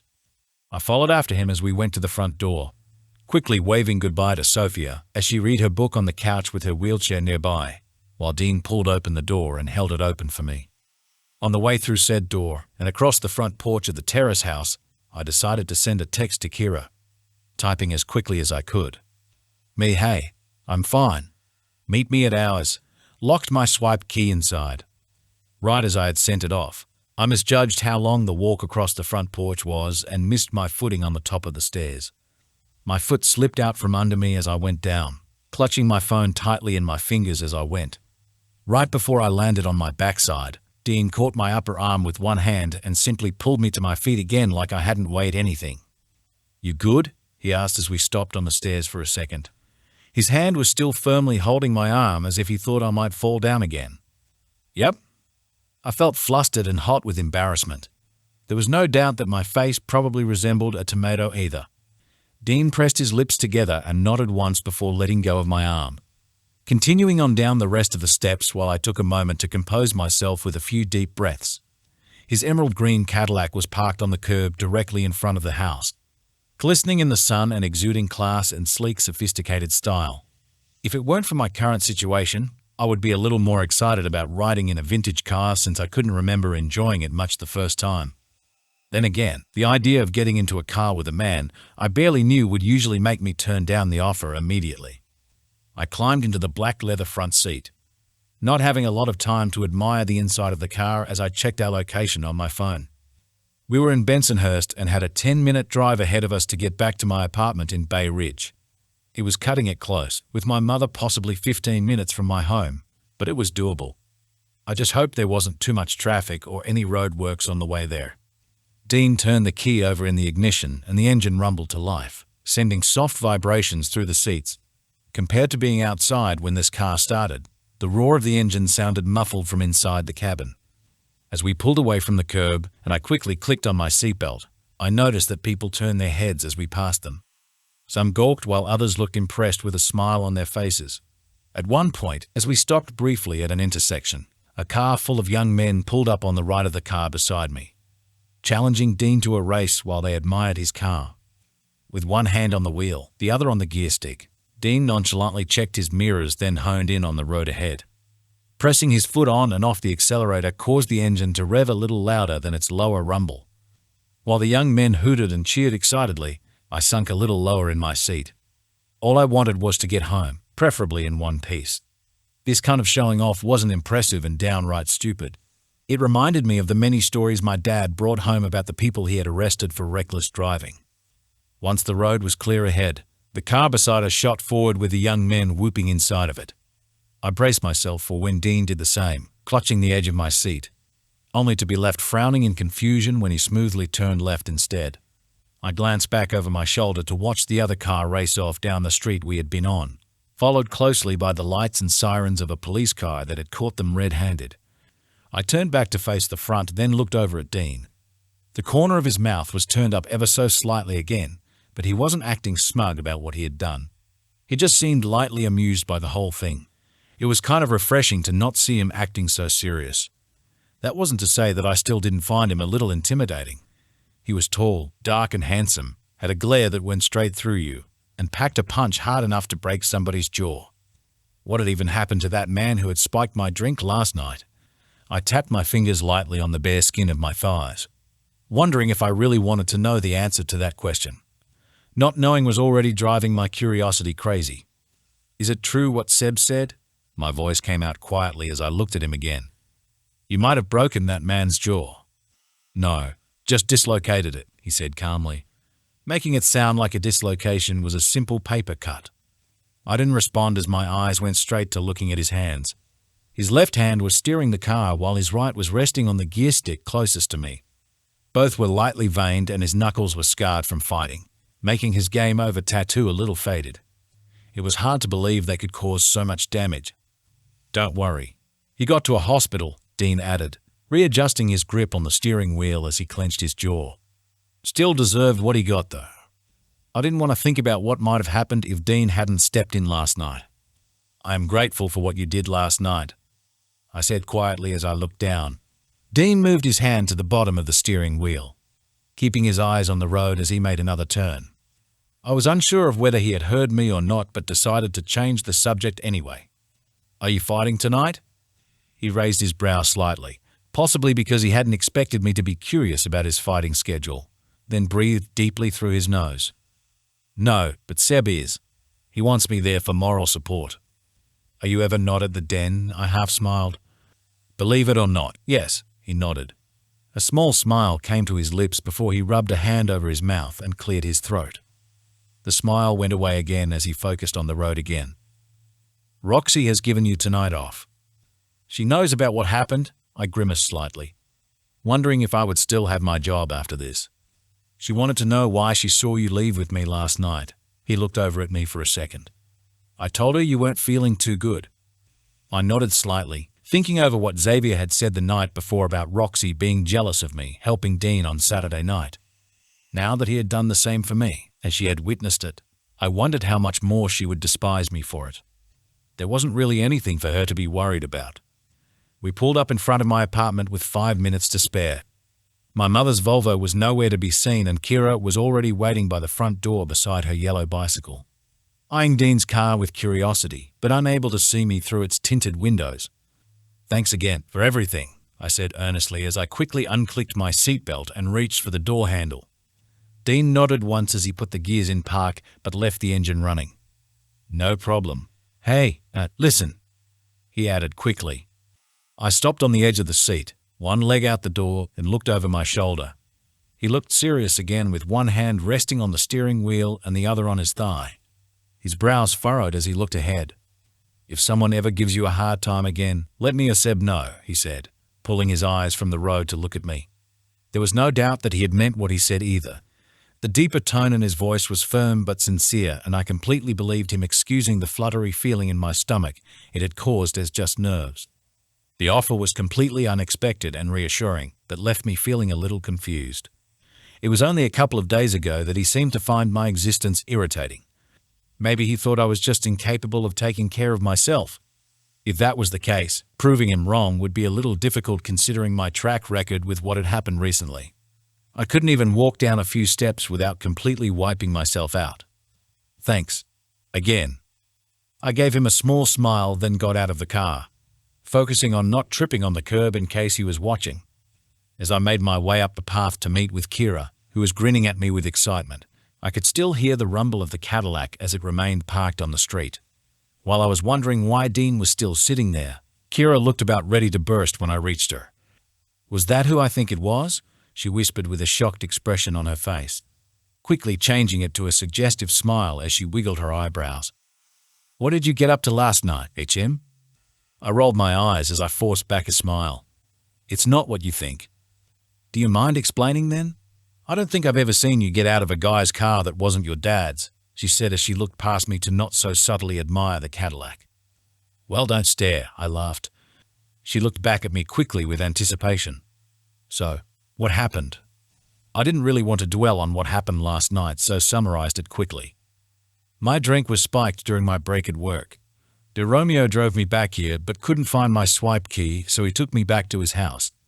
I slept in his bed and he took the couch. Nothing else happened." Kyla had expressed multiple expressions in the few seconds of my story, looking like a cartoon character as her face went from shock, frowning, smiling, then back to shock again as her mouth fell wide open. "Holy shit, are you okay?" she said as she pulled me into a tight hug. "I am now," I said as we pulled back again. "But Mom is on her way over." "Say no more," Kyla said, quickly pulling the swipe key from her back pocket and holding it up to the card reader by the door. The light turned red, declining the key, so Kyla tried again, wiping the card reader with her sleeve and rubbing her swipe key on her leg to shine it in case there was dust on either of them. I glanced over my shoulder, growing nervous about my mother showing up and seeing me in what I was wearing. After 3 attempts, the door finally unlocked and Kyla pushed it open with a little victory dance. I sighed with relief and hurried inside, turning to thank Kyla when my eyes widened as a familiar silver Volvo pulled up behind Dean's Cadillac. My mother had already spotted us too, beeping her horn to announce her arrival before getting out of the car with a face riddled with concern as she marched up the front lawn to meet us. At the same time, Dean finally drove away.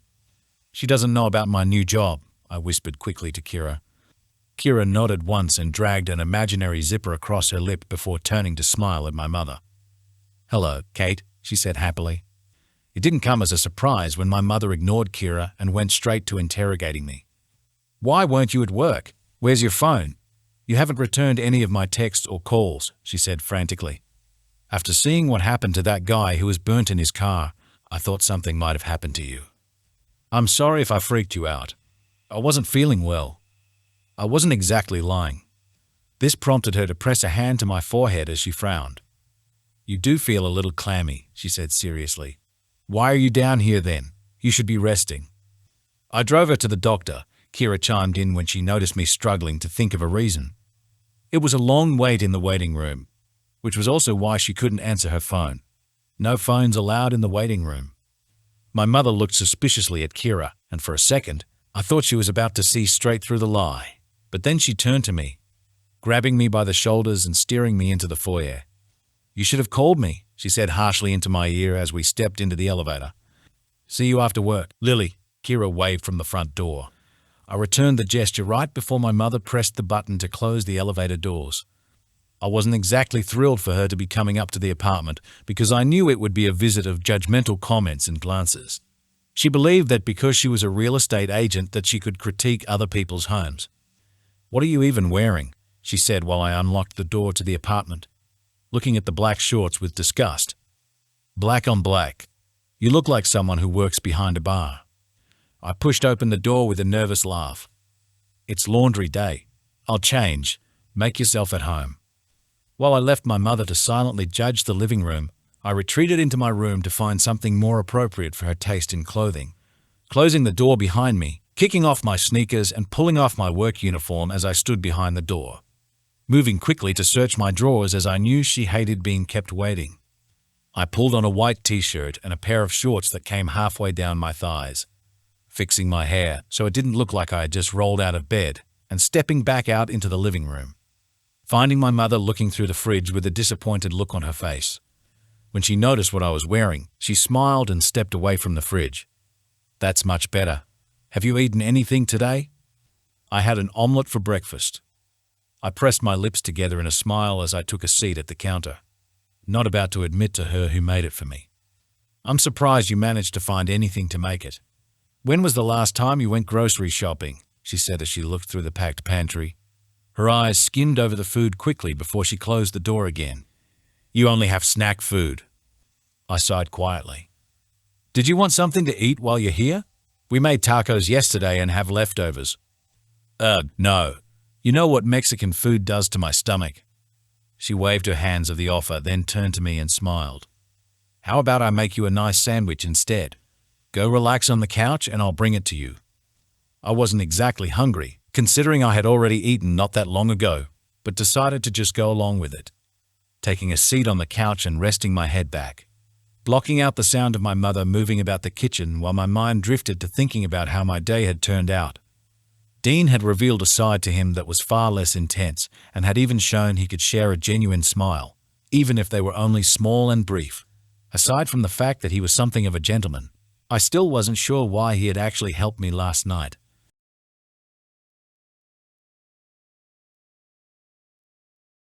Chapter 13. Lily.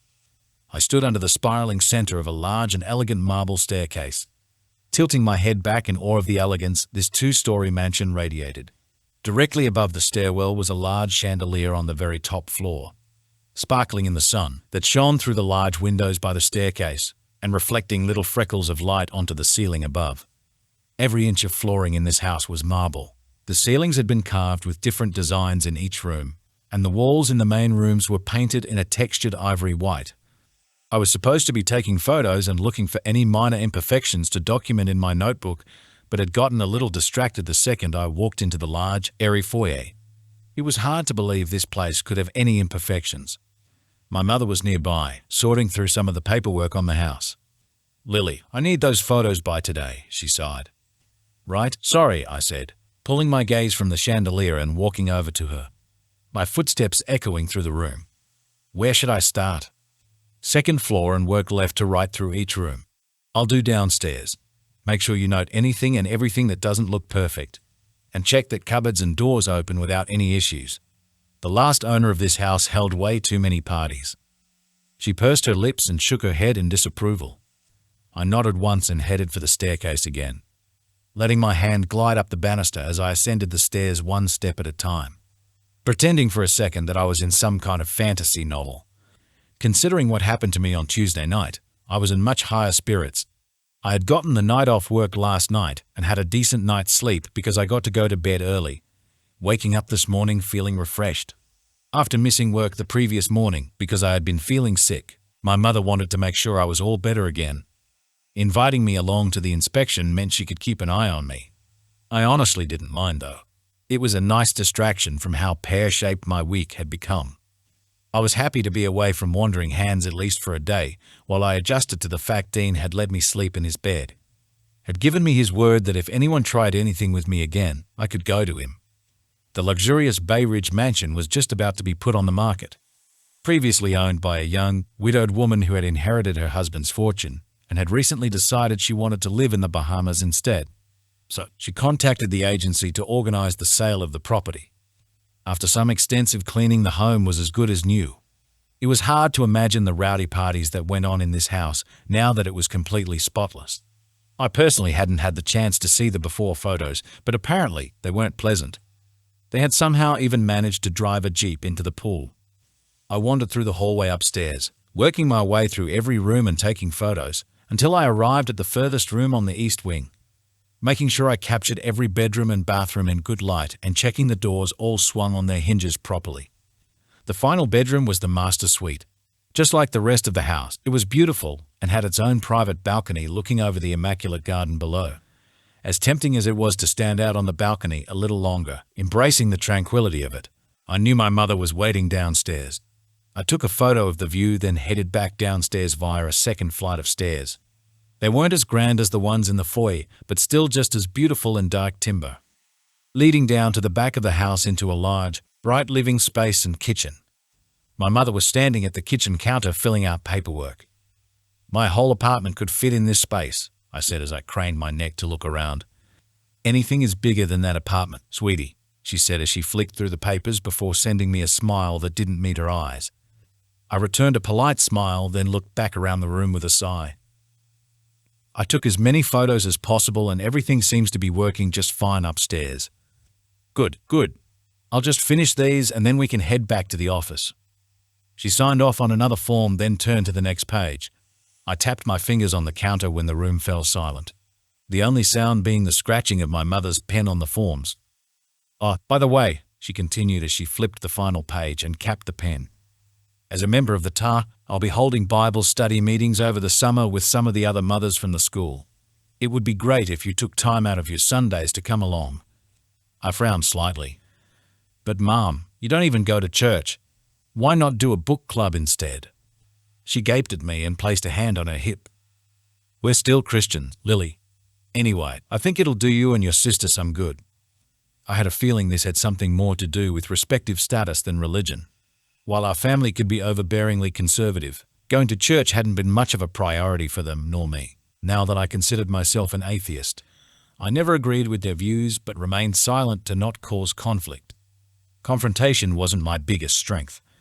Don't forget about this weekend either. I still need you at the ticket booth, she added. I know. And don't be late, she warned as she scooped up the papers. A small, pleased smile on her face. It was a face she pulled when she had gotten her way with something, and it made me wonder why she was so adamant I'd be there on Saturday. I am so sorry, Jen said desperately, pulling me into a tight hug the second I walked around behind the bar at the Den. I shouldn't have left you on your own, especially when it was that busy. Seb must have said something to Xavier and Jen about my drink being spiked when he had returned to collect my things the night I left work with Dean. It's okay. It wasn't your fault. I should have been paying more attention to our drinks anyway, I said as I hugged her back. We shouldn't even have to worry about that bullshit. She shook her head as she pulled away from the hug. I'm so glad you got out of here okay, though. I'd say more than okay, Xavier chimed in from nearby, raising his brow suggestively at this point. I just figured he was just good at lip reading over the loud music. You should have seen the look on Roxy's face. She thinks you're Dean's new plaything.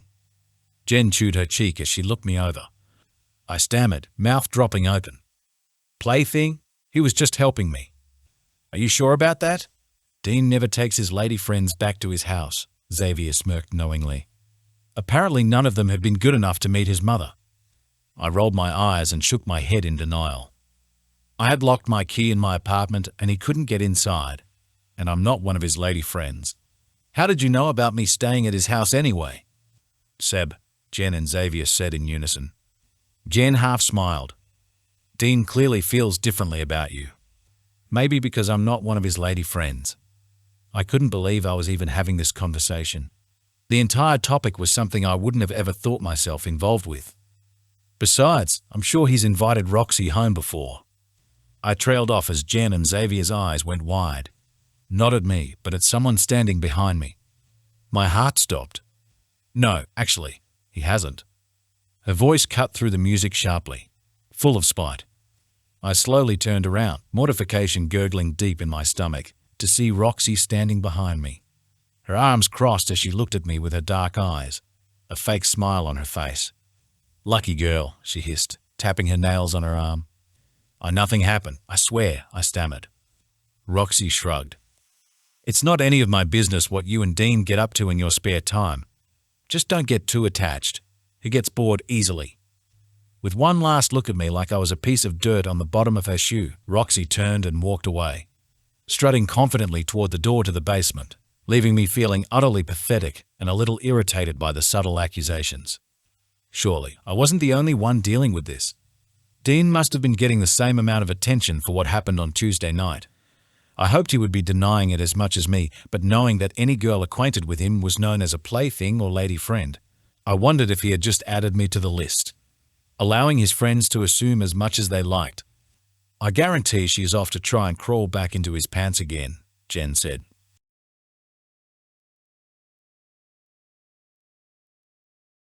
Chapter 14. Lily. The corridor was completely deserted as I shuffled my sneakers along the dirty concrete floor, heaving and dragging a large garbage bag along behind me. It was the first time I had actually wished to run into one of the gamblers attending the basement. Maybe they would be kind enough to give me a hand in moving the bag to the dumpster outside. Taking out the garbage was usually Jen's job, but tonight Roxy had insisted I do it. Instead of taking it out in separate bags to make for an easier trip, She had stuffed it into one big bag and told me to start hauling, smirking as she watched me struggle to just pull it out of the staff room. Jen and Xavier, he was a little more reluctant as he hated dealing with garbage, offered to help, but Roxy ordered them to stay at the bar. It wasn't hard to guess why she was making me do it the hard way. After several minutes of grunting and heavy breathing, the door off the corridor to the alleyway outside was finally in reach. I pushed down on the door handle, then went through, bum first, dragging the garbage bag outside and praying it didn't split on anything as I pulled it along the ground. The dumpster was several feet away on my right, in the same direction as the parking lot out the back. I took a moment to stand before it, catching my breath and calculating how well lifting this bag above my head would go. There was a strong possibility it could burst before I got it into the dumpster, and I would be covered in food scraps and beer, much to Roxy's pleasure. I found a milk crate nearby and placed it right beside the dumpster, testing it could hold my weight before I stepped up onto it and reached down for the bag. Right as I had lifted the bag ever so slightly off the ground, I very quickly found out I wasn't alone. "Need a hand?"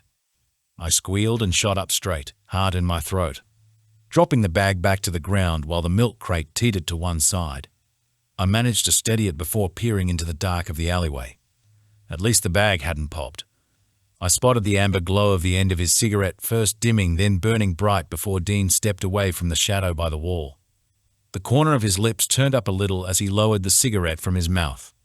His knuckles were wrapped and bloody, the sleeves of his hoodie bunched to his elbows and the front left unzipped. He pushed back his hood as he came closer, revealing a small cut and bruising on his cheekbone and damp hair. Without a word, pressing his lips together onto his cigarette, he lifted the garbage bag into the dumpster. His unzipped hoodie shifted to reveal a torso slick with sweat and a muscle in his lower abdomen that feathered a little with the motion of him raising his arms. The bag crashing to the bottom of the dumpster and bursting on impact brought my eyes back to his face quickly. Now at eye level with him, I smiled politely and went to step down. "Thank you." The milk crate betrayed me. Teetering to one side again, now that my weight was unbalanced, the crate shot out to one side while I slipped the other way being forward, right into Dean.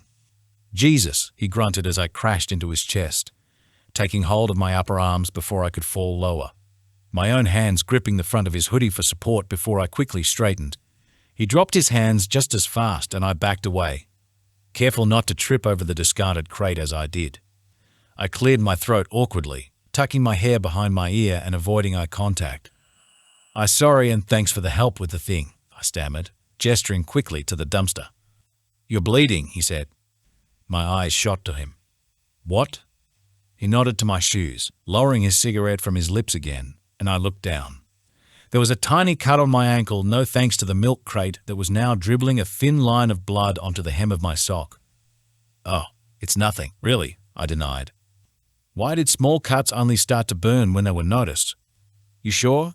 There's a first aid box inside." "I'll be fine." I forced a smile while the cut began to sting. He paused for a moment, studying my ankle, then dragging his eyes back to my face as he drew back on his cigarette. "At least you didn't run the dumpster into me again." He flicked ash to the ground. I grimaced. "You remember that?" "Parts of it." Smoke slipped through his lips on every word when his eyes gave me a subtle once-over. "You're stronger than you look." "It was just adrenaline," I said with a small shrug. "How was the fight?" He looked down at his knuckles, flexing his fingers as he shrugged too. "All right. How are you after the other night?" "Much better." He pressed his lips together, nodding in understanding before drawing back on his cigarette again, letting out the smoke on a heavy breath. "I guess we're even then." "I guess so. I should probably get back inside before I trip over anything else anyway." I gestured to my ankle. The blood had dried and clotted. Dean smiled a little. "Bye, Lily." I made to leave with a small, awkward wave, knowing that his intentions over what happened on Tuesday night was just to return the favor for what I had done on Sunday. I felt a little less worried about the whole plaything assumption Roxy had created. She was a confident, beautiful, and extremely self-aware young woman who knew exactly what she was doing when it came to men. I was a bumbling, naive girl who flushed red whenever a boy so much as looked my way. Roxy really had nothing to worry about. Just the idea of her and possibly anyone else at work thinking something might have happened between Dean and I was ridiculous. It would never happen. Ever. We were polar opposites. I still wanted to put the silly accusation to rest, and seeing as no one seemed to take my word for it. Dean? Addressing him by name tasted different on my tongue. He was still by the dumpster, finishing his cigarette, when he looked up at me, raising his scarred eyebrow in curiosity as I approached him again, wringing my hands slightly as I thought through how I would word this. The other night, when you brought me home, Roxy saw, as you know, and she thinks, well, assumes that something may have happened between us that night. I cleared my suddenly dry throat as he cocked his head to one side. Nothing happened, obviously, but I don't think she believes me, and I was kind of hoping that maybe you could say something to her. I can't guarantee she'll believe me either, he said, tossing the cigarette butt to the ground and snuffing out with the heel of his sneaker, burying his hands in his pockets and moving towards the door. I took a small step aside as he passed me, wondering if asking him to speak with Roxy was just a waste of time. He didn't seem interested whatsoever as he pulled the door open. I was about to politely tell him to forget about it when he turned side on and gestured for me to go through the door first. I nodded and went inside before he closed the door over behind us. The sound echoed along the corridor before he spoke again. I'll see what I can do, he said, pressing his lips together in a lopsided and very brief smile. Thank you. Music flooded into the narrow space as a group of men entered the corridor, leaving the door to slam shut behind them. There were 4 of them, laughing and joking loudly as they moved towards us. Barely fitting in the space of the narrow corridor, I wondered if I was going to be able to squeeze past them on my way back to the club. I wasn't exactly keen on the idea of being close to them, though. They all looked like they wouldn't hesitate to spike someone's drink, which made my skin crawl. Dean's voice came low and serious and much closer than I had expected. Stay with me, he muttered over my left shoulder. I looked back at him while his eyes remained locked on the group ahead. It was nice to finally not be the one on the receiving end of that look. I nodded slowly and moved closer to the wall, pressing my back up against it while flakes of the peeling paint fell around my feet. The man leading the group had a smug smile on his face the entire time and kept brushing a hand over his short, brown hair. His smile soon got wider when he spotted the 2 of us. There was a slight bounce in his step, even when he slowed to a stop in front of us, and his cheeks were covered in acne scars. Look who we have here, he said cockily with an Irish accent, subtly squaring up to Dean. The other 3 men sniggered, one winking at me. I tensed. With all 6 of us taking up the narrow space of the corridor, it was beginning to feel extremely claustrophobic. The leader of the group, eyes glinting with intent, stepped a little closer to Dean. How's the rib cage? He smirked. Dean tilted his head back, looking down his nose at the men, and casually slid his hands into the pockets of his black shorts. Keep moving, Murphy. Murphy faked a pout. Don't be like that. I just came to see the competition. You're looking better than the last time we caught up. Dean raised a brow. Isn't that how recovery works? Of all times to use sarcasm, now was not the time. Murphy chuckled, then pat Dean on the bicep. Dean's jaw clenched. I'm looking forward to our next match. Romeo, Murphy mocked. When he dropped his hand again, his eyes flicked to me. I swallowed and pressed myself into the wall, anticipating what he was about to say as he opened his mouth. But Dean took a step in front of me, half blocking me from Murphy's view. Murphy grinned broadly. Relax, Dean. I just wanted to say hello. He peered around Dean's shoulder and smirked at me anyway. How you doing, doll? Keep moving, Dean repeated, his tone a little less calm. A sly smile slowly slid to Murphy's face as he looked between Dean and myself, piecing something together in his head before he raised his hands, exposing his palms, and backed away. All right, we're leaving. Come on, lads. With one last look at Dean, Murphy and his group left for the basement at the other end of the corridor. Dean pulled his eyes from the basement door and looked down at me. When you finish your shift tonight, stay inside while you wait for your ride home, all right? He said firmly. I nodded quickly. The door to the club suddenly opened again, only it wasn't any more gamblers heading to the basement. I almost would have sighed if it weren't for the fact that the person now sauntering towards us was Roxy.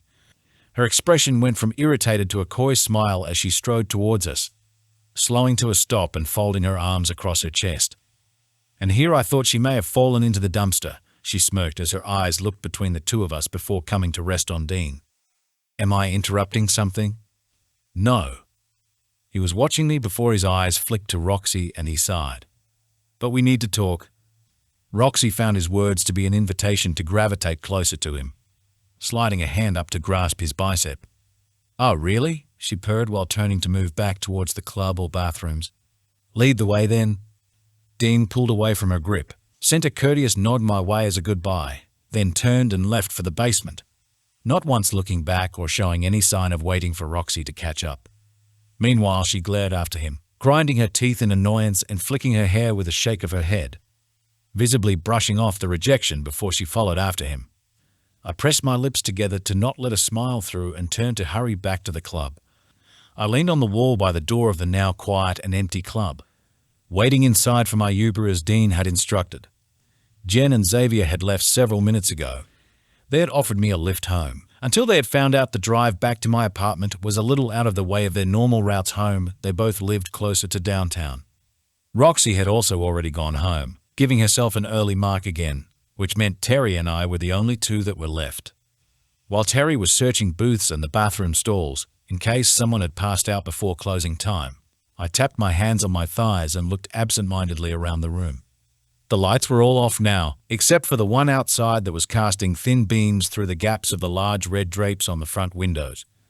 I found myself doing double takes at some of the shadowy areas of the club, as if someone was waiting there. Murphy, the guy who spiked my drink. James. I knew I was safe with Terry around and could see the bathroom lights were still on while he was in there. Without the music on, it was much easier to pick up on the sound of the city outside. Car horns, sirens, people enjoying a night out. A thump against the window and laughter just outside. I peered through the gap in the drapes and saw a small group of 5 men just outside. It was Murphy and his friends, crowding around a 5th person as they pinned him to the window. His dark hair and tattoos were the thing I recognized right before Murphy punched him across the face, snapping Dean's head to one side as blood sprayed across the window pane. "Terry, quick!" I moved as fast as I could, heaving open the front door, digging through my purse for the pepper spray my father had given me just as Murphy punched him again. Why wasn't he fighting back? Dean spat blood on the sidewalk, then smirked, his teeth stained red. "Is that it?" Murphy chuckled but was far from amused, jerking his knee upward hard and fast into Dean's crotch. Dean was visibly winded as he keeled over, dropping to his knees and holding himself while the group all laughed. Adrenaline had taken me over as I moved quickly towards them. The pepper spray bottle gripped in my hand as I forced my way in front of Dean just as Murphy readied himself to stomp his foot down on Dean's head. My hand shot up as I aimed the nozzle at Murphy's face and pressed down on the cap. Nothing came out. Crap. Well, that was short-lived, Murphy smirked as he moved closer. "Step aside, dollface." And suddenly he wasn't in front of me anymore but sprawled on the pavement several feet away, a result of Terry practically bulldozing Murphy to the ground with one shove. "The fighting stays in the pit," Terry growled, sending a glare to the rest of the group before they backed off warily. Murphy scrambled to his feet, his face full of rage as he marched back towards Terry only to be stopped by his friends. "It's not worth it. Look at the size of him," one murmured, glancing back at Terry's broad frame. It took Murphy a moment to reconsider his actions before he reluctantly walked away. "Let's get you inside," Terry said to Dean, who was slumped against the building with his eyes partially closed. Dean shook his head, pressing his bloody lips together. "I'm fine here," he said through gritted teeth. "Don't be stupid." Terry stepped forward, gripped Dean under one arm and carefully pulled him to his feet. I took a step back to give them space. "Wait," Dean said, bending over and pressing his hands to his knees. Blood dribbled down his chin as he winced. "Fuck me," he hissed in pain. "Lily, mind getting the door?" Terry asked as Dean straightened again, holding his stomach, his face pale, as he started walking uncomfortably towards the door, using the building as support. I moved quickly, pushing on the door and using my body to keep it open as they came inside. My Uber was still a little while away and they looked like they could use the extra help. As Terry walked Dean over to the closest booth, I made my way across the dance floor, using the light of my phone to find my way behind the bar. I went straight to the switches in the staff room and flicked on the ones for the booths before heading to the freezer to grab a bag of ice. On my way back through the bar, I grabbed a tea towel and a box of tissues, wrapping the tea towel around the bag of ice before bringing everything over to the booth they were at. Terry was standing outside the booth, his arms folded and shaking his head as he looked down at Dean. "They really got you, huh? What set them off?" Dean was sitting low in the booth, to avoid sitting directly on where he had been kicked, head back with his legs spread out under the table. "I don't know.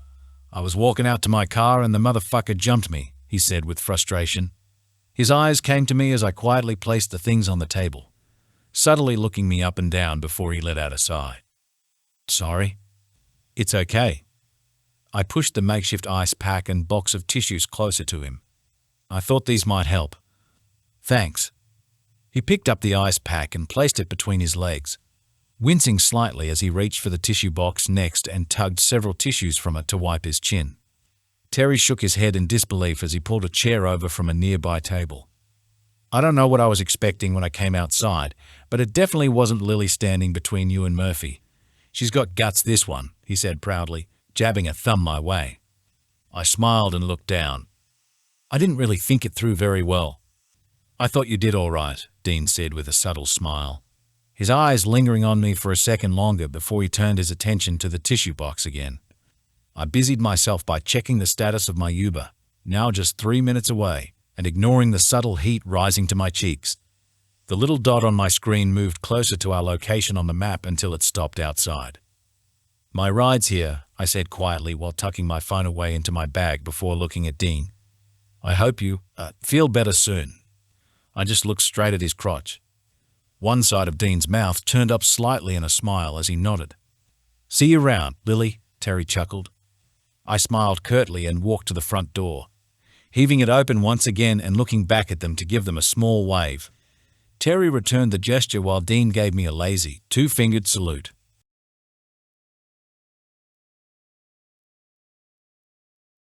Chapter 15. Lily. So much had happened in a single week that it was hard to believe it was already Friday. My life had become significantly busier, and I had witnessed and done things I would never have dreamed of doing in my lifetime.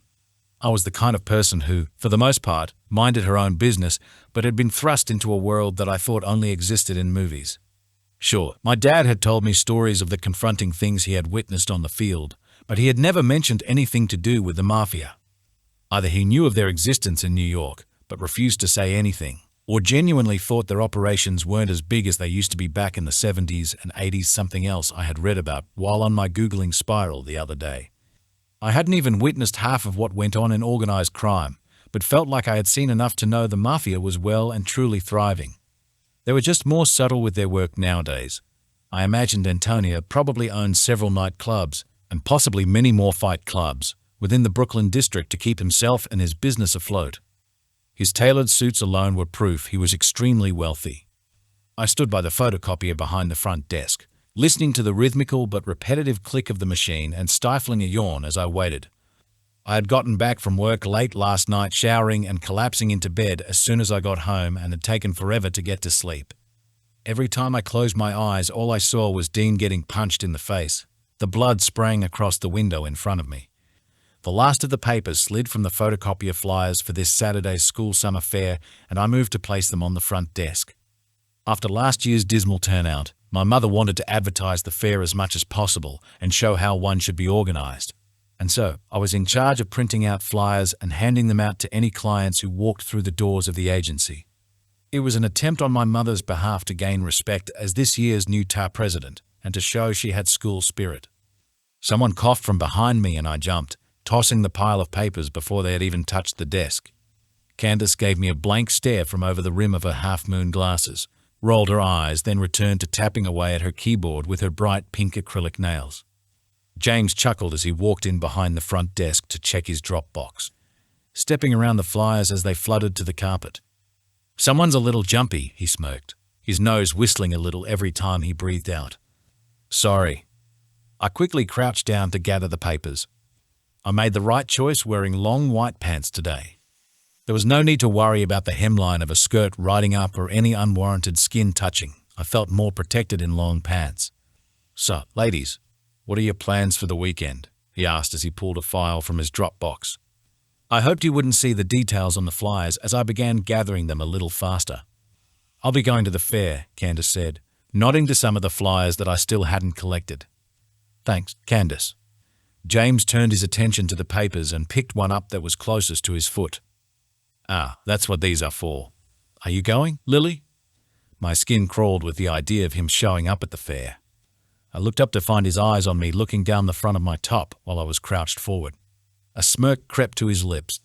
My hand shot to my chest to press the fabric of the top closer to me as I quickly gathered the last of the papers, then got to my feet. "I am," I said, pressing my lips together in a tight smile while my hands clutched the papers tightly. "Huh?" He nodded slowly as he read over the flyer in his pudgy fingers. "Shame it's on at the same time as my golf club meeting, otherwise I would go." My shoulders relaxed a little. "That is a shame. I wouldn't mention that to Kate, though," Candace chuckled in warning. "I'll sneak out of work today before she can catch me for a talk today," James joked. His eyes came to me, scanning me.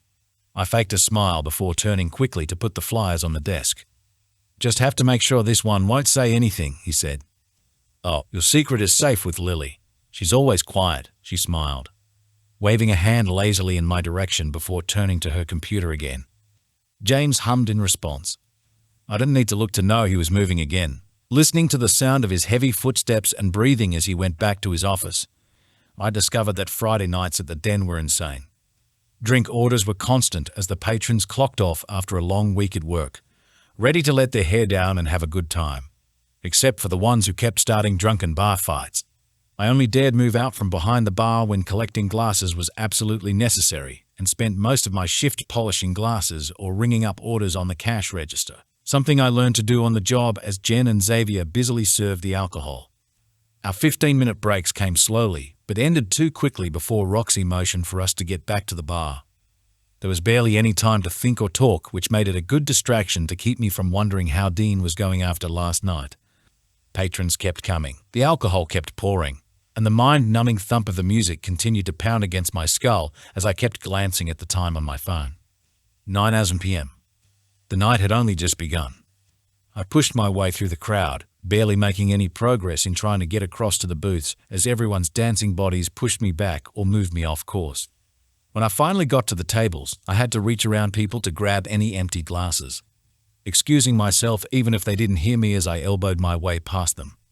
I repeated this process repeatedly until I got back to the bar, letting out a sigh as I placed the stacked glasses and drink tray onto the counter, wiping sweat from my brow and resting for a second before Xavier snapped his fingers at me, prompting me to get the glasses to the dishwasher in the staff room, something else I had to learn to do on the job.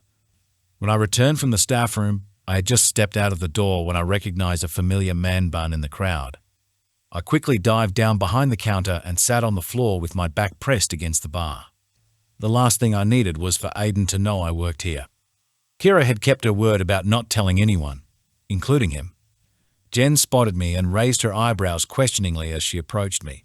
"What are you doing?" she mouthed as she bent over. "See the guy with the man bun?" I mouthed back, pointing upward. She peered over the counter, scanned the crowd, then spotted who I was referring to before looking down at me again. "He can't know I'm here." Jen nodded and straightened up to address Aiden as he stood on the other side of the bar. He ordered a scotch but decided to sit at the bar and drink it, leaving me to wait on the floor while Jen went to explain what I was doing to Xavier, who was wondering why I wasn't working. I just hoped Roxy didn't come out and see me like this. Aiden started talking to someone, his voice just audible over the music as I strained to listen to his conversation. A small part of me hoped I could catch him talking to another girl, but the more I listened, the more I realized he was on the phone to Kira. "Hey, baby, how'd bingo go?" The reason Kira wasn't with him, she had volunteered her time at a local community hall to serve food to the people attending a bingo night. They would have finished around 9 o'clock. "I bet you're wishing you came out with me instead, like we agreed," he said loudly over the music. There was a short pause as Kira responded. "I know, baby, and I love you for that. I just wish you'd put a little more of that big heart of yours into our relationship. You've made me look stupid sitting here on my own." My face twisted in disgust. "Are you kidding me?" I hissed in a whisper. Kira was the most doting, loyal girlfriend this guy could ever get, and he's saying she wasn't doing enough? She put her heart into everything she did. There was another brief pause before Aiden responded again. "All right, I'll see you tomorrow. Love you, baby." Jen approached him once again. He must have waved her over before serving him a second glass of scotch. I watched her face the entire time, relying on her to let me know if he had moved or not. When her gaze subtly scanned across the room to the right heading to the basement, she gave me the thumbs up that it was safe for me to get up again. "Who is he?" she asked as we both looked toward the basement. "Friend's boyfriend. He actually introduced me to the world of underground fighting." I smiled sarcastically at her. She raised her brow. "Oh, how charming." Excuse me? Am I the only one working tonight?" Xavier called over his shoulder as he mixed a drink, looking frustrated and stressed as his eyes widened at us both. "Get your ass over here, Jen. These people are animals." Sorry. Jen rolled her eyes and quickly moved to serve more patrons alongside Xavier while I moved to restock the bottles behind them. Watching Jen and Xavier being run off their feet while Roxy stayed in the air-conditioned staff room, I began to seriously consider getting my liquor license. We were extremely understaffed, and it baffled me why Roxy or Antonio didn't just hire more qualified bartenders instead of only me, a girl with a barista qualification she hadn't even put to use yet. I knew Antonio had only hired me to keep an eye on me, as Dean had so bluntly put it, but I wanted to do more for the bar staff. Actually put in the work instead of worrying about what Roxy was reporting back to Antonio.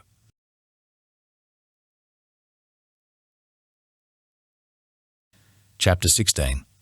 Dean.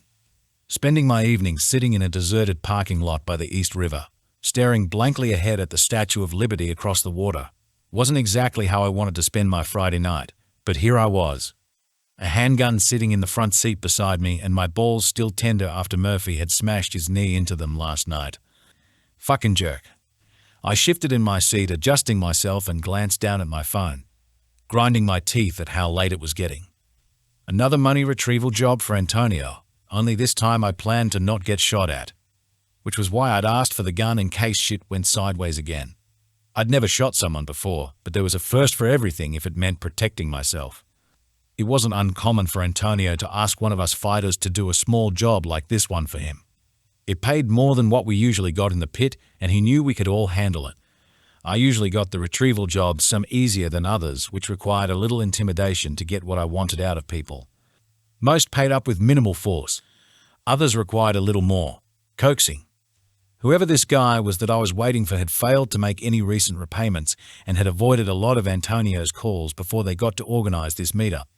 He was shit scared, I didn't blame him, but he was also stupid for thinking he could get away with owing the boss 100 grand. My phone buzzed on the dashboard. It was a text from Roxy wondering if I was free later. I responded with maybe, but knew I wouldn't meet with her tonight. I didn't think my balls could handle any more pressure.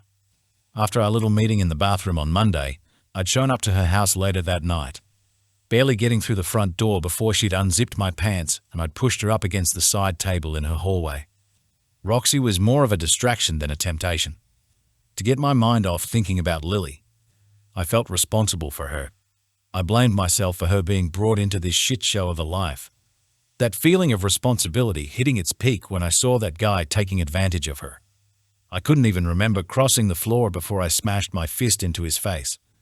A pair of headlights shone brightly in my rearview mirror, pulling me out of my head as the car came to a stop behind mine.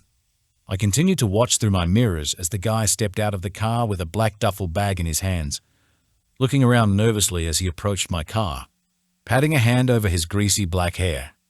I picked up the gun and grabbed the keys from the ignition, my eyes still watching the guy for any signs of a threat, before I stepped out of the car, tucking the gun into the back of my waistband and tugging my shirt down over it as I slowly approached him, keeping my expression neutral as he shifted on his feet under my gaze. I stopped at the trunk of my car and he tossed the bag at my feet. It's all there," he said quickly. "It better be." I popped the hood of the trunk to reveal a cash counter inside it, then rested my hip against the car. Arms folded loosely across my chest as I nodded to the machine. "Want it counted for me?" All color drained from his face as he swallowed hard. Eyeing the machine with wide eyes, he took a hesitant step forward, smiling but it didn't meet his eyes, then lifted the bag into the trunk and unzipped it. I waited and watched as he loaded each stack of $100 bills into the machine. The numbers on the screen gradually increased as the machine flicked through every note until he put in the last of it, rounding the number off to 90 grand. My right eyebrow raised slightly as he began to stammer. Let me count that again. He laughed nervously as he began to reload the notes. Maybe the machine's broken.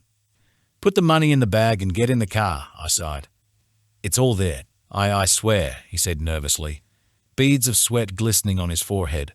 He looked exactly like all the other liars I'd met doing these jobs. It was kind of tiring when they stalled like this.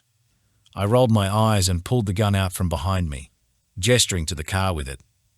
Don't make me repeat myself, I warned. His expression became a little more urgent as he pressed his palms together. I'll get him the rest of it. I promise. Great. You can tell him that yourself.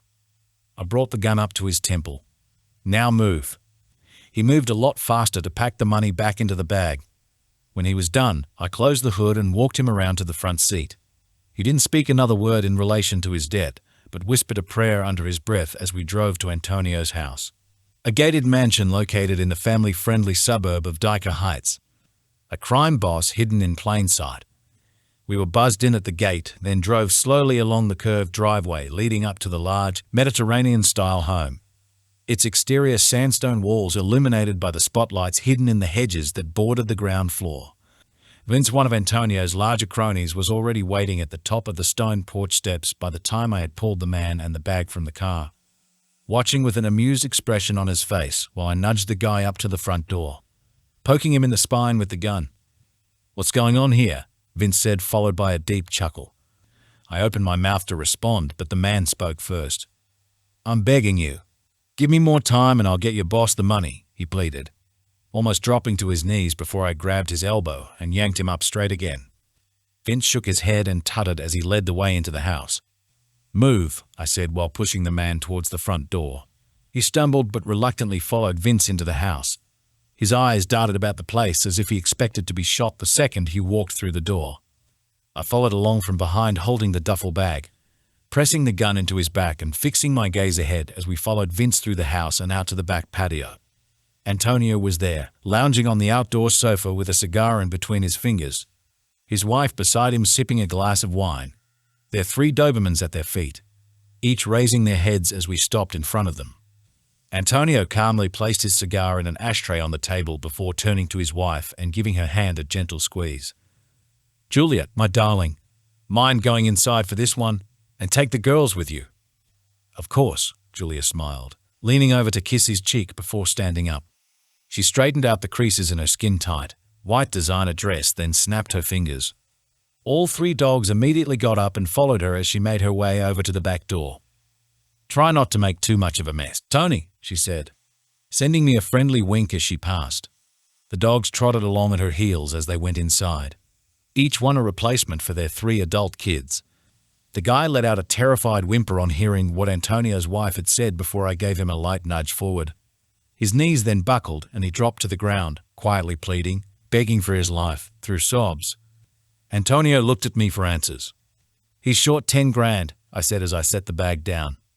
Antonio sighed and rubbed his forehead before he looked down at the man groveling at his feet. How disappointing. I'll handle this from here, Dean, he sighed tiredly, motioning for me to hand the gun to Vince. Yes, boss. I nodded once and handed the gun over. As I did, Vince retrieved a silencer from his back pocket, screwing it onto the barrel of the gun, then turning the weapon over in his hand tauntingly with a smirk. Well aware of the man watching him in complete fear of what was about to happen to him, he began begging a little louder. I backed off and left via the garden. Just as I rounded the house, ignoring the man's cries, there was a faint pop and everything was quiet again, except for the sound of the sprinklers spitting water across the front lawn as I walked to my car. I wasn't a stranger to the murders Antonio orchestrated. It was just better to push them down than think about them too much. As soon as I was back in my car, I lit a cigarette. Taking a long draw back on it, I filled my lungs with the smoke, then breathed it all out again with a deep sigh. It had ticked over to 9 o'clock by the time I pulled into the parking lot of the Bay Ridge Community Hall, scanning the crowd that was milling about the entry to the building for a little Italian woman in a wheelchair, ignoring the fact that this same suburb was where Lily lived or that her house was just 7 minutes away from Antonio's. The low rumble of the Cadillac attracted some attention from the bingo players, most of them old people leaving the hall. They either watched me curiously as I pulled into a parking space closer to the door, or smiled nostalgically at the vintage car. I really didn't mind or care. I buried my hands into the pockets of my jeans as I strode over to the bottom of the wheelchair ramp, leaning casually against the handrail while I waited for my mother, who was probably caught up inside chatting to friends. The majority of the people leaving the place were also caught up in their own conversations, too busy talking to notice me, and if they did, they smiled politely, except for the snobbier people. Their eyes gave me the once-over as they took in my black clothes, the tattoos on my arms, neck and hands, the unlit cigarette hanging from my lips after I'd hesitated to light it when one middle-aged woman looked at me a little too long. I lowered the lighter, the flame going out, and quirked an eyebrow at her as she waited at the bottom of the stairs for her husband. He was saying goodbyes to people at the door. She examined me with a disgusted, skeptical look in her eyes until she looked up at my face. I smiled lazily and winked. She let out an offended gasp, her hand slapping to her chest before she turned furiously to face her husband. "How dare you, Henry?" she cried shrilly, cheeks flushed as she fussed with a strand of blonde hair that had fallen from the tight bun on her head. I forced back the urge to smile wider, crossing my arms and ankles as I shook my head in amusement. Henry, who just finished his goodbyes, turned around at the top of the stairs as he looked at his wife with his eyebrows raised. "What, Susan?" She jabbed an accusing finger in my direction. This man. He winked at me suggestively," she hissed. Her eyes narrowed at me when I scoffed. Henry followed her gaze. At first his eyes widened when he saw me, but then he sighed tiredly and walked down the stairs to his wife. "Susan, he is twice as big as me," he muttered. "What did you want me to do? Step on his foot and hope he didn't throw me across the parking lot? Come along now." He gently steered her in the opposite direction, shaking his head while she quietly argued with him. She turned to give me one last scornful look from over her shoulder, and I winked at her again, this time letting out a chuckle at the expression on her face. Dean Romeo Mordo. I looked up to the top of the ramp where my mother was sitting with 2 cookie trays in her lap, an unimpressed frown on her face, the slightest of smiles tugging at the corner of her lips even as she tried to hide it. "Stop winking at the bingo players. They won't let me back if they find my son annoying the women," she warned, shaking a finger at me. I half smiled as I walked up the ramp to greet her. "You kiddin'? You're the best cook here. They'd be stupid to let you go." I stepped in behind her wheelchair, then leaned over to peck her on the cheek. She shook her head again, but I could hear the smile in her voice as I wheeled her down the ramp. "You have not changed since you were a little boy." I faked confusion and hid my smile. "What do you mean?" "Changing the subject to avoid trouble," she tutted. I laughed softly as I steered her towards the car. "How was your night?" "Changing the subject to avoid trouble."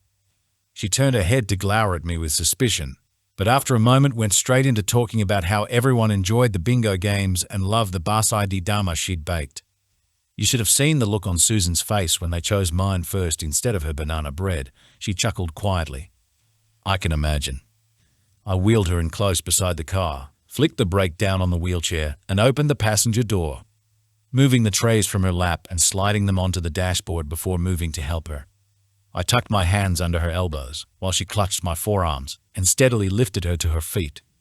Without the use of her legs, I took all her weight and slowly turned her back towards the car, lowering her into the front seat.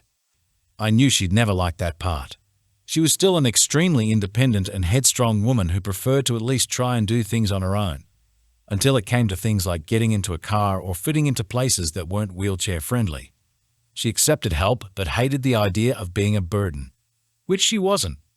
She closed the door herself without a word, and I folded up her wheelchair to put it in the trunk, setting it down in the space beside the cash counter, then closing the hood with a soft thud. As I moved around the back of the car, twirling the car keys around my index finger, my attention was pulled to a young woman standing a little further down the sidewalk. I'd forgotten her name, but I recognized her long, curly red hair. Lily's roommate. She looked a little worried as she stood by her bike, talking on her phone and shifting on her feet. They needed extra volunteers at the last minute. I didn't want to let them down. Whoever was on the other end of the call responded with something that made her pause. Her expression was riddled with guilt and concern. "Aiden, I'm sorry. I had no intention of making you look stupid. I'll make it up to you, I promise," she said earnestly. I frowned but got into the car. "Who was she?" Mom asked. her eyes fixed on the redhead. Dunno. I pressed my lips together and started the car, resting my hand on the back of the passenger seat while I turned to look out the back window and reversed out of the parking space, keeping a straight face the entire time, aware of my mother studying it. She had always been pretty good at reading faces, and so I had mastered the perfect poker face, starting at an early age for whenever I got myself in trouble. It had worked, like the many times before, and she didn't ask any questions about the redhead for the rest of the ride home. Instead, she filled me in on the petty dramas that went on during a bingo game, along with the stupid rumors and Katniss, the Susan woman's name getting a few mentions. "I wonder if there's rumors about me that I don't know about," she said as she watched the passing houses of Bensonhurst from her window. She sounded almost excited by the idea. "There better not be. Otherwise, I will give them something to talk about." I was only half joking. "Dean," she scolded as she smiled, "you will do nothing if there was." "Fine. But if they do?" "I won't be telling you," she chuckled. I scoffed as I looked ahead, resting my hand on the bottom of the wheel. We were as bad as each other when it came to our stubbornness. A moment of silence passed before I noticed her tapping her fingers impatiently on her knees, itching to say something but holding off. "What?" "Nothing." It wasn't nothing. She had a little smirk on her face and kept looking my way, something she had been doing for the past 3 days, usually followed by questions about a certain person she'd grown obsessed with since I'd brought them home. "Don't start," I warned. "I didn't say anything." "You didn't have to. It's all over your face." She gaped. "I want to know how she was going. Is that a crime?" A heavy breath escaped my lips. "She's fine." "Good. She's a very nice young lady. Pretty name too." She paused, looking out the window, then quickly added, "Girls like that don't come by often." My lips formed a straight line as I breathed out a subtle laugh, or a flustered sigh. This was why I didn't bring girls home. My mother wasn't a traditionalist, but that didn't stop herself playing matchmaker. The second she saw me so much as glance in the direction of a pretty girl, she jumped to asking about them. She'd recently become a little more obsessed over talking about Lily, though, dropping not-so-subtle hints about how she wouldn't mind talking to her again. I remained silent as we drove down our street, and she huffed with irritation. "Fine. Don't say anything. I can give silent treatment too." She folded her arms tightly across her chest. I knew she'd only last an hour, not even that, before she spoke to me again.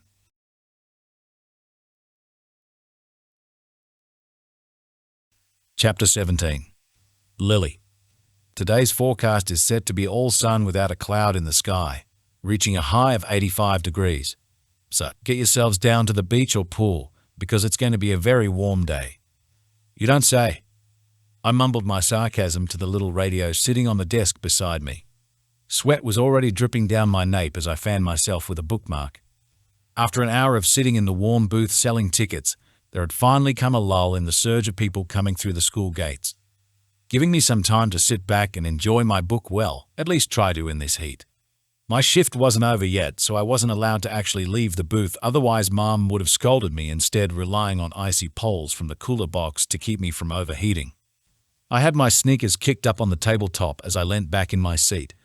My nose was buried in a book as a light summer breeze blew across the fairground, coming in through the window of the booth and lifting the strands of hair that had fallen from the bun on my head away from my face. It was only brief, and soon the air was thick with humidity again. There was a soft knock on the outer side of the booth, and I looked up to the window. My gaze came to meet a pair of hazel eyes that belonged to a young man with honey blonde hair and lightly tanned skin. "Hi," he smiled easily. There was something familiar about his face, but I couldn't figure out where I might have seen him before. "Hi," I smiled, quickly trying to straighten myself out, but my heel caught on the edge of the desk, and I almost toppled backwards out of my seat. I caught myself on the edge of the table, then stood, brushing my hair from my face and smiling again. "How many tickets would you like?" "Oh, no. I already bought mine from the other guy who worked the shift before you." He motioned to the ticket in his hand. I frowned slightly. "Okay. Did you need help with anything?" He half smiled, brushing a hand through his tousled hair. "You don't remember me, do you?" I grimaced as I shook my head. "Sorry, no. We met last Saturday. I was the waiter who served your family." He spoke with a hopeful look in his eyes while he tried to jog my memory. It clicked and I snapped my fingers in realization. He looked so different in a polo t-shirt compared to the white button-up and apron he had worn for work. "Ooh, yes. It's Oliver, right? I'm Lily." "It's nice to properly meet you, Lily," he said happily, a little twinkle in his eye. "Your mom told me you'd be here." "She did she?" That had explained why she had been so adamant on me being here. I glanced over to the raffle draw wheel she was running. Sure enough, she was watching our little meet-up play out like she'd planned. A satisfied smile on her face as she gave me a little wave. I smiled politely back at her, then looked at Oliver. "Sorry for interrupting you." He nodded to the book still in my hand. "Good book?" "Yeah," I smiled faintly, turning the book over to look at the cover. "What's it about?" "Just another romance novel." I definitely wasn't about to mention the sexual tension and racy scenes hidden within the pages. I smiled politely at him instead. "Are you here with your sister?" "Yeah, she's a freshman. I'm stuck being her chaperone for the day while she hangs out with her friends." Smiling seemed to be his resting expression, a complete opposite to Dean's always serious one. Even when Oliver wasn't smiling, the corner of his lips turned up slightly. "You've got a sister here too, right? They probably already know each other." "Probably. Mine's a sophomore." "Huh," he nodded slowly. "Did you go to school here too?" "Yeah, although I don't remember you going here." I cringed slightly. I hadn't meant to sound rude. I hoped it didn't sound rude. "Oh, no. My family moved us here from Jersey after I graduated high school." He went to say something else when a young girl appeared at his side, looking almost identical to him except for the age gap. His younger sister. "Hey, I'm ready to go now. Claire and I want to go shopping," she said with a bored look on her face, motioning to another girl waiting nearby. Oliver raised his eyebrows, then looked at me. "And this is my sister, Eliza." I smiled politely at her. "Hi." "Hi," she deadpanned before turning to him. "Can we go now?" "Yeah, fine. Go wait by the car." He rolled his eyes as she walked away with her friend, then returned to smiling at me. So. He leaned against the counter again. "Do you think it'd be a little too soon of me to ask you on a date?" I was surprised and flattered all at once. He seemed nice, but I was hesitant. The dates my mother organized often started with a charming young man, usually tied to his parents' impressive social status, but would quickly go downhill when they wanted more too quickly. I crossed my arms over my middle. "I don't know." "Come on." Another easygoing smile. "It's just one date. After that we can figure out where to go from there," he shrugged. That was easy for him to say. He wouldn't have to answer to my mother. If I refused him, I would never hear the end of it from her. Yet if I said yes, she would be at me every day asking when the next date would be. At least by saying yes, I would have more control over the situation. I knew Mom wouldn't stop playing matchmaker until I had a respectable boyfriend. Oliver looked at me with a hopefulness in his eyes. It couldn't hurt. I smiled a little, my stomach already fluttery. "Okay, I'll go on a date with you." "Really?" "Yes." "Great," he beamed. "Have you heard of Lana's Cafe? The one with the pink umbrellas outside?" "I love that cafe. I go there a lot with my friend." My own smile was growing. "Well, great. We could meet there, say, 1 o'clock tomorrow." "Tomorrow. Too soon." No, it's fine," I smiled politely. "Tomorrow's perfect." "Perfect," he echoed the word almost blissfully before pulling his phone from his back pocket. "Maybe we should exchange numbers, in case plans change or something. Although I hope they don't." His chuckle sounded strained, pulling a hand through his hair again. A pink tinge had appeared on his cheeks, and I realized he was just as nervous as myself. "Of course." I smiled warmly this time and pulled out my own phone, opening a new contact before switching with him and typing my number into his. We then handed them back again, accidentally and awkwardly brushing fingers before pocketing them quickly. It definitely wasn't just the booth making my face feel warm. "I will see you tomorrow then." His smile couldn't get any bigger as he drummed on the countertop happily, winking, then turning on his heel and leaving with a bounce in his step, leaving me to sit back in my seat in bemusement as a goofy grin crept to my face. Kira arrived during the switching of the ticket booth shifts. Another mother from the school took over the role, which meant my Saturday afternoon was officially free. The first thing on the agenda was to get cotton candy, the biggest wad of it we could get since I got a discount with Mom being on the tower. Once we had one each, we wandered about the fairground, giggling and riding a sugar high as we weaved through the crowds. I honestly couldn't tell the difference between an old Ford and an old Mustang, Kyla laughed, referring to her morning at the car show she went to with Aiden. But he absolutely loved it. He was like a little boy in a toy shop. I also kind of let slip that you'd ridden in a vintage Cadillac, she grimaced sheepishly. I groaned. Kyla. She raised her hands defensively but still smiled. I didn't say anything about Romeo or your job at the den, so you don't need to worry about Aiden asking for an autograph, although it wouldn't hurt. She looked at me with a hopeful expression, then pressed her palms together. Her brows knitted as she began begging. It would make Aiden so happy. Can't he get it himself? He's the one who goes to those fights more than me. Not that I've been into the basement since last Saturday, I quickly added. Liar. It's always too crowded for him when he tries to get one. She kicked a stone, not out of anger, but just because it was there, then tried her happy begging again. Come on, Lily. We had our first fight the other day and I want to make it up to him. She batted her lashes. Please? I frowned. You had a fight? She waved her hand. Just over something silly, please. I'll cook every night this week, no, every night this month. I couldn't help but laugh a little. Kyla, you can't cook. So, I'll do the dishes. I can't just walk up to Romeo and ask for him to sign something. We aren't exactly friends. Acquaintances, maybe? But you do work together. You're practically colleagues. We work in the same building doing different things. I shrugged in denial. We have nothing to do with each other. Tell that to last weekend when he slept on the couch. Or when I woke up in his bed. Kyla looked at me skeptically. Because people who have nothing to do with each other bring each other home after near misses with a spiked drink. Her brow raised suggestively as she stopped walking and placed a hand on her hip. I sighed. Or he was just being polite. Yes, because breaking someone's jaw was oh so polite too. Who said chivalry was dead? Very polite. She wiggled her brows. Couldn't a man and woman help each other out without the assumptions that followed? He slept on the couch. My expression had fallen flat. Still. She poked my sides and I flinched away, forcing back a smile. You've got to admit he is gorgeous. She had that right. If I get his signature, will you stop wiggling your eyebrows? I said, defeated. I wasn't exactly comfortable with the idea of asking Dean for one, mainly because he didn't seem to give them out too often or at all. Plus, with my recent track record of speaking to him, I wasn't exactly confident that I wouldn't turn tomato red when I approached him. At this rate, he probably thought I had trouble regulating body heat. Oh my God, thank you. Kyla flung her arms around me, almost knocking us into a passing family. Aiden is going to be so happy. I patted her arm, struggling to breathe a little, but happy to know I would at least be getting Kyla out of the metaphorical doghouse Aiden seemed to have her in after their fight. I wasn't doing this for him, although it did mean he would find out where I worked once Kyla told him about how I happened to get the signature. She could lie, but then how else would I have gotten Dean's, or rather Romeo's, signature?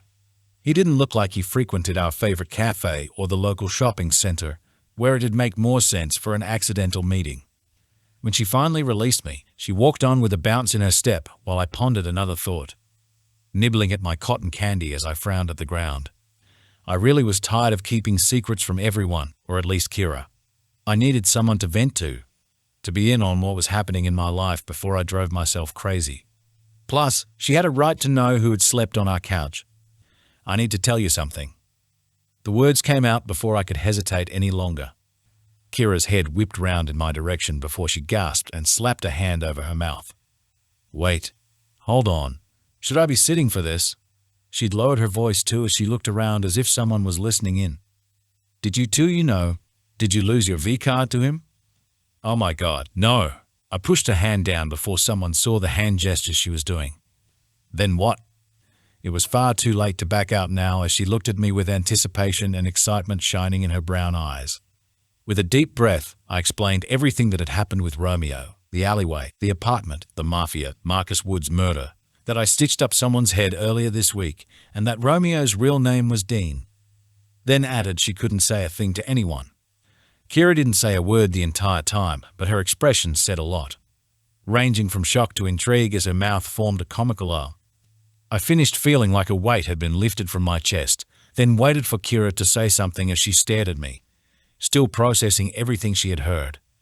"Holy shit," she was all she said, and then, "Holy shit, I don't even know what to say." I smiled awkwardly. She shook her head in bemusement, staring blankly at the ground for a while. "You definitely take the cake for the most unusual meet cute. Seriously, I just told you I'm working for a, I lower my voice, mob boss, and that's what you think of. Well, it's not like you go on heists for them, or do you?" She looked at me skeptically. I shook my head quickly. "Definitely not." "Well then, can you blame me for getting excited about your meet cute? I want you to find a boyfriend already so we can go on double dates." She looped her arm through mine and bumped my hip as we walked. I rolled my eyes and smiled. "You're ridiculous, but you'll be happy to know that I actually gave my number to a boy today." She gasped. "Who?" "Mom kind of orchestrated it, but he's actually pretty cute." Kyra squeezed my arm with urgency. "I need details. What's his name? What is he like?" "Well, his name is Oliver, and he's quite charming. We're getting coffee tomorrow. Or at least he is. I'll probably get a shake or something, what? Look at you getting all smiley about him." She wiggled her finger at my face. I swatted at her hand, forcing back my smile. "Oh, stop. He seems like a genuinely nice person." "I'm happy for you," she smiled. "Just don't bum up the first date. I want those double dates already." I laughed. "I'll try not to." A moment passed as we walked together before I spoke again. "What did you guys fight about?" "Huh?" I frowned at her feigned confusion. "You said you and Aiden had a fight." "Oh, yeah. It was nothing." She smiled reassuringly, but it didn't reach her eyes as she tucked a lock of her red curls behind her ear. "We went shopping together after the car show. I bought a new plant. It's stunning, by the way. Anyway, I put it on the back seat of his car and completely forgot about putting something under the pot, and the damp soil kind of wet the seat. Aiden got a little frustrated but apologized later for raising his voice. I stopped. "He raised his voice at you?" Kyra shrugged and tugged me into walking again. "It's nothing. I should have thought to put something under the pot." The underground fighting was clearly rubbing off on me. I'd never wanted to punch Aiden so badly in the face. Kyra hung around with me until the end of the fair. We waited by the school gate, sipping raspberry slushies until my mother and Jane found us. Of course, the former immediately began asking what had come from my little introduction to Oliver earlier, micromanaging how I should go about handling our first date and what I should wear. "Wear something feminine." "Yes, Mum." "And maybe leave your hair out, and wear some makeup, but not too heavy." I nodded patiently as she fussed, ignoring the eye rolls and faces Jane was pulling behind her back. Kyra stifled a laugh and Mum shot her a subtle glare before her eyes returned to me, flicking her bob and straightening her jacket. "Your father has some big news to share. I hope you don't mind coming back with us this afternoon," she said pointedly, plastering a smile on her face. I smiled politely. Even if my stomach had tightened at the thought of conversing with my father when I knew so much about illegal fight clubs. "Of course. Can Kyra come?" My mother hadn't really acknowledged Kyra since greeting me at the school gates until now. Her smile strained as she invited Kyra along to afternoon tea too. "Please say yes," Jane pleaded quietly. Her own straight, red hair was a complete color match to Kyra's bouncy curls.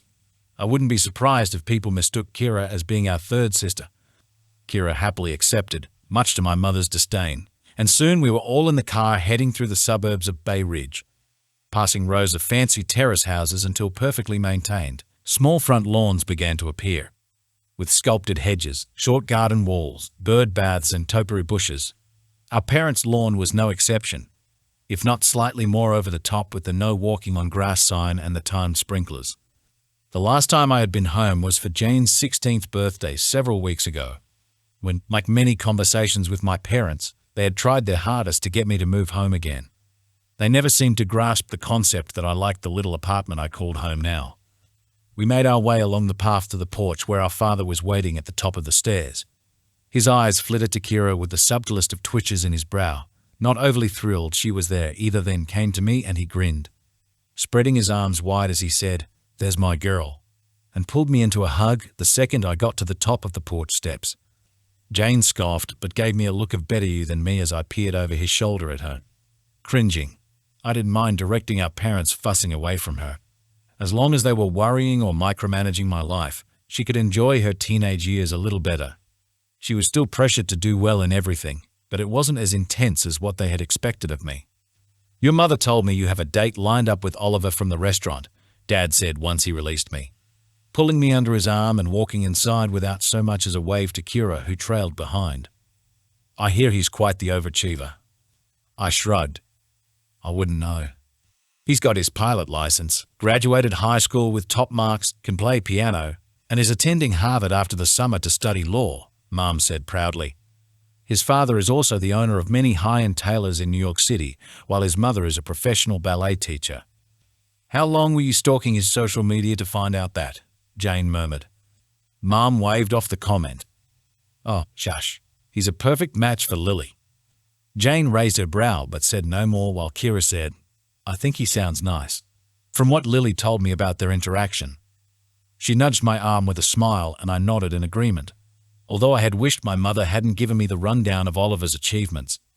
It made him sound more unapproachable than the Prince Charming I had met at the fair today, more out of touch with society.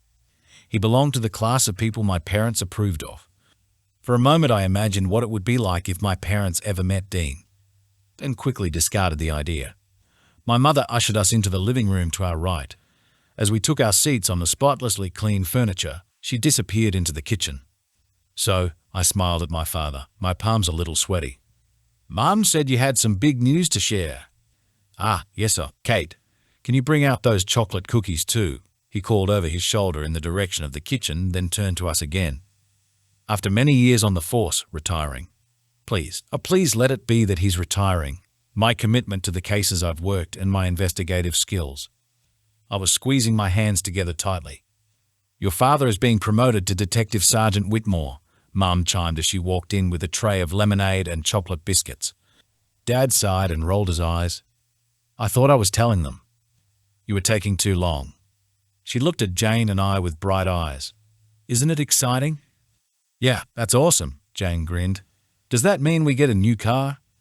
"Jane, please be a little more considerate," Mom scolded before looking at me. "I see the good news has rendered Lily speechless." That was an understatement. All I could hear was the spike in my heart rate pounding in my ears until Kyra lightly nudged my shoulder. "It's great news. Congratulations, Dad. You deserve it," I said happily before taking a glass of lemonade and sipping at it to mask any signs of panic on my face. "Does that mean you'll be working on bigger cases, catching the real bad guys?" Jane asked as she picked up a cookie. "Well, no. I've still got some loose ends with that Marcus Woods murder case. There's a strong possibility it was linked to an underground fight club." He had barely spoken the last word before I inhaled my lemonade too quickly, choked as the bubbles burnt my throat, then blew it back out through my nostrils where it stung even more. Kyra rubbed my back while my mother handed me a box of tissues for the mess I had sprayed on myself. "Sorry," I breathed, burping much to my mother's disgust while Jane laughed before smiling sheepishly. "Drank that a little too quickly. What were you saying, Dad?" Dad frowned at me for a moment before continuing, but I couldn't hear him as I panicked on the inside, riddled with what I knew. Everything I had witnessed could crack his murder case a little wider. I could tell him all about Antonio and give him the opportunity to make the biggest arrest of his career.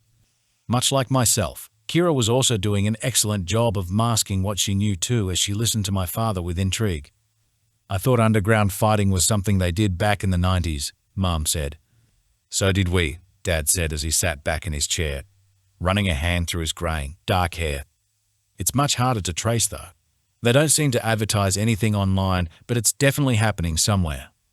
Yeah, right below my feet every weekday night during my shifts at the den." Mum shook her head, muttering something about lowlives and criminals, then returned to the subject of our father's new role. "There's a promotion ceremony happening this Tuesday and we're all to be there," she said pointedly to Jane, who rolled her eyes. "Except for you, Kyra.